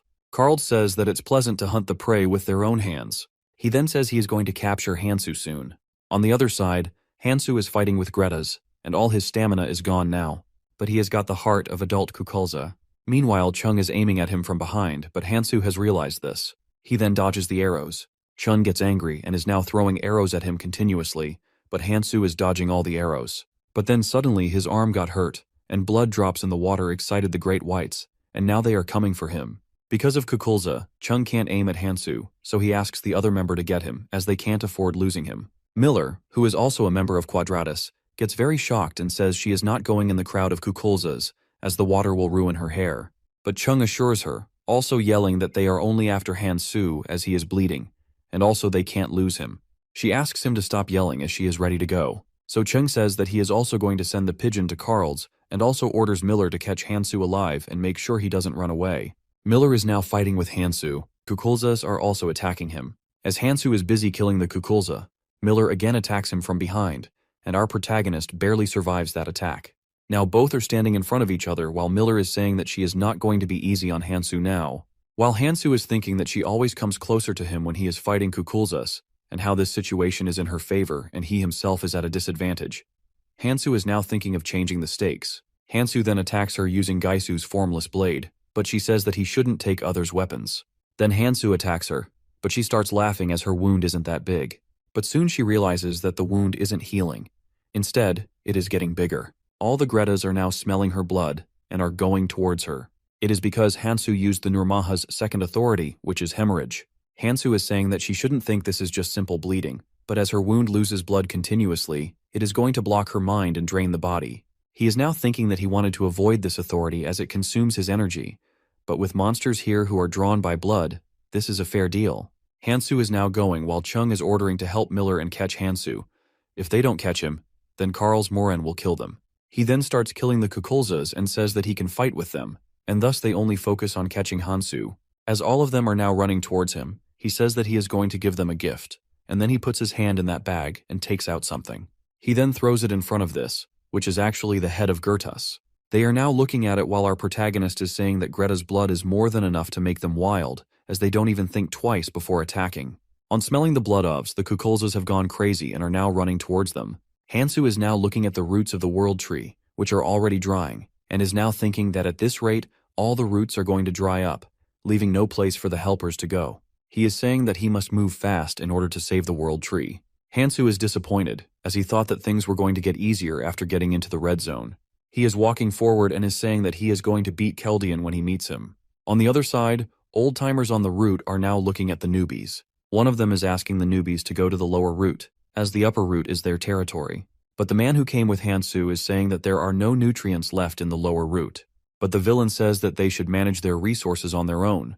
And as far as this upper route goes, it belongs to their clan.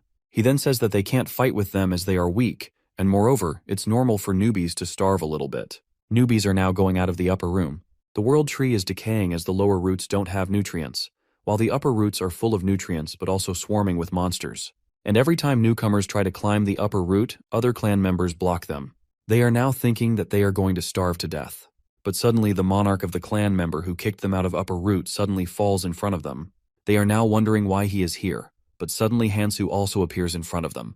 He is now holding him by his collar, while all the other members get afraid and are now running away with their captain. While newcomers are happy by the fact that they can have the fluid now everyone is using their juicers and is eating the nutrients. Hansu is now sitting on a root while a man is asking him whether he is Hansu. So our boy jumps from the roof and is asking him how he knows him. As Hansu is drinking the nutrients, the man tells him that they came here together on the same ship. He is now asking our protagonist where he was all this time, as he is seeing him today since they have come to the red zone. But then the man says that it is not important here, and he then introduces himself, saying his name is Johann, and he also thanks them for helping them. Otherwise, all of them would have starved to death. But Hansu says he just wanted to eat something, so he came here. But then Johann demands to fulfill his other request. He then says they need their ship, as all the other paths are blocked, so they need the ship. But Hansu disagrees about giving them the ship. So Johann starts yelling that the nutrients are going to dry up any moment, and also the calamity fish is eating the roots slowly. He then suggests Hansu use the ship to go further. But while cutting a fruit from a tree, Hansu says this is not going to be an issue, as Hansu is going to take care of it soon, so they all must stay here, as they are safe for now. But Johann says, how is this going to happen? Here our protagonist tells him everything that he is going to use their ship to kill the calamities, and then he assures him that they are not going to die. Johann is now shocked listening to this, but Hansu is thinking logically. He is right because once the calamities are killed, the red zone will thrive, and all the people here will also be safe. So as for this, he is actually not wrong. Johann is holding his forehead and is saying that he can't seem to understand it, but he is going to believe in Hansu, as he did many unbelievable things before, so this also might be true. But then Johann asks him why he worked so hard to save everyone. But now Hansu is remembering the words of Ares, and is thinking that he needs to save as much humanity as he can, because this is the reason he is here. But then he stops walking and starts asking himself if this is what he wants. Johann gets scared and is now asking him why he is so silent. But then Hansu throws a stone towards him, which is an imitation stone, and he says that this stone is going to be helpful in the future, so he must keep it with him. Hansu is now walking steadily while Johann is asking him to stop. He is now looking at the stone and also worrying about Hansu, but then he remembers the time when he got them on his boat and also the things they thought were impossible to do, but he unbelievably did them. He is saying Hansu is that kind of man who can make things happen if he wants to. Johann is hopeful that things are going to get better, as he believes in Hansu. While Hansu is now running fast to gather all the materials and is thinking it's natural to work for humanity, then why is he feeling guilty? He then asks himself to focus on killing the calamity fish. After a while, Hansu is now standing in front of Sophia and is asking her whether she has all the ingredients. She seems pretty worried and says that she has all the materials except 2, but she came here just in case he wants to say something urgent to her. But Hansu realizes something is wrong with her, so he asks her. Sophia is now telling him that he is the target of Quadratus. But Hansu, in a very calm tone, says that he has met Gesu and also knows that Karl's Moren is looking for him. On hearing this, Sophia gets furious and says that's why the assault commander's office of Beacon is looking for him. Here, Hansu says that he managed to delay him for a while, but he is going to come back soon. Here, Sophia is telling him that no matter how powerful he is, he can't win against Karl's alone, so she offers him to work together. But Hansu says that one of them is going to continue finding the materials, while the other one is going to act as bait for Karl's. But Sophia is telling him that Beacon is one of the strongest ruling clans in the Red Zone, and also that they are full of veterans who have been here in the Red Zone for years. He is saying they are full of strong people, and the assault squad is the most aggressive among them. And as for Karl's Moren, he holds the position of the commanding officer. So she suggests our protagonist take him down together. But Sophia suggests he gather all the materials before he knows their location. She is asking him to hurry up, but Hansu is saying that this is going to be very difficult. And also he left one of his artifacts there, and he thinks that they have already caught on to it. On the other side, Karls is choking Johan and is asking him about the whereabouts of Hansu. Otherwise, he is going to burn him and all the other members alive. He is thinking that he doesn't even know of the arrival of Hansu while he succeeds in bringing this many people with him. Johan is yelling that they don't know anything about Hansu. So Karl leaves his neck and he falls on the ground. Now Johan is facing the earth and is breathing fast to catch his breath.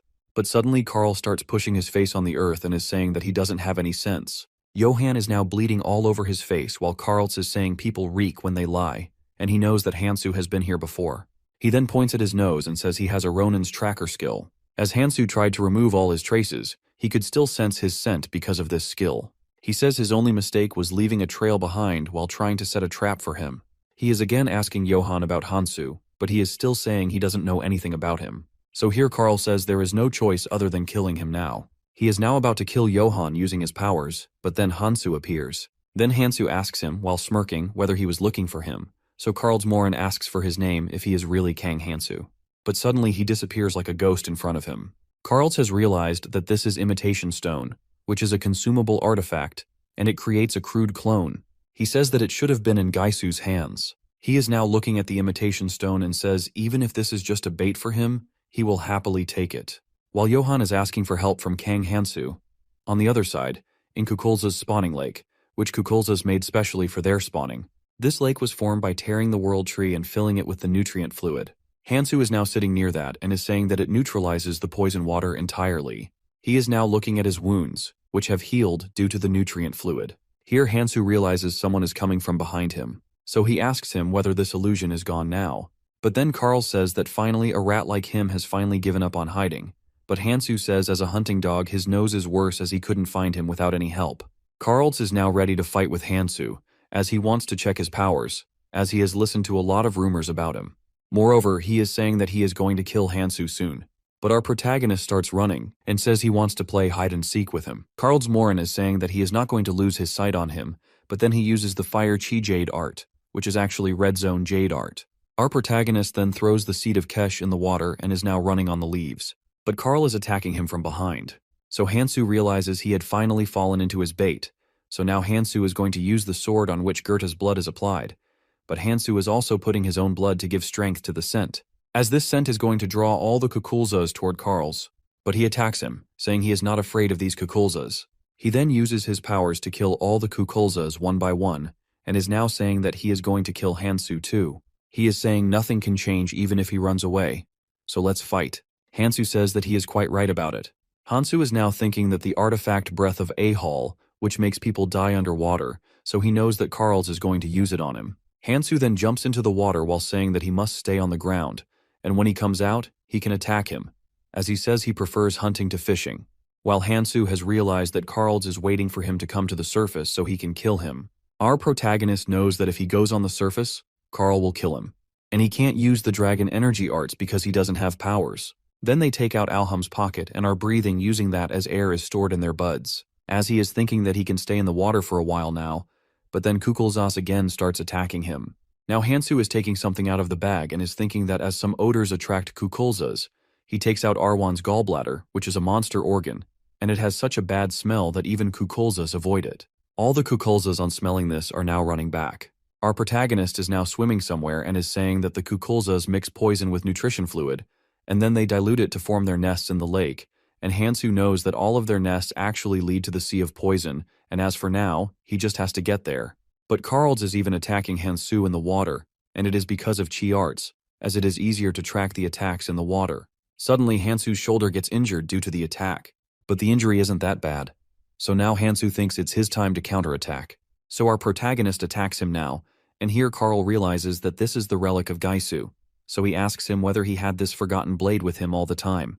Hansu says this weapon was too much for Gaisu, so he is going to use it from now on. Suddenly, Karl realizes that the breathing is getting difficult for him. As he is thinking that there must be something wrong with the artifact, he soon realizes that Hansu has already taken away his artifact. He is now yelling at Hansu to give back his artifact while our protagonist is wearing his artifact, and he now seems to breathe easily. So here Hansu says that he will give Karl something in return for this artifact. He then uses the second authority of Nurmaha's ring, which is hemorrhage, and makes a cut on Karl's hand.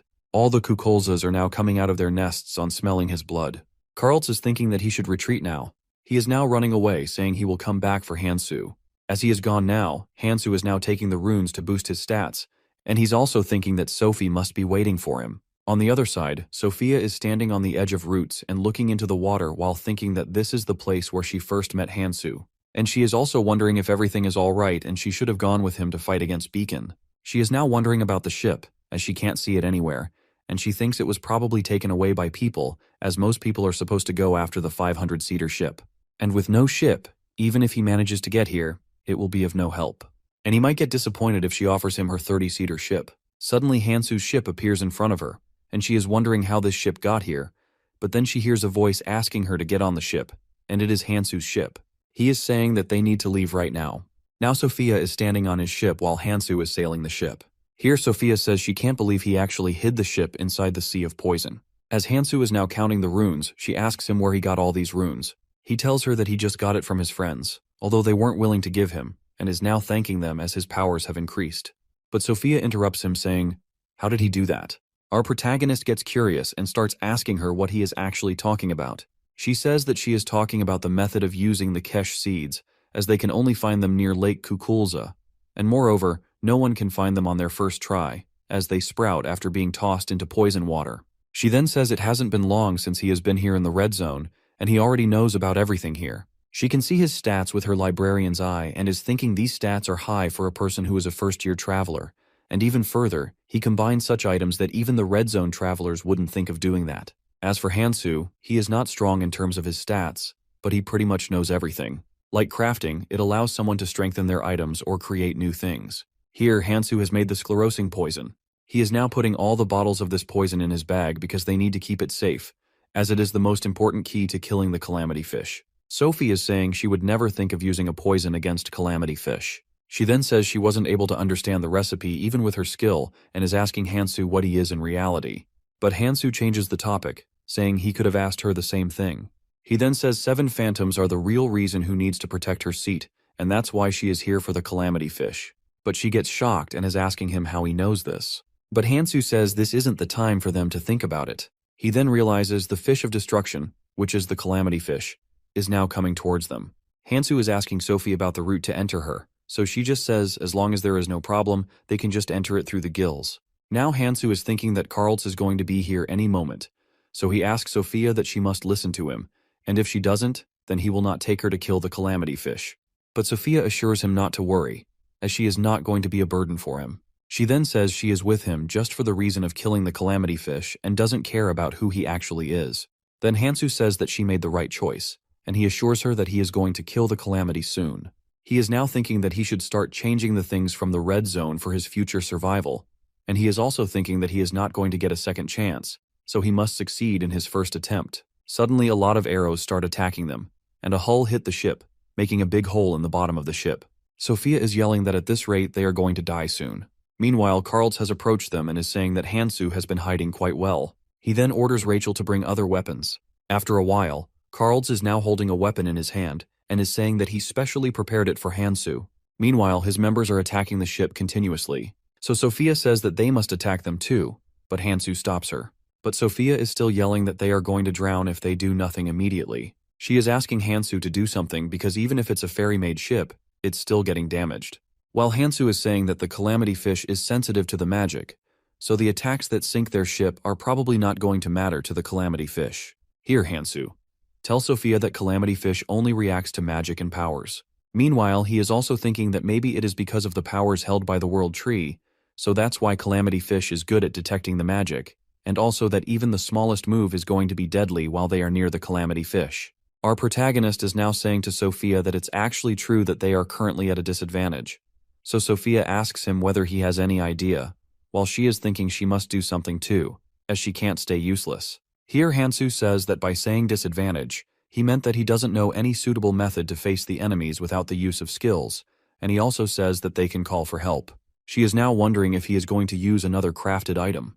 Hansu is now thinking of making a bait, as they only need to hold them for a while. Now Hansu is holding something in his hand, which is a stone tied in a rope, and is passing it to Sophia, saying they should do fishing. Sophie becomes happy and is saying that she was actually right in trusting Hansu. Meanwhile, Carls is saying to his members that Hansu isn't that much more powerful, as his own ship is going to sink soon. He then orders his men to bring all the harpoons, as he wants to drive Hansu into the water himself. While Chung is saying that they have been tossing something in the sea, maybe it's like a trap. But Carls orders him to attack them. He is asking them to make sure they must die today. On the other side, Hansu is asking Sophia to wait for a while, as the boxes they threw in the sea are now breaking, so Hansu says that it must have taken the bait. Suddenly a creature named Kraken comes out of the sea, and everyone is shocked to see it. Carls is saying that a Kraken doesn't normally come to the surface. While looking at it, Gaisu is saying if they don't stop it, then the calamity fish will go back into the depths of the sea, so they need to get inside its gills before this. Moreover, they can't lose Hansu now. Here Carls is now fighting with Kraken and is saying that he will handle it. He is now ordering Rachel to move, as they have wasted quite a lot of time. While he is thinking Kraken's sudden appearance is not a coincidence and is actually done by Hansu, they are now entering the gills of the calamity fish. And Carls is saying that even underwater creatures' gills are keeping them dry, so Gaisu is telling him that the inside of the calamity fish is imbued with a mysterious power. He is now asking Carls to look inside at the passage of calamity fish's gills. Here Carls has been asking Hansu if they just need to keep going down. So Gaisu is assuring him, saying they will be there as soon as they pass through this passage. He is now telling Carls that a giant mass of flesh that acts like a door is going to shift noticeably before they close them. He then asks others to stay alert and quiet. But Rachel suggests he prioritize the tour and keep Hansu second, and they must turn the useful travelers into the members of Quadratus. Here he says to Rachel to not rush things, as they will do everything gradually. Moreover, Hansu doesn't even know the inside of the calamity. He hopes he doesn't die before they find him. Now they are inside the intestines destroyer, where it stores all the remaining things after eating as a massive island. And it's more like a dungeon. Carls Morin is now thinking that the distorted flow of magic inside the calamity fish is keeping his tracking skills from working efficiently. One of the men is asking Gaisu whether these destroyed ships and all the corpses are Quadratus. But guess who says they don't seem to understand that this is the blessing as it is inside the calamity fish itself? He then yells, "This is actually the highlight." He is now telling people that calamity fish's stomach can properly absorb only the world tree's sap, and this part is where all the remains of even Elfenheim, which are the creators of the world tree, are present. It is like a vital treasure present within calamity fish. He is now smiling and is asking if they wonder what happened to the artifacts of all the people whose corpses are lying here. He then shows them a pendant and also tells them that he escaped this hell alive because of this pendant he found in the stomach. He then says to all those travelers that they serve YH calamities as a part of Quadratus. Then everything they desire will come into existence. He is now praying for the blessing of calamity fish and is saying to travelers that Quadratus will always welcome them. As he is talking with them and is suggesting they not talk loud, as corpses might wake up, Hansu is actually hiding behind Gaisu. As he is about to say the guidance of Quadratus, suddenly Hansu appears from behind, saying by talking loudly just how much he actually meant. He then suggests not to worry about it, as even something as loud as an explosion is not going to stir the corpses. As Hansu says, if they are talking about an explosion just like this, and then suddenly Sophia makes an explosion with her magic, all the travelers and even Gaise and Carls start moving backwards due to it. As Hansu is now appreciating Sophia with her perfect timing, Carls is saying to our protagonist that Hansu came willingly to die with his hands. While Gaisu is yelling, "This isn't right. Corpses are now waking up." Gaisu is thinking that these corpses are actually the forces sent by Elfenheim to defeat the calamity fish in the past. They are called the Cursed Army of Galadriel, which are Phantom Knights. These corpses are now attacking the travelers, and while fighting them, they are yelling at Gaisu, as he told them they just need to get the artifacts inside the stomach of the calamity fish.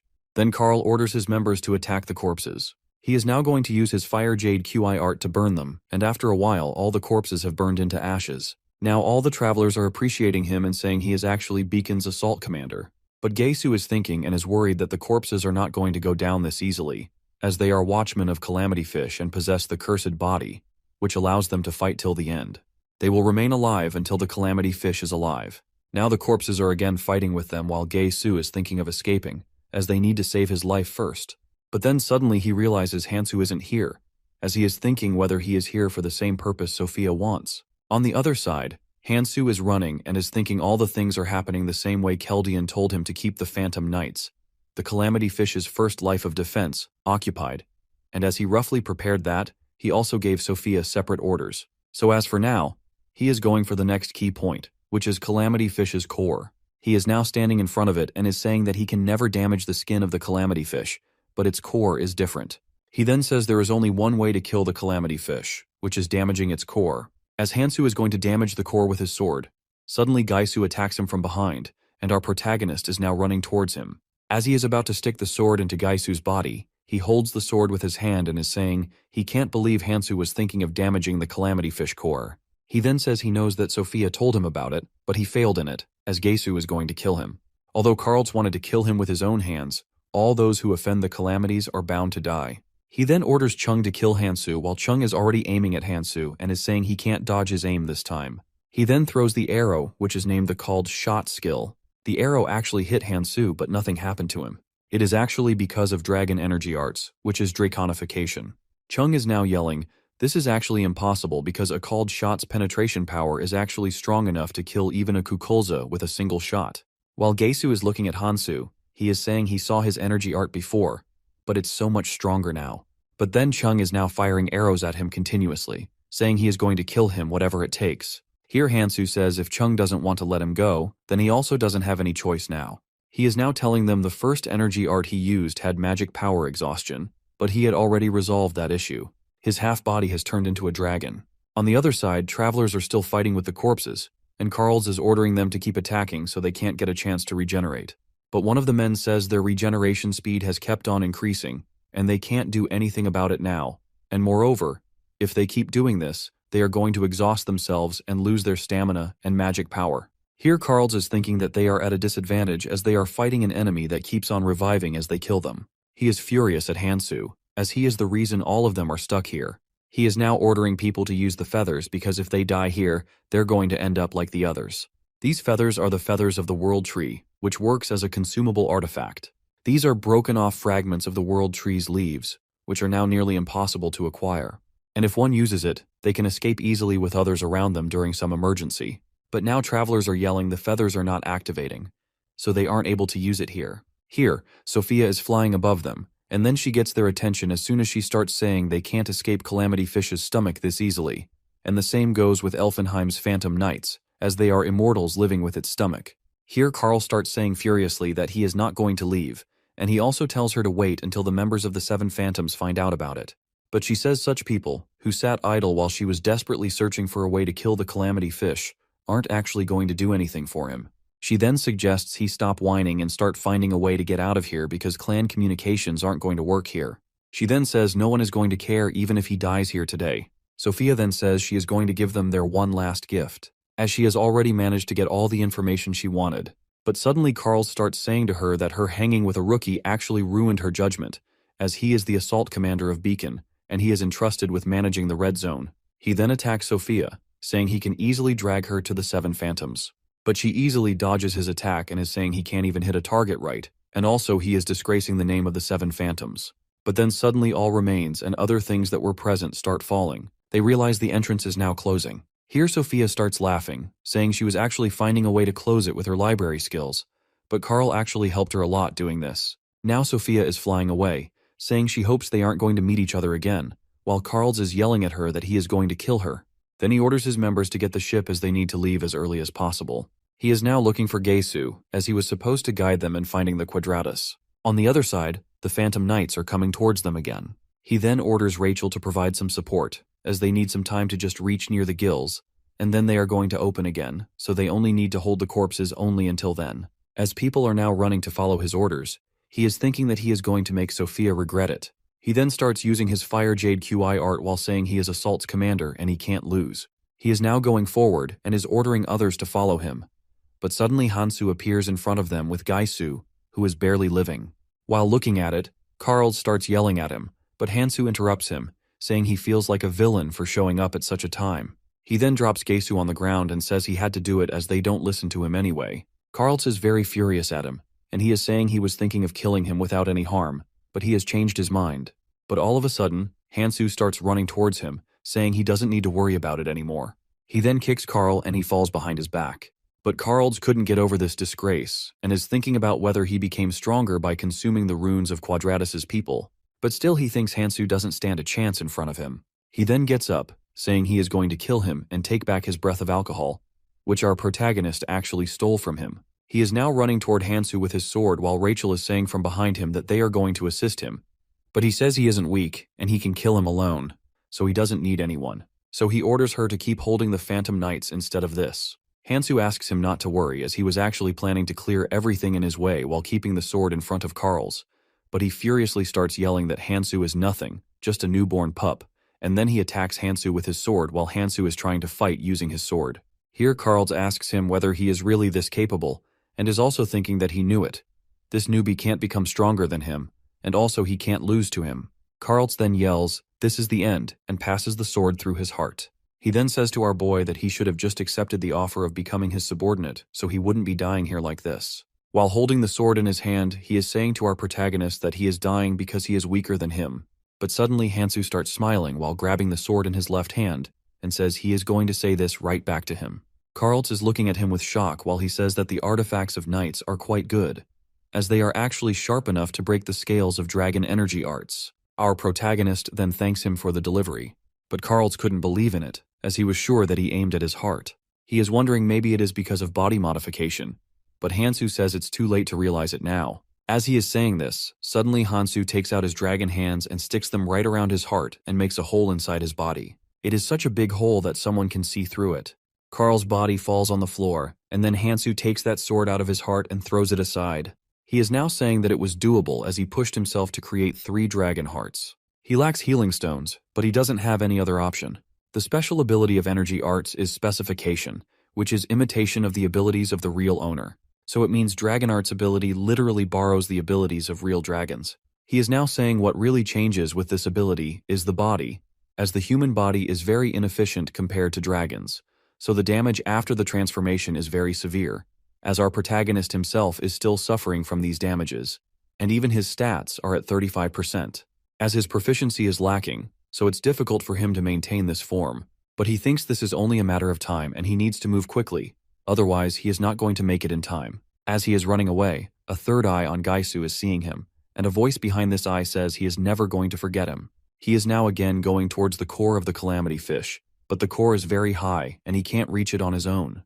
But soon a platform is going to form as it reacts to Hansu when he tries to damage the core. A Calamity Fish lacks an external threat defense mechanism, but it has a very special internal defense mechanism, which is not only Calamity Phantom Knights, but also a proper defense system. So it means any approach to the core is taken out by physical attacks. But he then says they seem simple, so he can easily cut them down.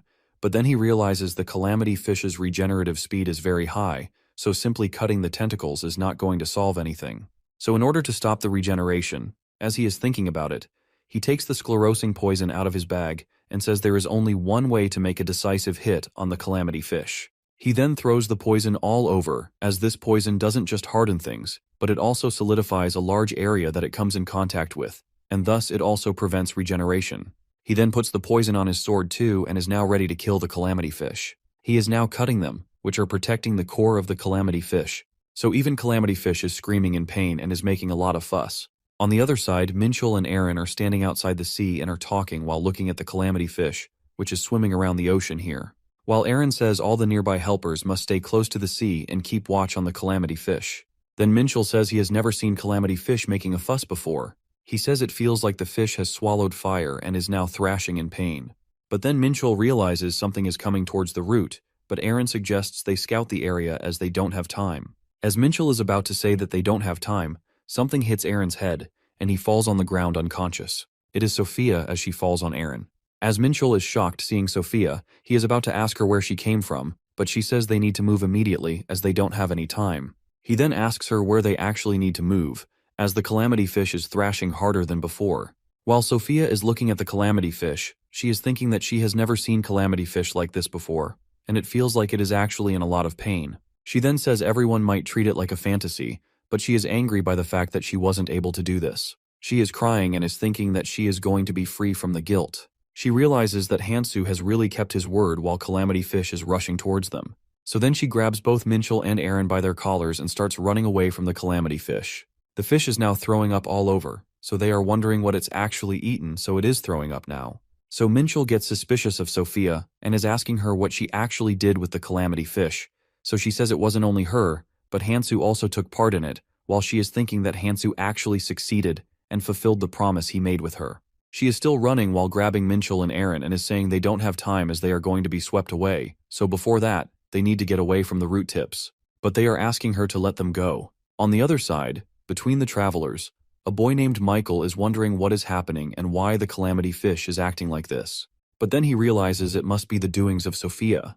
As he is thinking about it, a girl comes towards him, saying they must do something, because if the fish's rampage gets furious, the damage is going to spread to their area as well. Then he asks her whether she sent the report, and she says that she just sent the carrier pigeon saying they are keeping track of the calamity fish's state. But he asked her to send more, as this is not going to be enough. He is now thinking that it might be the start of the loss of balance in the red zone, which has been maintained until now. Meanwhile, Hansu is still struggling to kill calamity fish, and he is damaging its core continuously. He then says killing the calamity fish with a human body was going to be very much as he expected, but physical strain on his body is increasing due to the use of draconification.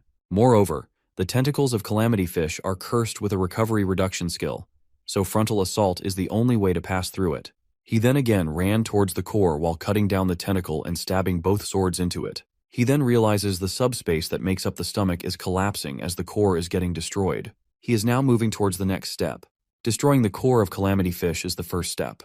The second step is to traverse the blood vessels connected to its core, and it attacks the heart directly. Then the final method is expelling the dragon energy arts, and moreover, he has been able to keep breathing because of the breath of Ahal.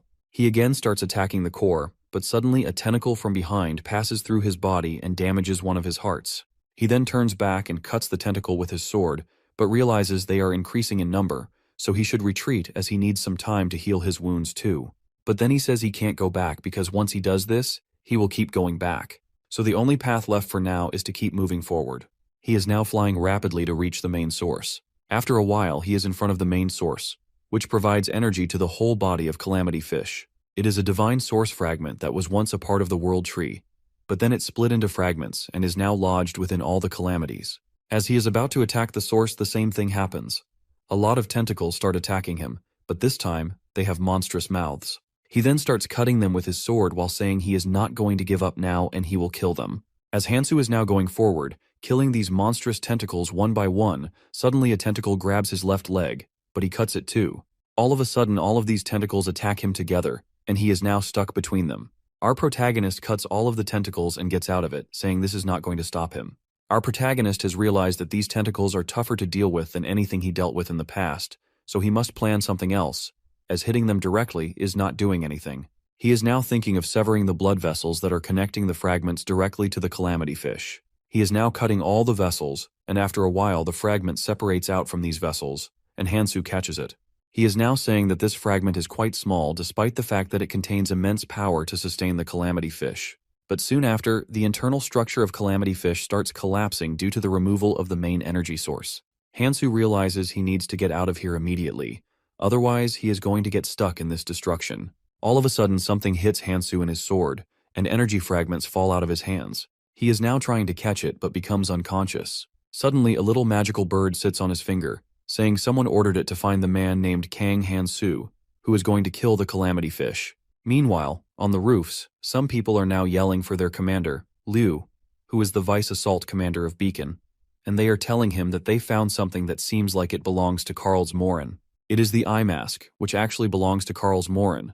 So Liu is thinking about what actually happened to him as he was on the mission to go to Quadratus. One of the members is reporting to him that they also discovered other bodies, and it is confirmed that they were part of Karl's Morin's unit. He is now thinking that all the signs are indicating that Karl's and his members have fallen victim to Hansu. All the other members are asking him what they are supposed to do now, but he is thinking of becoming a commander. So he says, as Karl's is now gone, so they must change the titles first. While he is thinking that, he is different from Karl's Morin, as he became the commander just because he was here a few years earlier than him. He is now asking his members whether they found survivors or some other items too. The clan members are reporting to him that they are searching the whole ship, but it seems like no one survived on this ship. Here, Vice Commander Liu finds a sword stuck between the rocks, whereupon his members report to him that they didn't find runes, but they did find some artifacts inside the calamity fish. He is now taking out that sword, but the sword breaks into pieces while he is thinking that it is impossible that something massive like calamity fish died, leaving no rune behind it. And also, according to the situation here, No one is sure how many items are left inside it in their original form. He then places the sword back in its place and is thinking about Hansu, whether he is alive or not. He orders his men to move forward and find traces of Hansu, while he is thinking that he should check the thousand-lie eye planted in Quadratus to find that man. While walking, his members and he reach the place where the calamity fish's body part is lying, and it's actually the part of its heart that existed. While looking at the condition, he is thinking whether Hansu is really strong enough that he killed the calamity fish alone. But someone interrupts him by calling Master Liu from behind. Here Liu corrects him, saying he is Commander Liu, not Vice Commander. The man is reporting that a large number of travelers are coming here. He is now ordering him to enforce all the members and secure this place so no one can enter it. But his clan members say these travelers are large in number, and they can't stop them, so they must do something else. Now all the travelers are standing on the edge, seeing what just happened, so he ensures his member not to do anything, as they might just be coming because the calamity fish is dead. So there is no point in asking them to stop as long as they don't come closer. Travelers are now talking about calamity fish, and it's actually true this huge monster is dead. Also, they can't seem to believe that someone actually killed such gigantic calamity fish. Sang is also present within them, so he starts saying that he heard there are plenty of artifacts that are hidden inside the calamity fish. He is now yelling at Commander Liu and his members, asking them whether they are going to take all the artifacts for themselves. Now all the travelers are thinking that it's already hard to get the runes here because hunting is very difficult here, so it's better if they succeed in getting even one artifact. Now they are running toward the calamity fish, where Commander Liu and his clan members are already present. Here Liu is yelling that they can't just barge in here because this place is under the management of Beacon. He then orders his members to finish them off, and now all the travelers and clan members are fighting with each other. Here a little eye is watching them fighting, flying above their heads. Then that fly is no longer flying in front of Sophia and then sits on her hand. Sophia is now saying that she is the one who asked the crowd to draw Beacon's attention, but it seems like they are making a big mess while the eye on her hand has disappeared. So here Minchul nervously said that he asked them to spread some rumors. So Sophia is thinking that she might not be able to trust Minchul and Aaron, but still, both of them are quite skilled. But now she is thinking about some people among the travelers, and realizes some of them incited the others on purpose, and is thinking about who they actually are. But then she says it doesn't matter because it turned out good for her. But she is also thinking that they aren't going to last long because they are actually fighting against Beacon, so she must use the opportunity before them. She is now making multiple eyes like before with wings so they can be of help finding Hansu. These eyes are actually God's sclera, and they create a white light and share their vision with the user. But they consume more power if they are in large numbers. Moreover, they are quite difficult to control all of them at once. But to search quietly, she doesn't have any other choice now, and it's already been 3 days, so she must find Hansu now. She is sure that our protagonist can't die this easily, so she is sure she can find him somewhere. Meanwhile, Hansu is lying unconscious on the roots, somewhere near the sea, and the assistant fairy, which was in the tutorial zone before, is trying to wake him up. Here she says that she is going to kiss him if he doesn't wake up now. As she is about to kiss him, Hansu immediately wakes up while the fragment, which was the energy source of the calamity fish, is also lying near him. He is now looking at his body and realizes he managed to recover a little bit before his draconification transformation released. Now he is looking at the fragment and is grateful that he didn't lose it. Here he realizes the one who woke him up is actually no one but the assistant fairy. While the assistant fairy is just floating in the air and is saying hi to him, he asks her what she is actually doing in the red zone. Fairy is now saying that it seems like he is well aware that they can't enter the red zone until something very extraordinary happens. Then she hugs his shoulder from behind and says, "This is true." But she just can't sit still watching him die. And moreover, this situation is so far from just being ordinary. She then says he is the first traveler here who actually killed the calamity fish. And she is also telling him that it's their rule to give bigger awards for bigger deeds. She then tells him that the calamity fish wasn't meant to be hunted, so there is no such award. But not giving him an award would be very shameful, while Hansu is getting annoyed because of her. She is now thinking that he must not have come here with good intentions, as he seems to enjoy the cruel and difficult situations. She is now saying that they gave a lot of thought to what they should give to him as a reward.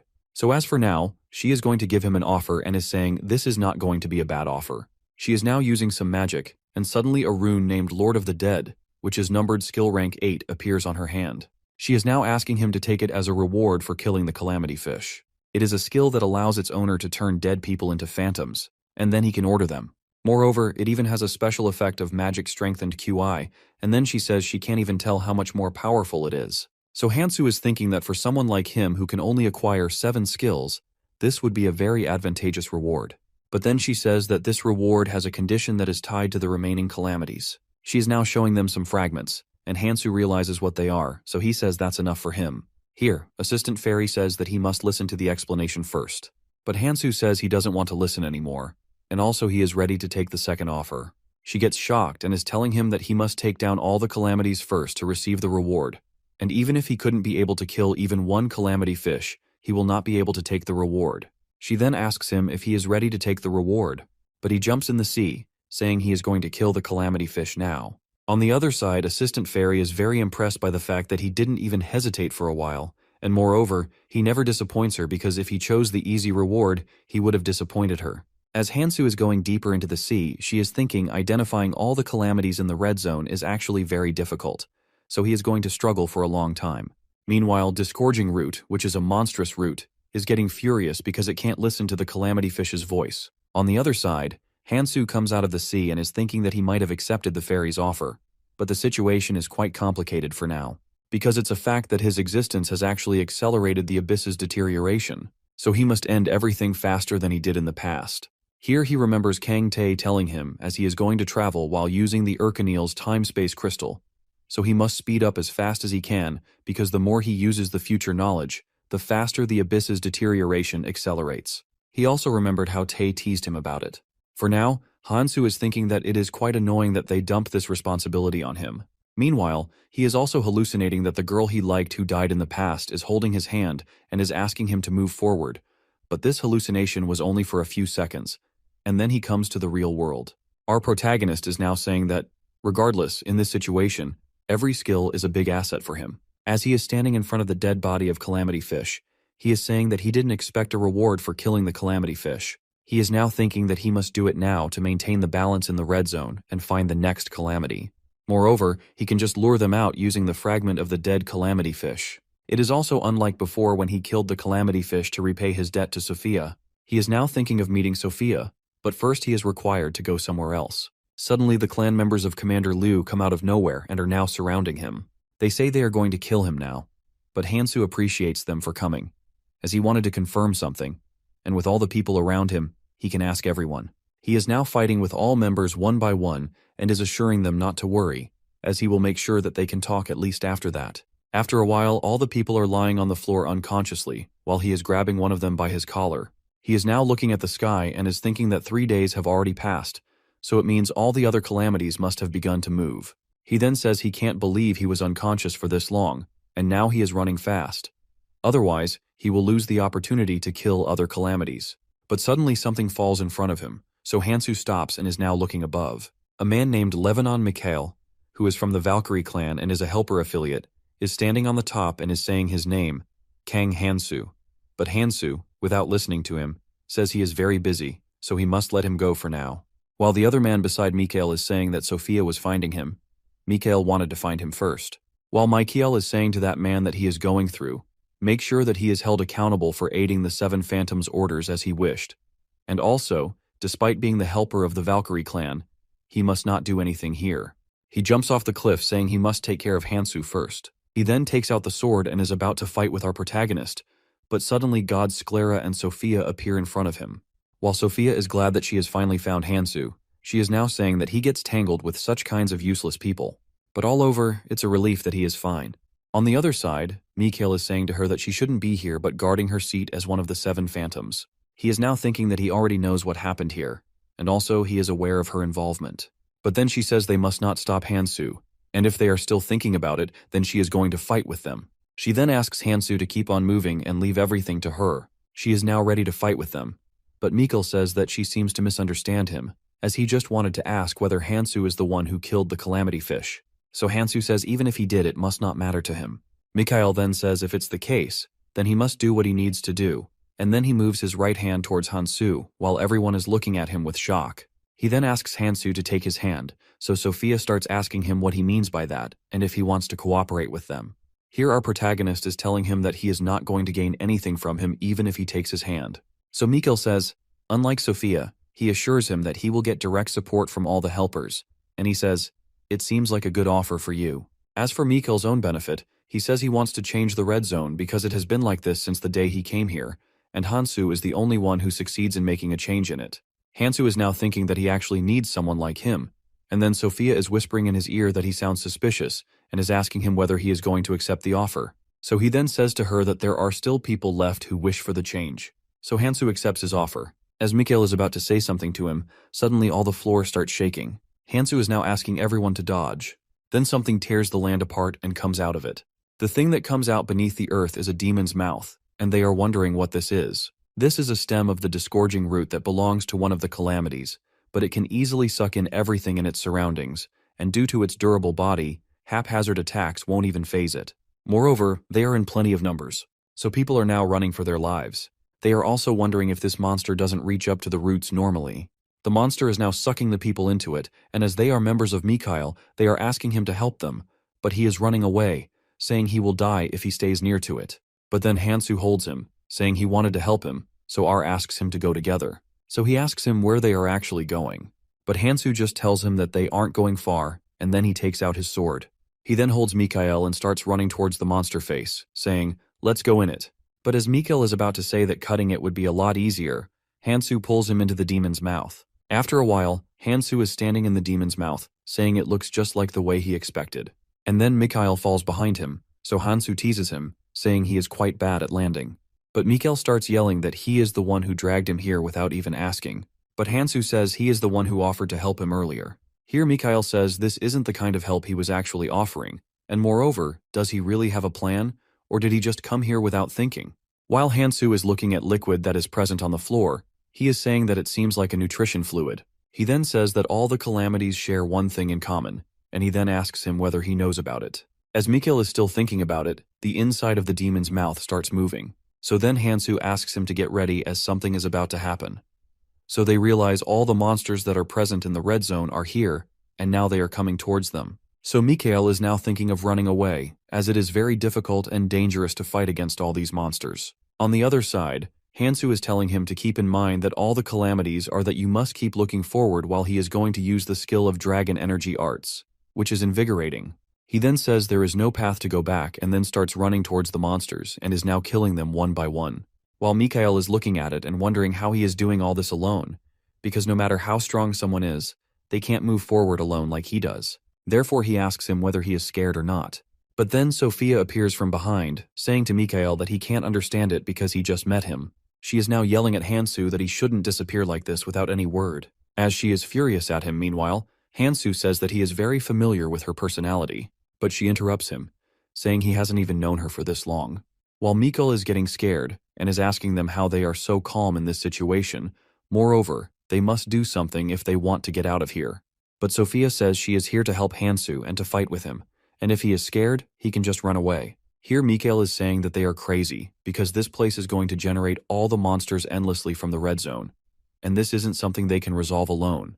As Hansu and Sophia are fighting with the monsters, Mikhail is also fighting with the monster using his artifact, which is Wind Path, and also says that this is actually very foolish, but he is going to help them, as he was the one who gave his word. He then says to Sophia that he will also get to see the true strength of the seven phantoms, and above all, he will get to see the strength of Kang Hansu, as he is expecting even more changes in the red zone from Hansu, as he is the one who succeeds in making a change for the first time in a while. Meanwhile, Sophia is thinking that he can easily tell after a little while that Hansu actually has that kind of strength that everyone talks about, which is the strength to change everyone and to lead everyone. Now 3 of them are fighting with all the monsters. After a while, Mikhail says that they are actually holding out for now, but it seems like they are being pushed back, and moreover, they don't know till when they are going to hold these monsters out.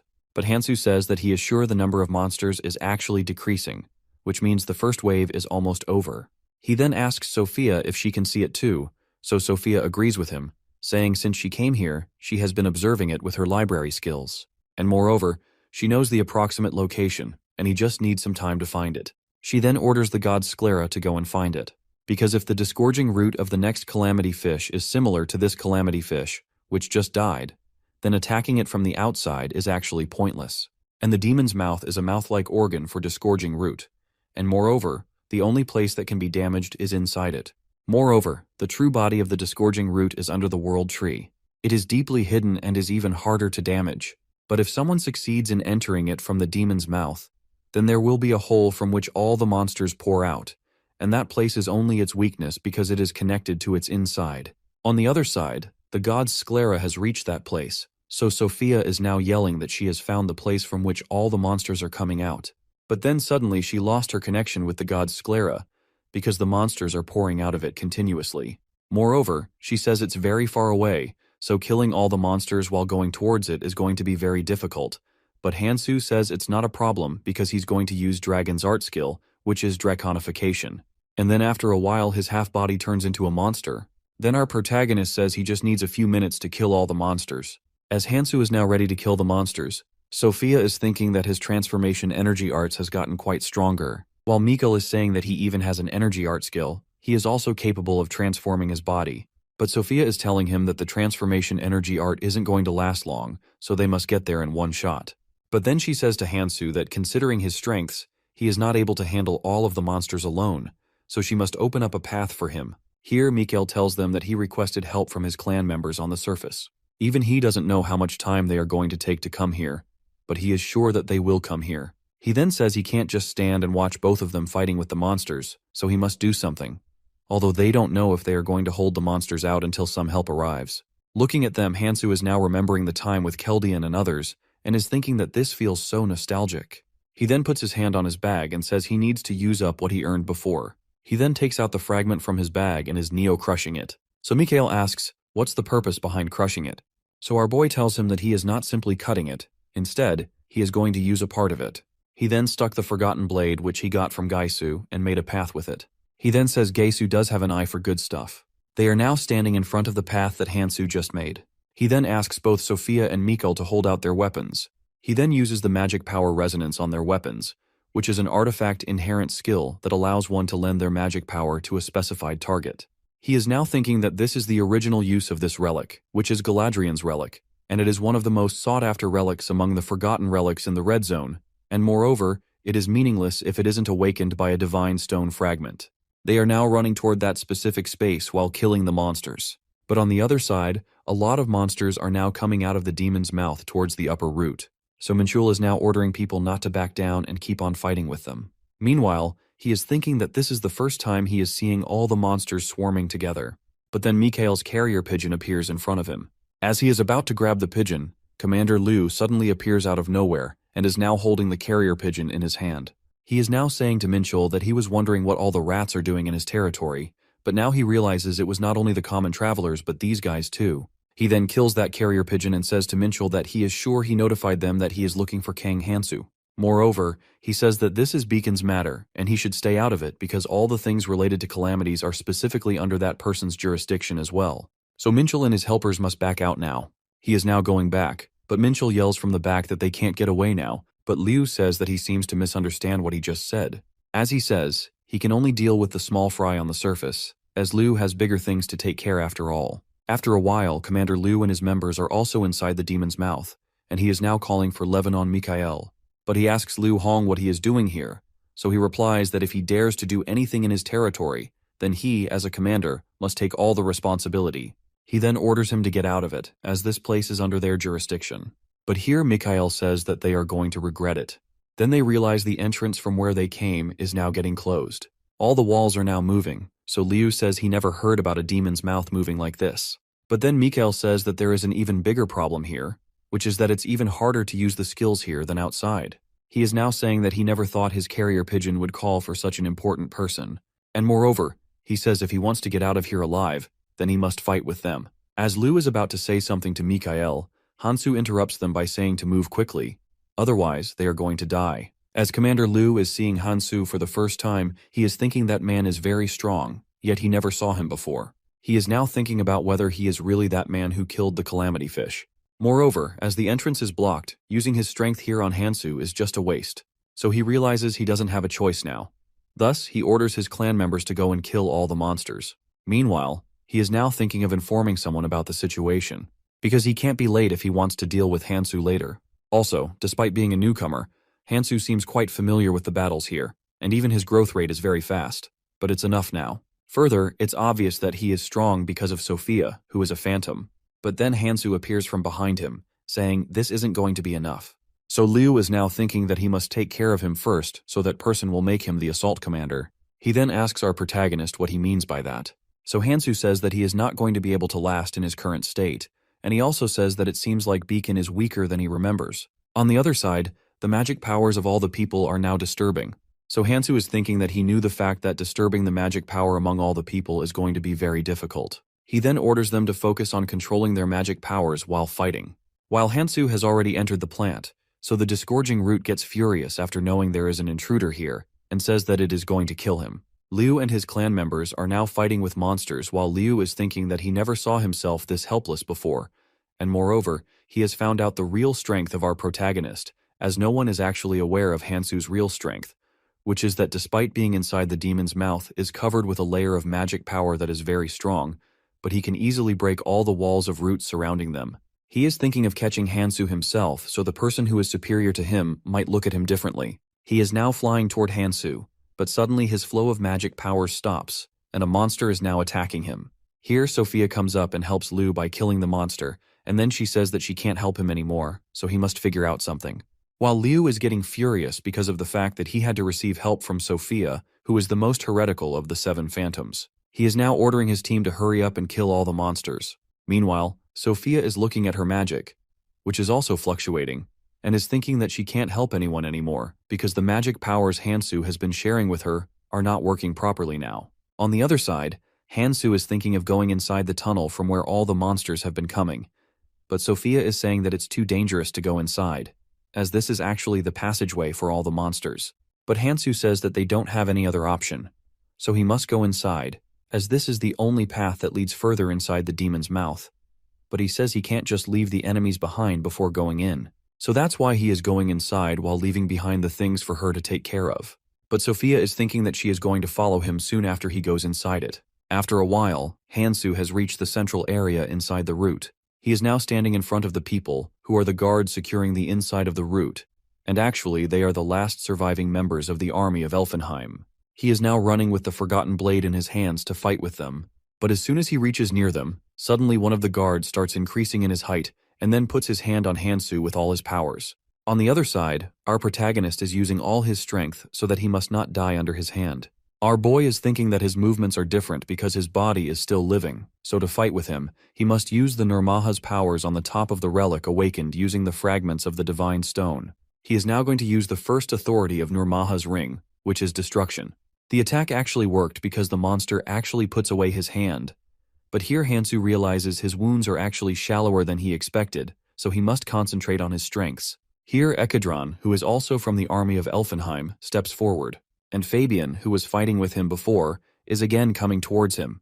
Meanwhile, Hansu is thinking that they are 2 dead generals of Elfenheim who are now guarding the disgorging root. Moreover, the authority is not even helpful in damaging them, because they are using a relic to block it. These were actually the protective devices of Elfenheim used for guarding the plant, and moreover, it's been a long time since Elfenheim has fallen, but they are still active. Even more, their attacks are incredible, as mediocre attacks won't do such a thing. He is now thinking that his right arm shattered in the last attack, so his growth rate until now is not actually bad. He is now looking at his stats and is thinking that despite the fast growth rate and also the use of a red rune, he still wasn't able to completely block the damage. Moreover, he distributed his strength among Sophia and others so they can clean up the things behind him. All these things are according to his plan. Now there is only one variable that is left, and it's the fact that the generals of Elfenheim are excellently using the relics because, as for himself, he used the fragments of divine stones to awaken the relics. But utilizing them perfectly is a different thing, so he must draw out as much strength as he can from the divine stone and the relic. As his target is not only the generals of Elfenheim, he is now looking at the disgorging root behind them, and is saying that this is his real target, which is providing strength to the generals and the calamities too. As he is thinking about it, a crowd of corpses starts getting out of a hole, which are actually Galadriel's army, and he is wondering if the second security device has actually activated. Our protagonist is now looking at them and says that it's a battle of numbers, but he also has something prepared for it. As Hansu is now fighting with these monsters, on the other hand, Sophia, Mikael, Liu, and other members are coming out of the hole and are running towards him. All of them are now fighting with these monsters while someone says that they just got rid of the monsters to come here, but now they have to fight with the army of zombies here. Moreover, they are very strong. Here Sophia is looking at the army and is thinking that the Galadriel army is actually being controlled inside the stomach of the Calamity Fish because originally they were an army to protect this place. Meanwhile, Liu is thinking that he didn't realize the battle was going to be at this scale, and moreover, he says it doesn't seem like things will go according to his plans, and is wondering how much further Hansu is going to take this battle. Meanwhile, Hansu is trying to damage the root, but realizes it's actually recovering way too quickly. Moreover, the two generals attacking him simultaneously is also a big problem here. He is now thinking that his body isn't going to last long if he keeps using the dragon energy arts at this rate, because he is forcing the draconic strength to heal his body while also utilizing the magic power, so that's why he feels like his internal blood vessels are about to burst. He then plans to aim for only one thing, which is the central heart. Elfenheims were the army that once ruled over the Red Zone in the past, and to control the ecosystem, they created this world tree, and they created a plant too, which they hid beneath the world tree, which is actually the foundation of the world tree, and also creates all the life in the Red Zone. But over time, the plant ceased to function because of calamities. Then the disgorging root was created to support the plant, but then it became a being of calamity, which explains the reason why the plant is now berserk.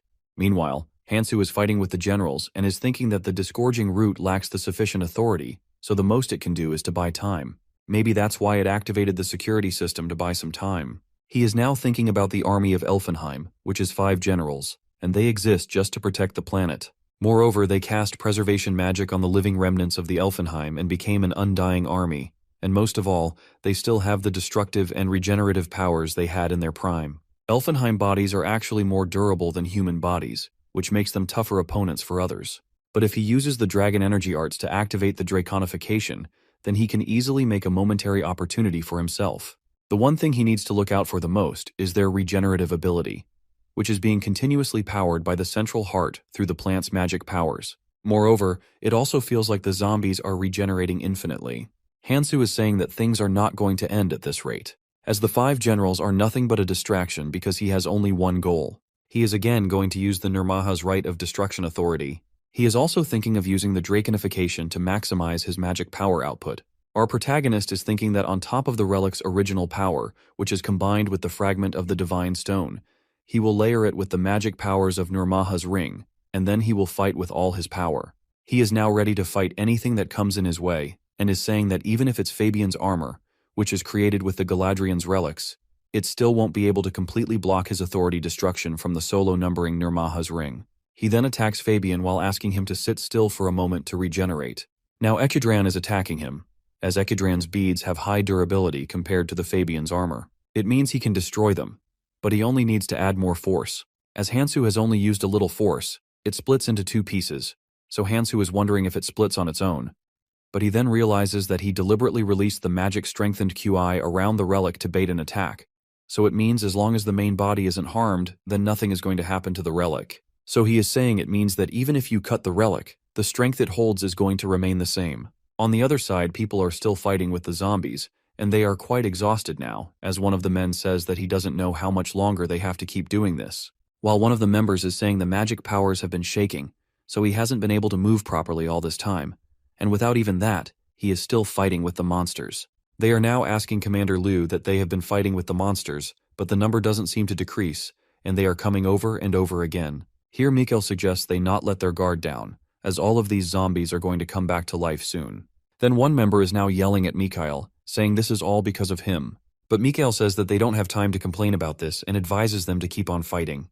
But then Sophia appears in front of them, and all of them are now looking at her. So she asks them to forget everything, and only focus on fighting with the Galadriel army, because otherwise they will die. Meanwhile, Liu is thinking that he thought Sophia was the one who actually killed the Calamity, but after watching her, he realizes who truly knows everything and takes all the actions. Moreover, he must report about Hansu to that person, as he is actually stronger than they imagined. On the other side, Hansu is still fighting with the generals, and is thinking that when he blocks one, 2 others come out, so it's impossible for him to block them all at once. Moreover, dodging is impossible no matter what he does. Then one of the generals attacks his leg, and he feels the pain like his leg is being torn off. Our protagonist is now going forward, and is thinking that if this is the extent of the damage, he must use the rebound to push through them. As he is thinking that he must land one strike successfully, and it's fine if he gets hit in his process. But then Ekidran attacks his arm. He then traps Ekidran to go in front of the stone, and as Ekidran is now ready to attack him, Hansu suddenly attacks the stone behind him, which was his actual plan, as that stone is the energy source for the generals and the other monsters too. He then says, Let's put an end to this, and attacks the generals with all his powers, and after a while, he has now killed the generals. On the other side, the Galadriel knights have also stopped moving, so Sophia and Mikhail are wondering if it's really over. Here Hansu appears in front of them with Fabian's bracelet in his hand and is telling them that the energy source is gone, so they are safe for now, but this is actually the beginning, as they need to move towards the next location. So Lu asks him if he is really planning to go further than him, and clan members of Beacon are going to pull out because they are not foolish enough to take such a dangerous path. Moreover, they followed his lead before because it was an emergency, but they don't actually take his orders, so they aren't obliged to join him further. Here Hansu takes out his sword and swings it in front of Liu as he is about to kill him with the sword while Liu is asking him to take their own paths. Here Commander Liu realizes what Hansu just did, so he becomes furious and starts asking him how he actually dared to attack him. But Hansu says he is misunderstanding it, as he wasn't trying to attack him. Rather, he was just simply forging the path he is going to take. He then asks them if they can hold their breath as he points behind their back. As all of them turn, they realize all the seawater is actually coming towards them. Now all the members and even Commander Liu are drowning in it. After a while, the seawater is now gone, and Liu is getting furious at Hansu as he tried to drown everyone here. And he also says that he can't believe he did this as they were trying to leave. He is now saying that he doesn't have any options but to use the world tree feather to get out of here. But when he takes out the feather and is about to use it, he gets the message that he can't use it here. Commander Liu is very confused and is saying that he can't use the artifact here, which is actually used to go anywhere in the real zone. Meanwhile, Hansu is standing quite near with his back towards him. So here he says to Liu that he seems like he still doesn't understand the red zone, as he can't use any artifact or even a feather inside the calamity fish or the world tree. More precisely, it means that as they are not inside the dungeon, these artifacts won't activate. It is because a fragment of divine stone is restricting its usage. He is now standing at the place where the disgorging root is parasitizing the world tree, which is inside of the world tree's roots and also the center of the red zone. While looking at relics of 5 generals in his hands, he says that they are closer to the place where the plant is present. He then said that he brought the relics of 5 generals, so he must awaken them using the fragment of a divine stone.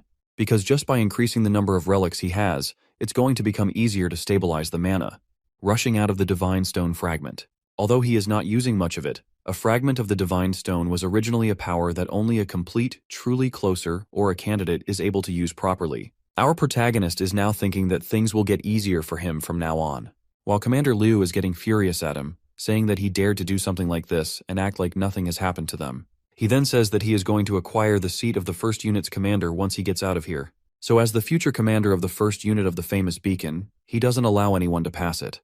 But our protagonist interrupts him, saying if they want to leave, they can, because it's actually faster to take down the main body. Moreover, everyone here possesses formidable resistance, so they are actually able to hold out against the poison quite well. After listening to our boy, one of the members says that it's actually better than being burned. On the other hand, Commander is now yelling at Hansu, asking him not to talk back to him, as he does not allow anyone to give him orders. But Hansu just turns away, saying he can do anything he wants, as it is not going to change anything. Moreover, it is going to be less dangerous, so it's up to him if you want to follow him or not. But then he says it's a better choice to follow him, because then they will be able to leave this place safely. Hansu is now assuring people that he is certain the red zone is going to change in an unprecedented manner. Mikhail and other members are now listening to our protagonist carefully, so he advises them to not miss the opportunity of following him. People are now wondering if the red zone is actually going to change, as all of them wish for this place to change into a better one. Here Mikhail is saying that the red zone has never changed since the day he came here, and Hansu is the one who succeeds in changing it. Therefore, he says he needs a gale to shift the stilled tides. Thus, they actually need someone like our protagonist. Meanwhile, Hansu is now just walking forward. So Mikhail says from behind that this is the reason everyone should be careful about what they wish for. But Liu says that Beacon is going to act indifferently, and he is also saying to Hansu that even if he asks them to lend their strength to him, they are not giving him because it's already too late now, and he says he is going to make sure Hansu suffers for daring to look down at him. Here Hansu simply says, "Yeah, sure," because he can't just simply drag them with him. Meanwhile, he is also thinking that he was acting up to Eris's expectations as much as he could, but there are always some exceptions. Commander Liu is furiously asking him if he is going to keep looking down at the beacon while he is looking at Sophia, who is standing quite far away from them because she is looking somewhere with the god Sclera and is whispering that something is strange about it. She is saying that Hansu might be wrong this time because she is sure that her observation skills have detected movements in their vicinity. Meanwhile, on the roots, people are still fighting with the monsters. Meanwhile, Hansu is thinking that these are malformed monsters and wondering if the plant is going berserk, as these creatures don't look like complete beings, and it feels like they weren't meant to live in a proper ecosystem. Moreover, he is sure that they are going to die once they exhaust their life force, but until then, they are going to consume everything in their sight. Hansu is also wondering how the disgorging root lost its control over the plant. He is now saying that such haphazard measures aren't going to stop him, and here he is also wearing that Fabian's bracelet. Meanwhile, on the roofs, helpers are giving their reports while travelers are saying that they need more supplies. On the other side, someone is ordering a boy named Johann to bring the nutrition fluids. He is now going around doing all the heavy work and is saying that things have been a total mess over the past few days, and is saying that the story that someone killed Calamity Fish was nothing, just an absurd story. But he realizes this is actually true. He is now thinking that when he first encountered the Calamity Fish, he still remembers how his hands were trembling, and is wondering when Hansu actually started his planning to kill the Calamity Fish. Meanwhile, Sang is listening to all this, and he is now standing in front of him and is asking him whether he met Hansu before. He gets very scared as he remembers what Carls did with him before, and is thinking that he might be another group that is looking for him. And moreover, he doesn't even know where Hansu is this time. So Johann says that he doesn't have anything to say to someone he doesn't even know. Moreover, the place is full of helpers, so he says that using force on him is not going to be a good idea. But Sang says that he seems to misunderstand him, as he is not here to fight with him. He then apologizes to him, saying he forgot to introduce himself before, and he then tells him his name, which is Choi Sang-jin. Then he says that he is curious about Hansu, as he is his friend. So Johann says that he actually took a while to come here and it seems like he finally made it here because of Hansu's help. And he then says that it's the same as on the boat, as Hansu helped him a lot too. He says he realized Hansu is actually different from others the moment when he brought that boat and asked everyone to get in it. But then he stops and says he wants to ask Sang-jin something. He then asks him what Hansu is actually aiming for. Sang says that if he is asking him for the specifics, he doesn't know about it. But Johann asks him if he is really his friend. Here, Sang starts telling him that Hansu always has some plans that he doesn't tell anyone, and moreover, he is not the kind of person who explains the little things to people. But Johann is looking at him and is thinking about Hansu. That's why he does this. Meanwhile, Sang is thinking that it doesn't matter anymore, as he is going to resolve everything himself. Here he remembers the time when he asked our protagonist to use him, and also the fact that he was actually saved by Hansu. He then says that this is the reason he decided to follow the same path that Hansu is taking, so that he can help him whenever he needs it.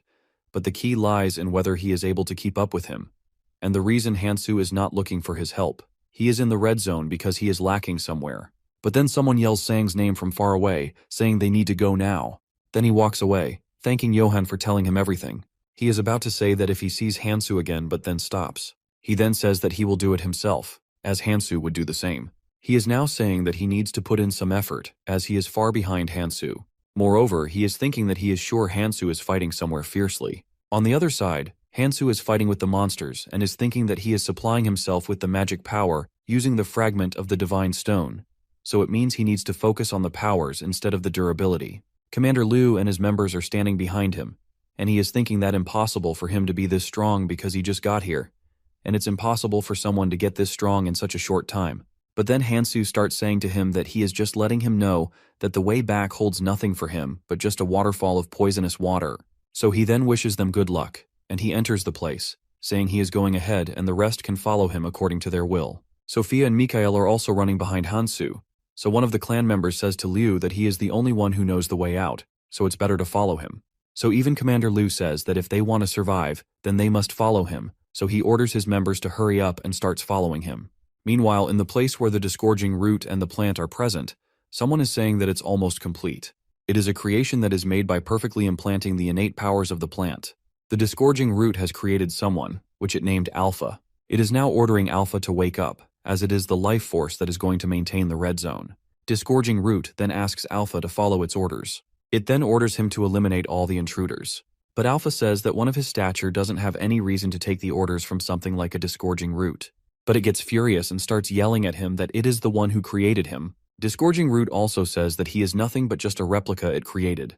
But Alpha gets very furious and asks how it dares to claim to be his creator. He then attacks the Disgorging Root and asks the Root to hand him the key to the armory. But the Disgorging Root becomes furious at him. It is asking him how he dared to attack his own master. Here, Alpha calls the root a fool and advises it to ponder on the situation as it is continuously pumping out the monster to defend itself, and due to this reason, it is not able to restore the plant. Moreover, this is the reason he is asking it to hand over the keys, as he is the one who can fight with them.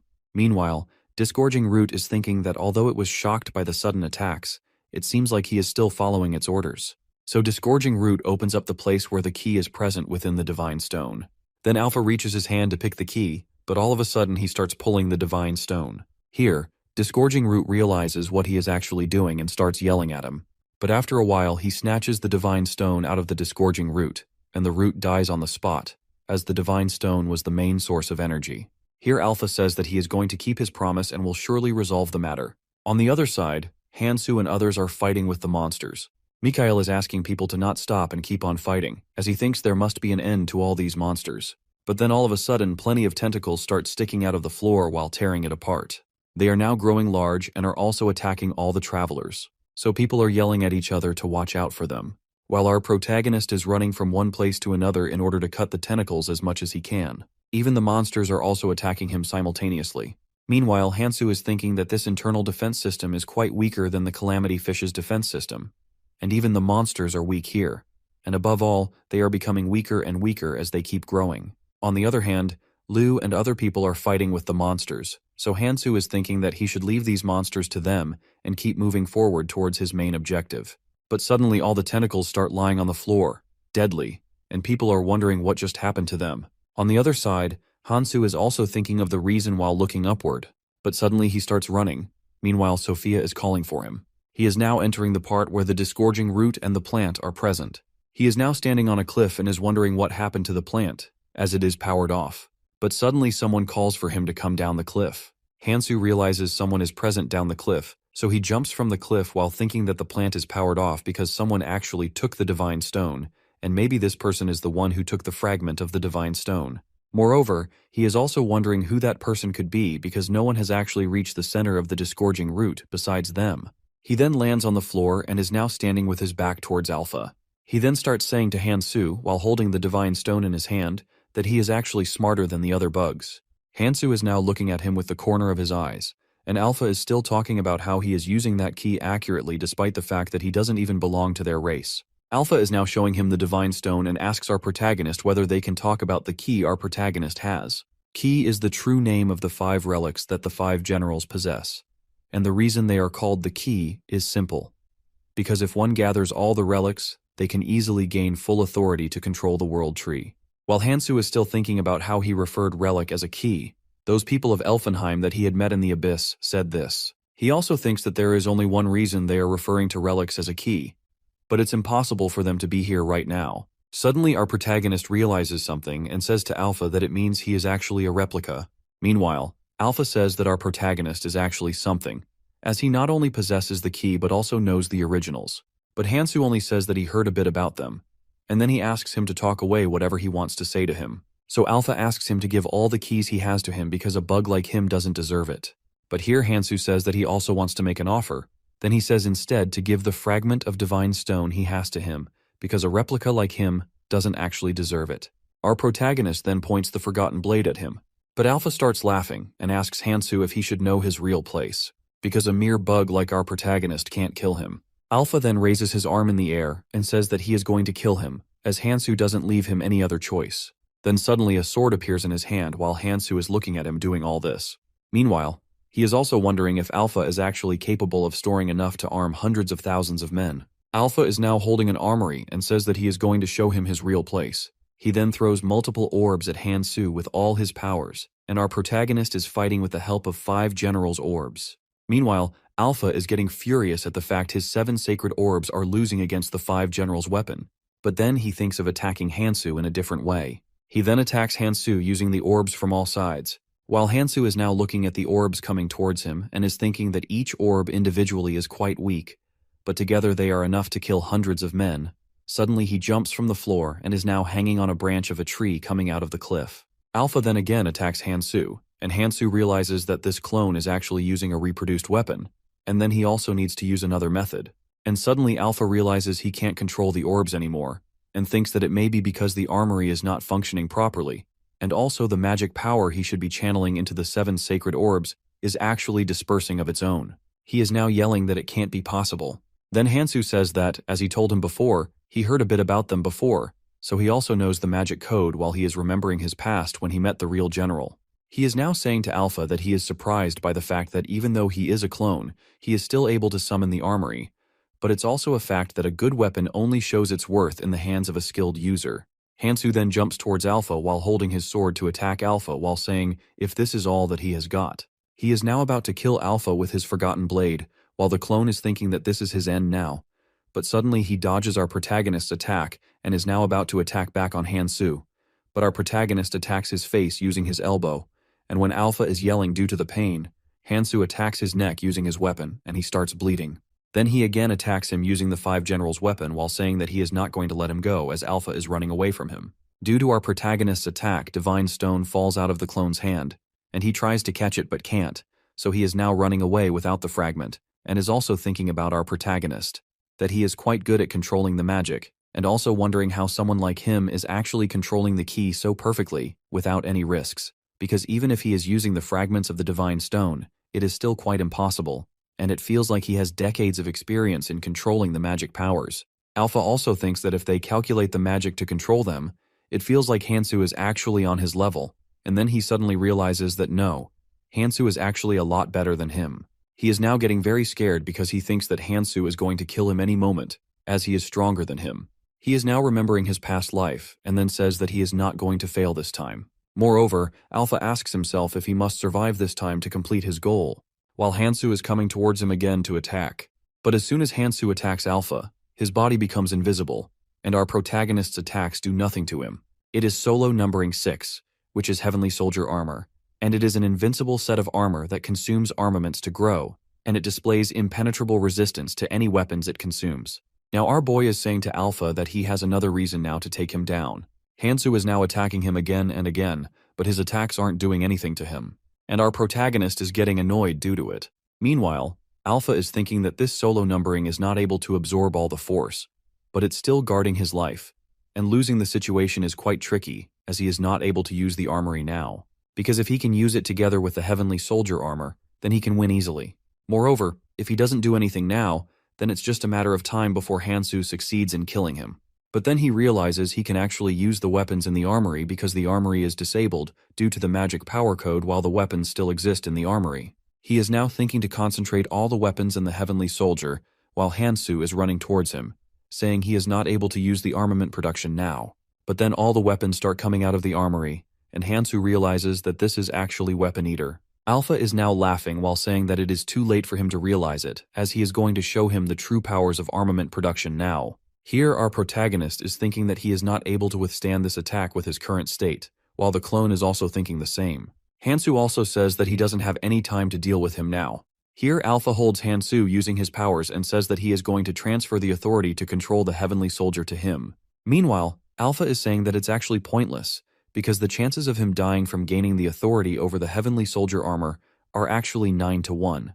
It's not plausible in the beginning, but soon after having all the Heavenly Soldier armor and all the weapons inside the armory, the succession test becomes more difficult. Meanwhile, the clone is also thinking that Hansu would have been consumed by the Heavenly Soldier armor by now, but he is rather holding out pretty well. Alpha is now thinking that he is not going to be able to use Heavenly Soldier armor after the protagonist dies, so he should just leave him here and go to the World Tree first. Meanwhile, Hansu is struggling to fight with the powers within him, which are actually trying to kill him.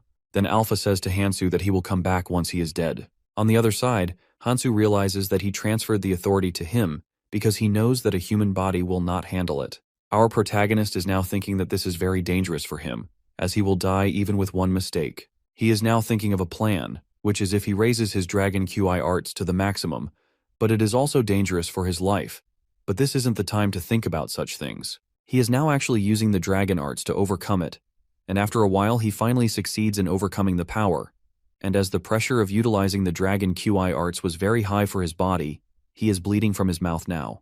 Our protagonist is now looking at the blood on his hands and is thinking, even if he used it for a brief moment, the burden was still very high for his body, and moreover, he is actually not at a level where he can freely use these powers, so he must seal the powers for the time being. He is now looking for Alpha and realizes he is not here while he is also looking at the divine stone, which is lying on the floor. He then picks up the divine stone while saying that he must leave the place by teleportation because he wouldn't leave the divine stone behind. He is now able to use the heavenly soldier's armor and is thinking that he likes this power as it moves according to his will. Heavenly soldier armor has another great effect other than its weapon-eating ability, and it displays even greater defensive capabilities against weapons that are the same kind of whatever it consumed before. Hansu is now looking at the armor around him and is saying that the heavenly soldier armor has already undergone red evolution, and also maybe it is because that Alpha actually fed all the weapons to the armory, so this armory is not going to need any feed for a time being. On the other side, monsters are not coming out of the hole anymore, and other travelers are wondering about it. Moreover, they are also looking for Kang Hansu. Sophia is telling them that she actually saw him getting out of here, but then Liu interrupts her by saying that he actually abandoned her and others, and moreover, he was the one who asked others to follow him. But then Mikhail says to him that they also must consider that Beacon has been following the same Hansu all this time. So Liu becomes annoyed and says that they didn't have any other option than this, because this is also Hansu's fault. If he hadn't submerged them in the seawater, they would have been able to leave this place, as Beacon wanted to withdraw from the start. Then Commander Liu asks them to say something if they think he is wrong in this. He is now again asking them about Hansu, but all of a sudden our protagonist appears from behind him, so Liu gets flustered and starts asking him when he got back and where he actually was. Hansu tells him that he was out to take down the main body. Mikhail asks him if he succeeds in it, so Hansu says that the main body is dead, as someone has already killed it before him. He is now asking them to follow him so they all can go towards the surface now. He is now looking at Liu and saying that they all have their free will if they want to listen to him or not, because he never gave any orders to anyone, and also that he hopes they are not going to make him repeat his words. Here Mikhail is teasing Liu by making the face he made before when Hansu appeared from his back. Liu is getting furious at Mikhail, while Hansu is thinking that the main one has already been taken down, and he also succeeds in obtaining the fragment of divine stone. But that clone is still bothering him because he looked like he was able to wield all the king's authority, and moreover, if he is able to do this, then things are going to get worse. He is now thinking about Alpha, and it feels like he is headed directly towards the flower. On the other side, Alpha has actually reached the flower and is saying that it was worth it to sacrifice the heavenly soldier armor, as he can easily possess all of the king's authority now. But he is now yelling at the flower that it is still sleeping as the world tree has already withered and Elfenheim is no more. And then he says, "Are humans really going to replace them?" Moreover, he must correct the errors he made in the past. To revive his kin all for the Acheron, he must correct the mistakes now. He is now walking away from the flower, saying to his king that he is so cowardly that he failed to save the kin and even failed to save the Elfenheim, and at the end he even lost himself, and he also says that he is going to everyone. He is now thinking of Hansu, that his first step is to get the key he possesses, and he also must recover the Galadriel's sword, Echidran's beads, and Fabian's bracelet from Hansu. As Fabian and Echidran existed as two yet one, so he must possess both of their belongings, and after recovering the administrator's authority, he must enter the flower. But this process requires great powers, but not tricks. He is now thinking that he should use Ouroboros. Alpha is now getting down a big tree, jumping from one branch to another. As he reaches the floor, ants looking like monsters are now standing in front of him, but then he can order them to move away as he is their creator. He is now looking at these monsters while thinking that the original failed miserably at the end. And moreover, the original also lost its kin, so it lost the authority too. And as for now, he is the original. Then he starts laughing and says that from now on he is going to be the real Techeron. Now the Hansu and others have come out of the demon's mouth. Now other travelers are helping them as they are seriously injured while saying that they thought they had died while fighting and are not going to come back alive. On the other side, Sophia is just lost in her thoughts, so Mikhail asks her about what she is thinking while standing behind her. She then turns back to look at him, but then he says that he is sure they are thinking the same thing, so asking her is actually pointless. He then starts talking about Hansu, that he is the one who killed the disgorging root and calamity fish, and a lot of things have changed in the red zone since he has arrived. He then said that, honestly, he wanted to give up. And moreover, the person superior to him also said the same thing, because everyone thought that no one was actually able to kill the calamity fish. But at the end he succeeds in killing it and proves everyone wrong. Moreover, he did it alone. He then says that the person who is superior to him will surely like Hansu. Moreover, our protagonist is going to cross over the orange zone just fine as well. While Sophia is thinking that the red zone is going to be a safe place from now on, which means the people coming from the tutorial zone are going to survive, If things happen the way she is thinking, then her siblings might also succeed in surviving in the red zone too.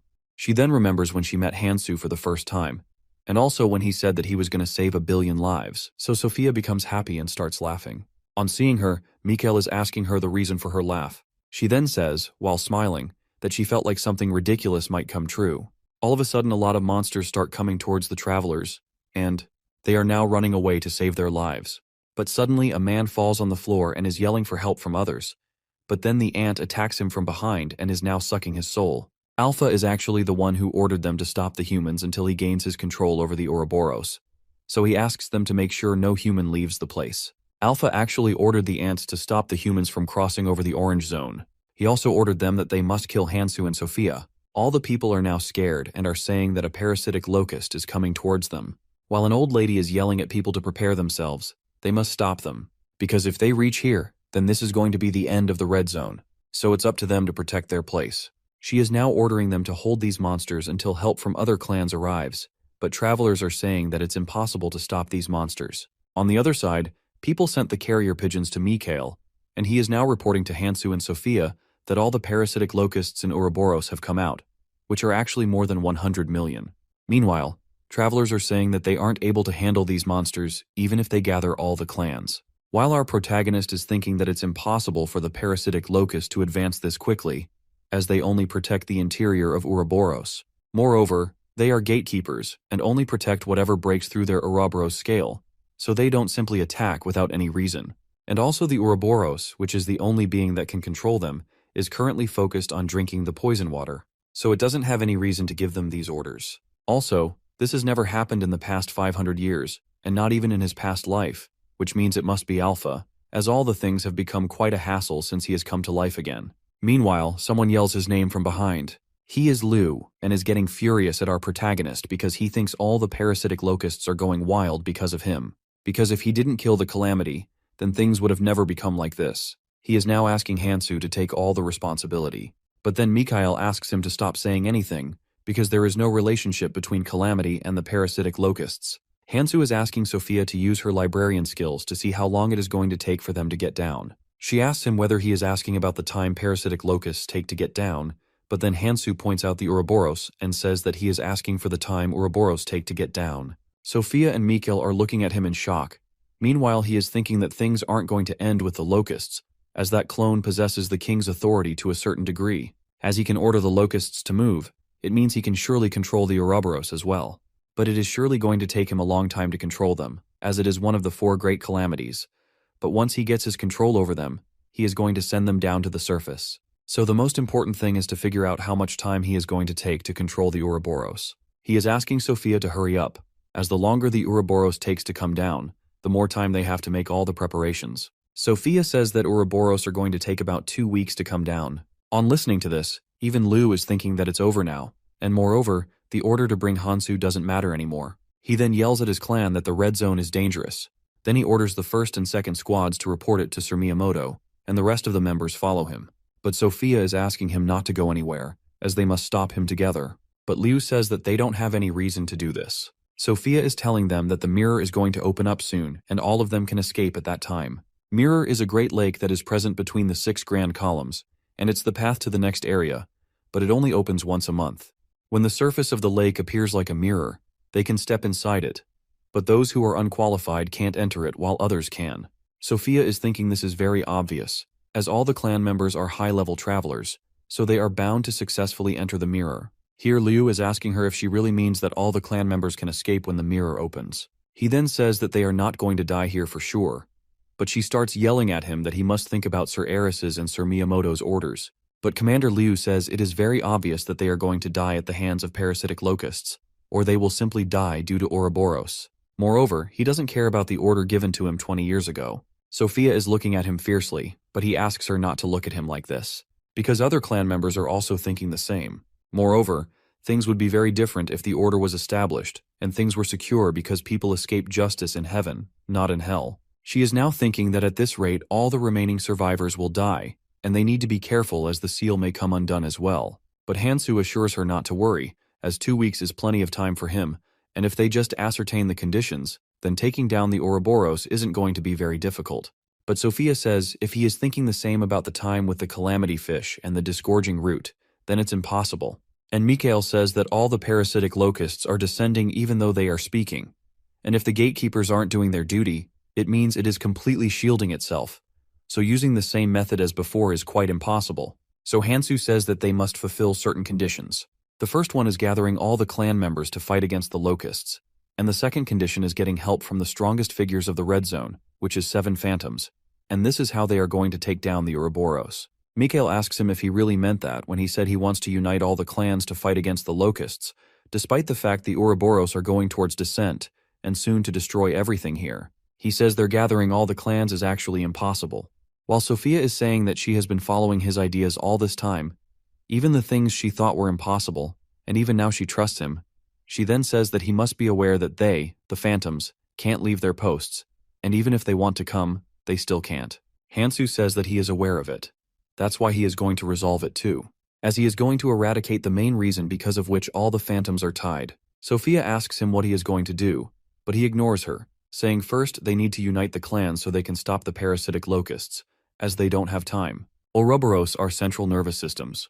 On the other side, people are fighting against the locusts, while Alpha is looking at him while sitting inside the Ouroboros. He says that they are holding out better than he actually thought, but it's actually meaningless, as the locusts are high in number, and suppressing the humans is only a matter of time, as he himself can't afford to kill these many humans. Even if every one of them is actually a valuable resource, he still needs quite a population to remain. He then realizes some vermin are actually trying to escape the red zone.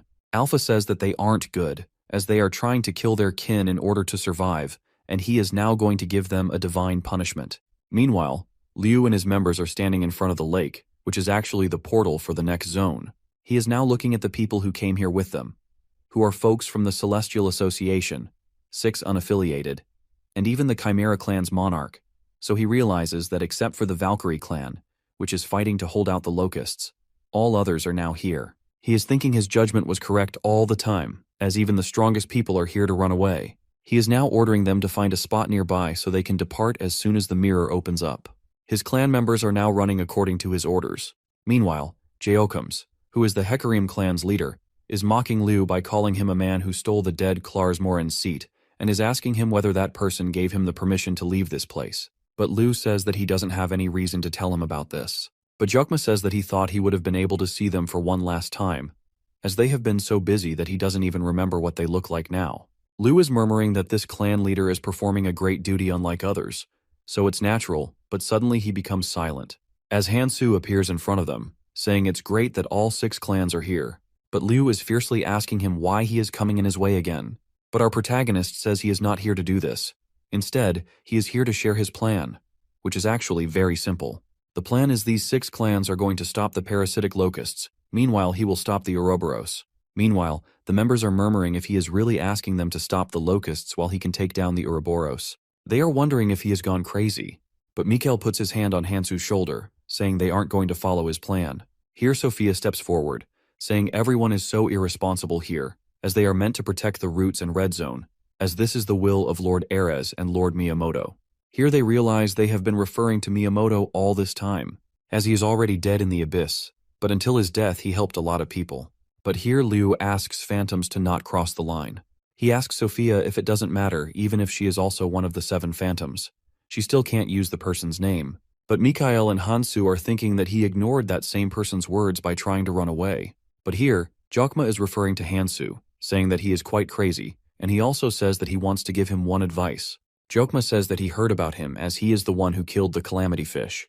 And also, this is actually a shame that he is not fighting, but a clan actually acts for its own benefit. He then says they would fight at a loss, as they only need to hold them out for 2 days, and then they can go to the orange zone, and as every person can only save itself, so let's not come in each other's way. But then Hansu says he already knew that he wouldn't be able to get through him, as they are coming, so it's better for him to experience how harsh the world actually is. The group then starts shaking, and people are getting terrified. But Jokma asks them not to be scared. They only need to hold out the locusts for 2 days, and they can go toward the next zone. But Hansu says this is exactly not what they are thinking, as the movement is quite strong. He is saying that there is only one thing that can cause such movements on the roots, which is Ouroboros. It means they are now moving. The Ouroboros are now attacking, and Liu is yelling about what is actually happening, as they were supposed to come down in 2 weeks. But Sophia says this is now the Ouroboros, which is coming, but it's only moving the tail. People are getting scared by the fact that the ground is moving to this extent only when the Ouroboros is moving its tail. Then what will happen if it actually comes down? Hansu says that the Ouroboros are trying to block the mirror. People are now running around as the Ouroboros is moving its tail back and forth. On the other side, Sophia is making a shield above her, Hansu and Mikhail, while Hansu says that he has another request, so Sophia asks him to speak away. Now the tail has fully covered the mirror, and as for now, they can't even go to the next zone. As they are still thinking about this, someone yells, "Commander Liu, the parasitic locusts are now coming towards them." He is ordering his members to retreat, and they must run away as fast as they can. Other clan monarchs are also ordering their members to move quickly, while Jokma members are asking him to give them orders. While he is thinking that the Ouroboros' tail has already blocked off the mirror, an infinite number of parasitic locusts are coming down to attack them, and if they want to go to the next zone, then they must kill all of them first. However, it's impossible considering their numbers, but they have no other options. His members are now asking him whether he is trying to get them killed.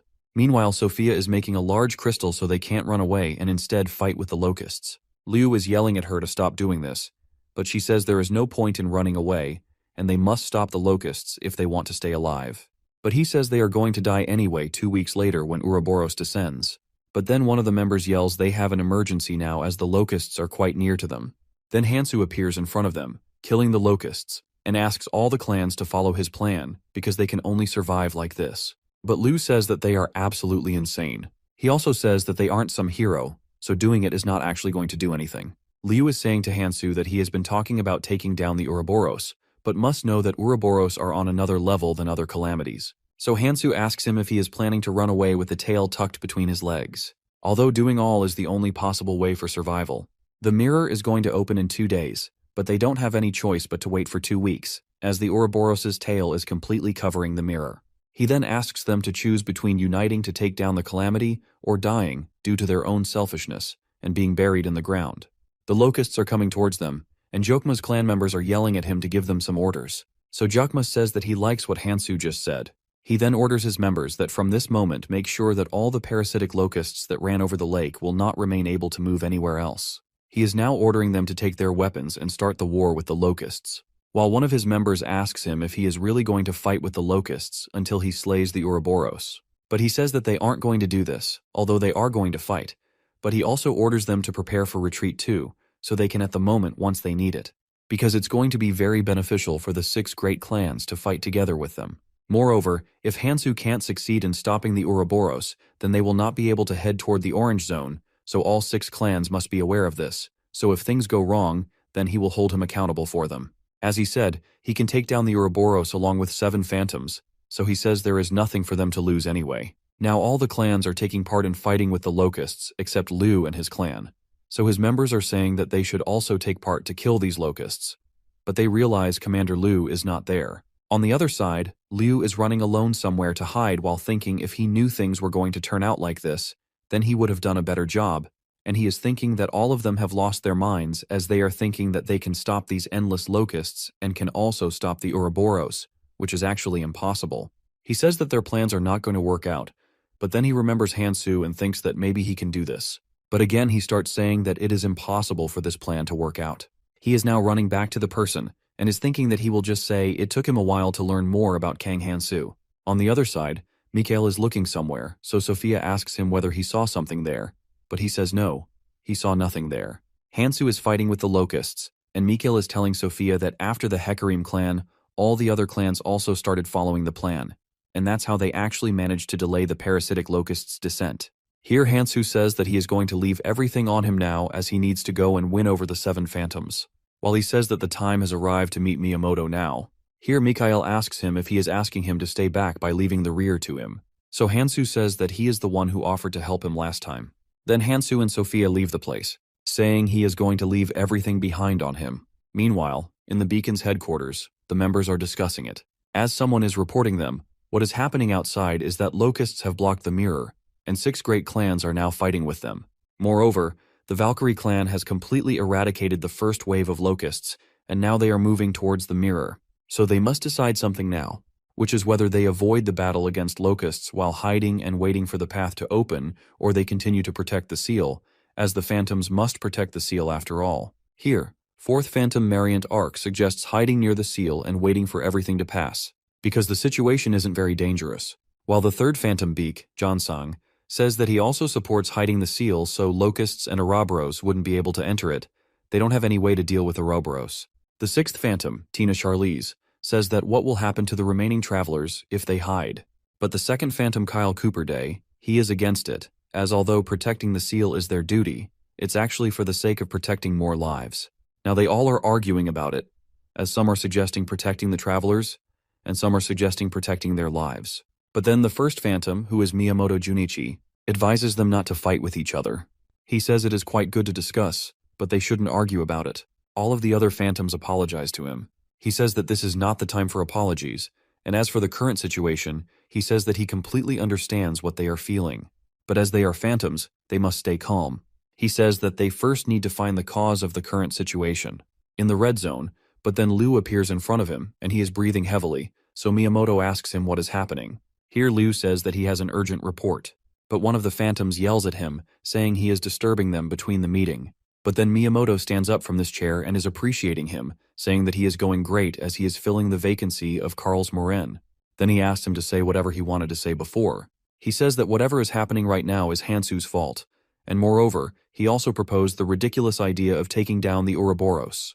But here Miyamoto asks him why he has gone to the mirror as Liu is thinking to say something, but he says there is no need for him to tell him. He says that this is the proof that he attempted to escape the orange zone. As all the Phantoms are trying to protect the red zone, his actions actually spat in the face of their efforts. Here, Liu says that he simply follows the orders of Miyamoto, so he asks him if he really did that. Then he apologizes to the Miyamoto, but Miyamoto asks him to wait, and they can discuss it later. Now they are saying that it's a shame he tried to run away, but Miyamoto says, considering the fact that such a massive Ouroboros is descending, his actions are quite understandable. So one of the Phantoms says that Man Hansu is creating a lot of fuss, but still she wants to meet him once. But Miyamoto says they don't know if he could be a sensible man who is going to be a great help for the red zone. But then someone reports to Miyamoto from behind that Kang Hansu is here to meet him. Hansu is now introducing him to the Miyamoto and other Phantoms. And even Miyamoto also introduces himself, saying he is the current leader of the Beacon Clan and he also protects the red zone. Then our protagonist says, due to the current situation, he is just going to cut to the chase. He then asks them to help him in taking down the Ouroboros. But all the Phantoms start saying that he doesn't deserve to talk with them like this. Here Miyamoto appreciates him by saying that he is a very honest man, but they can't help him. Even if he says that he is able to take down the Ouroboros, they still can't leave this place. Here Hansu talks about Akuma, who is going to take his place, and strikes him down, so he asks them to release his seal. Now all the Phantoms are pointing their weapons at Hansu while Miyamoto is asking him how he knows about Akuma. There are 4 calamities. In the red zone, which travelers are aware of, are Disgorging Root, Ouroboros, King Bee, and Calamity Fish. But deep within the trunk of the World Tree, there exists another calamity that is hidden from the travelers. It is the 5th one, which is the Sealed Calamity, which is Akuma. And the moment it was discovered, people realized that he must be kept sealed away because it was clear that he could bring the red zone to ruin. So Akuma's existence was hidden, and only Miyamoto knows about it and 7 Phantoms who share his will. Miyamoto asks him even after knowing everything he still wanted to open its seal, and Hansu says yes, it's because of the relics he has, which are the chains of Ekin and Karghorn's spear, and in order to take down the Ouroboros, he must need these. Miyamoto is asking Sophia whether she told him everything, but she says that he knew everything before. Miyamoto says that it's very strange, as it hasn't been long since he came here to the red zone, and he even knows about Akuma. While other Phantoms are suggesting to kill him, they think his goal is to take the relics and take down the Akuma. They say that he is full of greed, and that's why he killed the Calamities too. But Sophia says that she believes in him. She says that he is the one who killed the fish and even took down the Disgorging Root all alone. And now if he is saying that he can take down Akuma, then he is right, as he can do it. So Miyamoto asks others to take down their weapons. He is now telling him that Akuma did a lot of destruction in the past. He then asks them to see for themselves that he can actually kill the Akuma, but then one of the Phantoms attacks him, saying that he wants to test him first. While fighting, one of the Phantoms says that he is definitely stronger than a normal traveler and is worthy of being called a Phantom. He is now using the Heavenly Soldier armor and holding the Phantoms with it, and says that they are perfect for him to test the Heavenly Soldier armor. He remembers when they were talking about Miyamoto after his death in his past life. As one of the members told him that he was different from others, he led everyone else without showing that he was actually the leader. He had defensive and other skills too. Moreover, when everyone was busy taking over the rewards and chasing the orange zone, he alone stayed in the red zone to guard the Akuma's seal. She then says that if he ever thinks choosing Miyamoto, it would be alright. As phantoms are fighting with Hansu, he is now yelling at them not to waste each other's force, and they will fight with the Ouroboros. He then asks Hansu to put away his weapon eater. He then says that he knows about Hansu's strength, but he still can't condone it, because just even approaching its seal makes someone realize he is so overwhelming. He is now asking Hansu whether he has any plan. Our protagonist says that he has 5 relics of Elfenheim, and 2 of them are being used in the seal, and as for himself, he possesses the other 3. He is now wondering if it is possible to pass Akuma's strength through those relics. Now Miyamoto is thinking that he is very brave, and is ready to put his life in danger without thinking about it, and also that he has never seen such a traveler before in his 20 years of being here. He is now thinking that he resembles Ares, while other phantoms are calling for his name. He says that he wants to ask him some questions, so Hansu agrees. He then says, let's suppose they follow his plan and agree to unseal the Akuma, but what if they fail? Ouroboros is currently doing its movements, and what if Akuma also gets out of their hands? They will destroy the red zone. That's why they can't take this plan, as there are going to be flaws in whatever plan they make. But Hansu says this is the reason he made this plan, which is using the relics in the seal, as if they use these relics, then they can strengthen the seal, and it would be no problem if Ouroboros descends to destroy the red zone. Then the phantoms will move freely, and they can also take care of the locusts that are blocking the mirror. Then they can freely help the travelers, least they can support them while passing through the mirror, and before Ouroboros descends, they can take everyone towards the red zone. Then Miyamoto asks him if this plan is good, as all the phantoms are now appreciating him for coming up with it. Hansu says that this plan is logical, but he refuses, as relics weren't made to be used in this manner, because these relics must be used again elsewhere. So Miyamoto asks him where they can use it again, but Hansu assures them, saying that he can take down the Akuma and they shouldn't worry about it. Miyamoto then gets up from his chair, saying that he is going to put his faith in Hansu and also telling our protagonist to follow him so he can guide him towards where Akuma is sealed. But first he asks Hansu to change into new clothes, which are Goethe's leather armor, which is very light and reduces air resistance. While Sophia is saying that it's a relief, Miyamoto agrees with him. He is now remembering 20 years ago when a lot of victims fell prey to Akuma and became stone, and even now the energy that was exuding from him still remains here. That time, Ares and others realized that the seal was getting weaker, and they must do something about it. That's when Ares suggests that she can fight with Akuma, but Miyamoto suppressed the seal using Weapon Eater power and thought that it might supplement the existing seal. He is not going to break this seal, but for this, they must stay here to maintain the pressure of the Weapon Eater on the seal. So that's when Miyamoto thought that he should remain in the red zone in order to protect humanity and protect the seal too. Then one of the phantoms calls him from being, and he says that he is just thinking about his past. Hansu then asks him to open the seal as they are running out of time. He is now using his Weapon Eater to open the seal while Hansu is thinking that he must feed a lot of weapons to his Weapon Eater.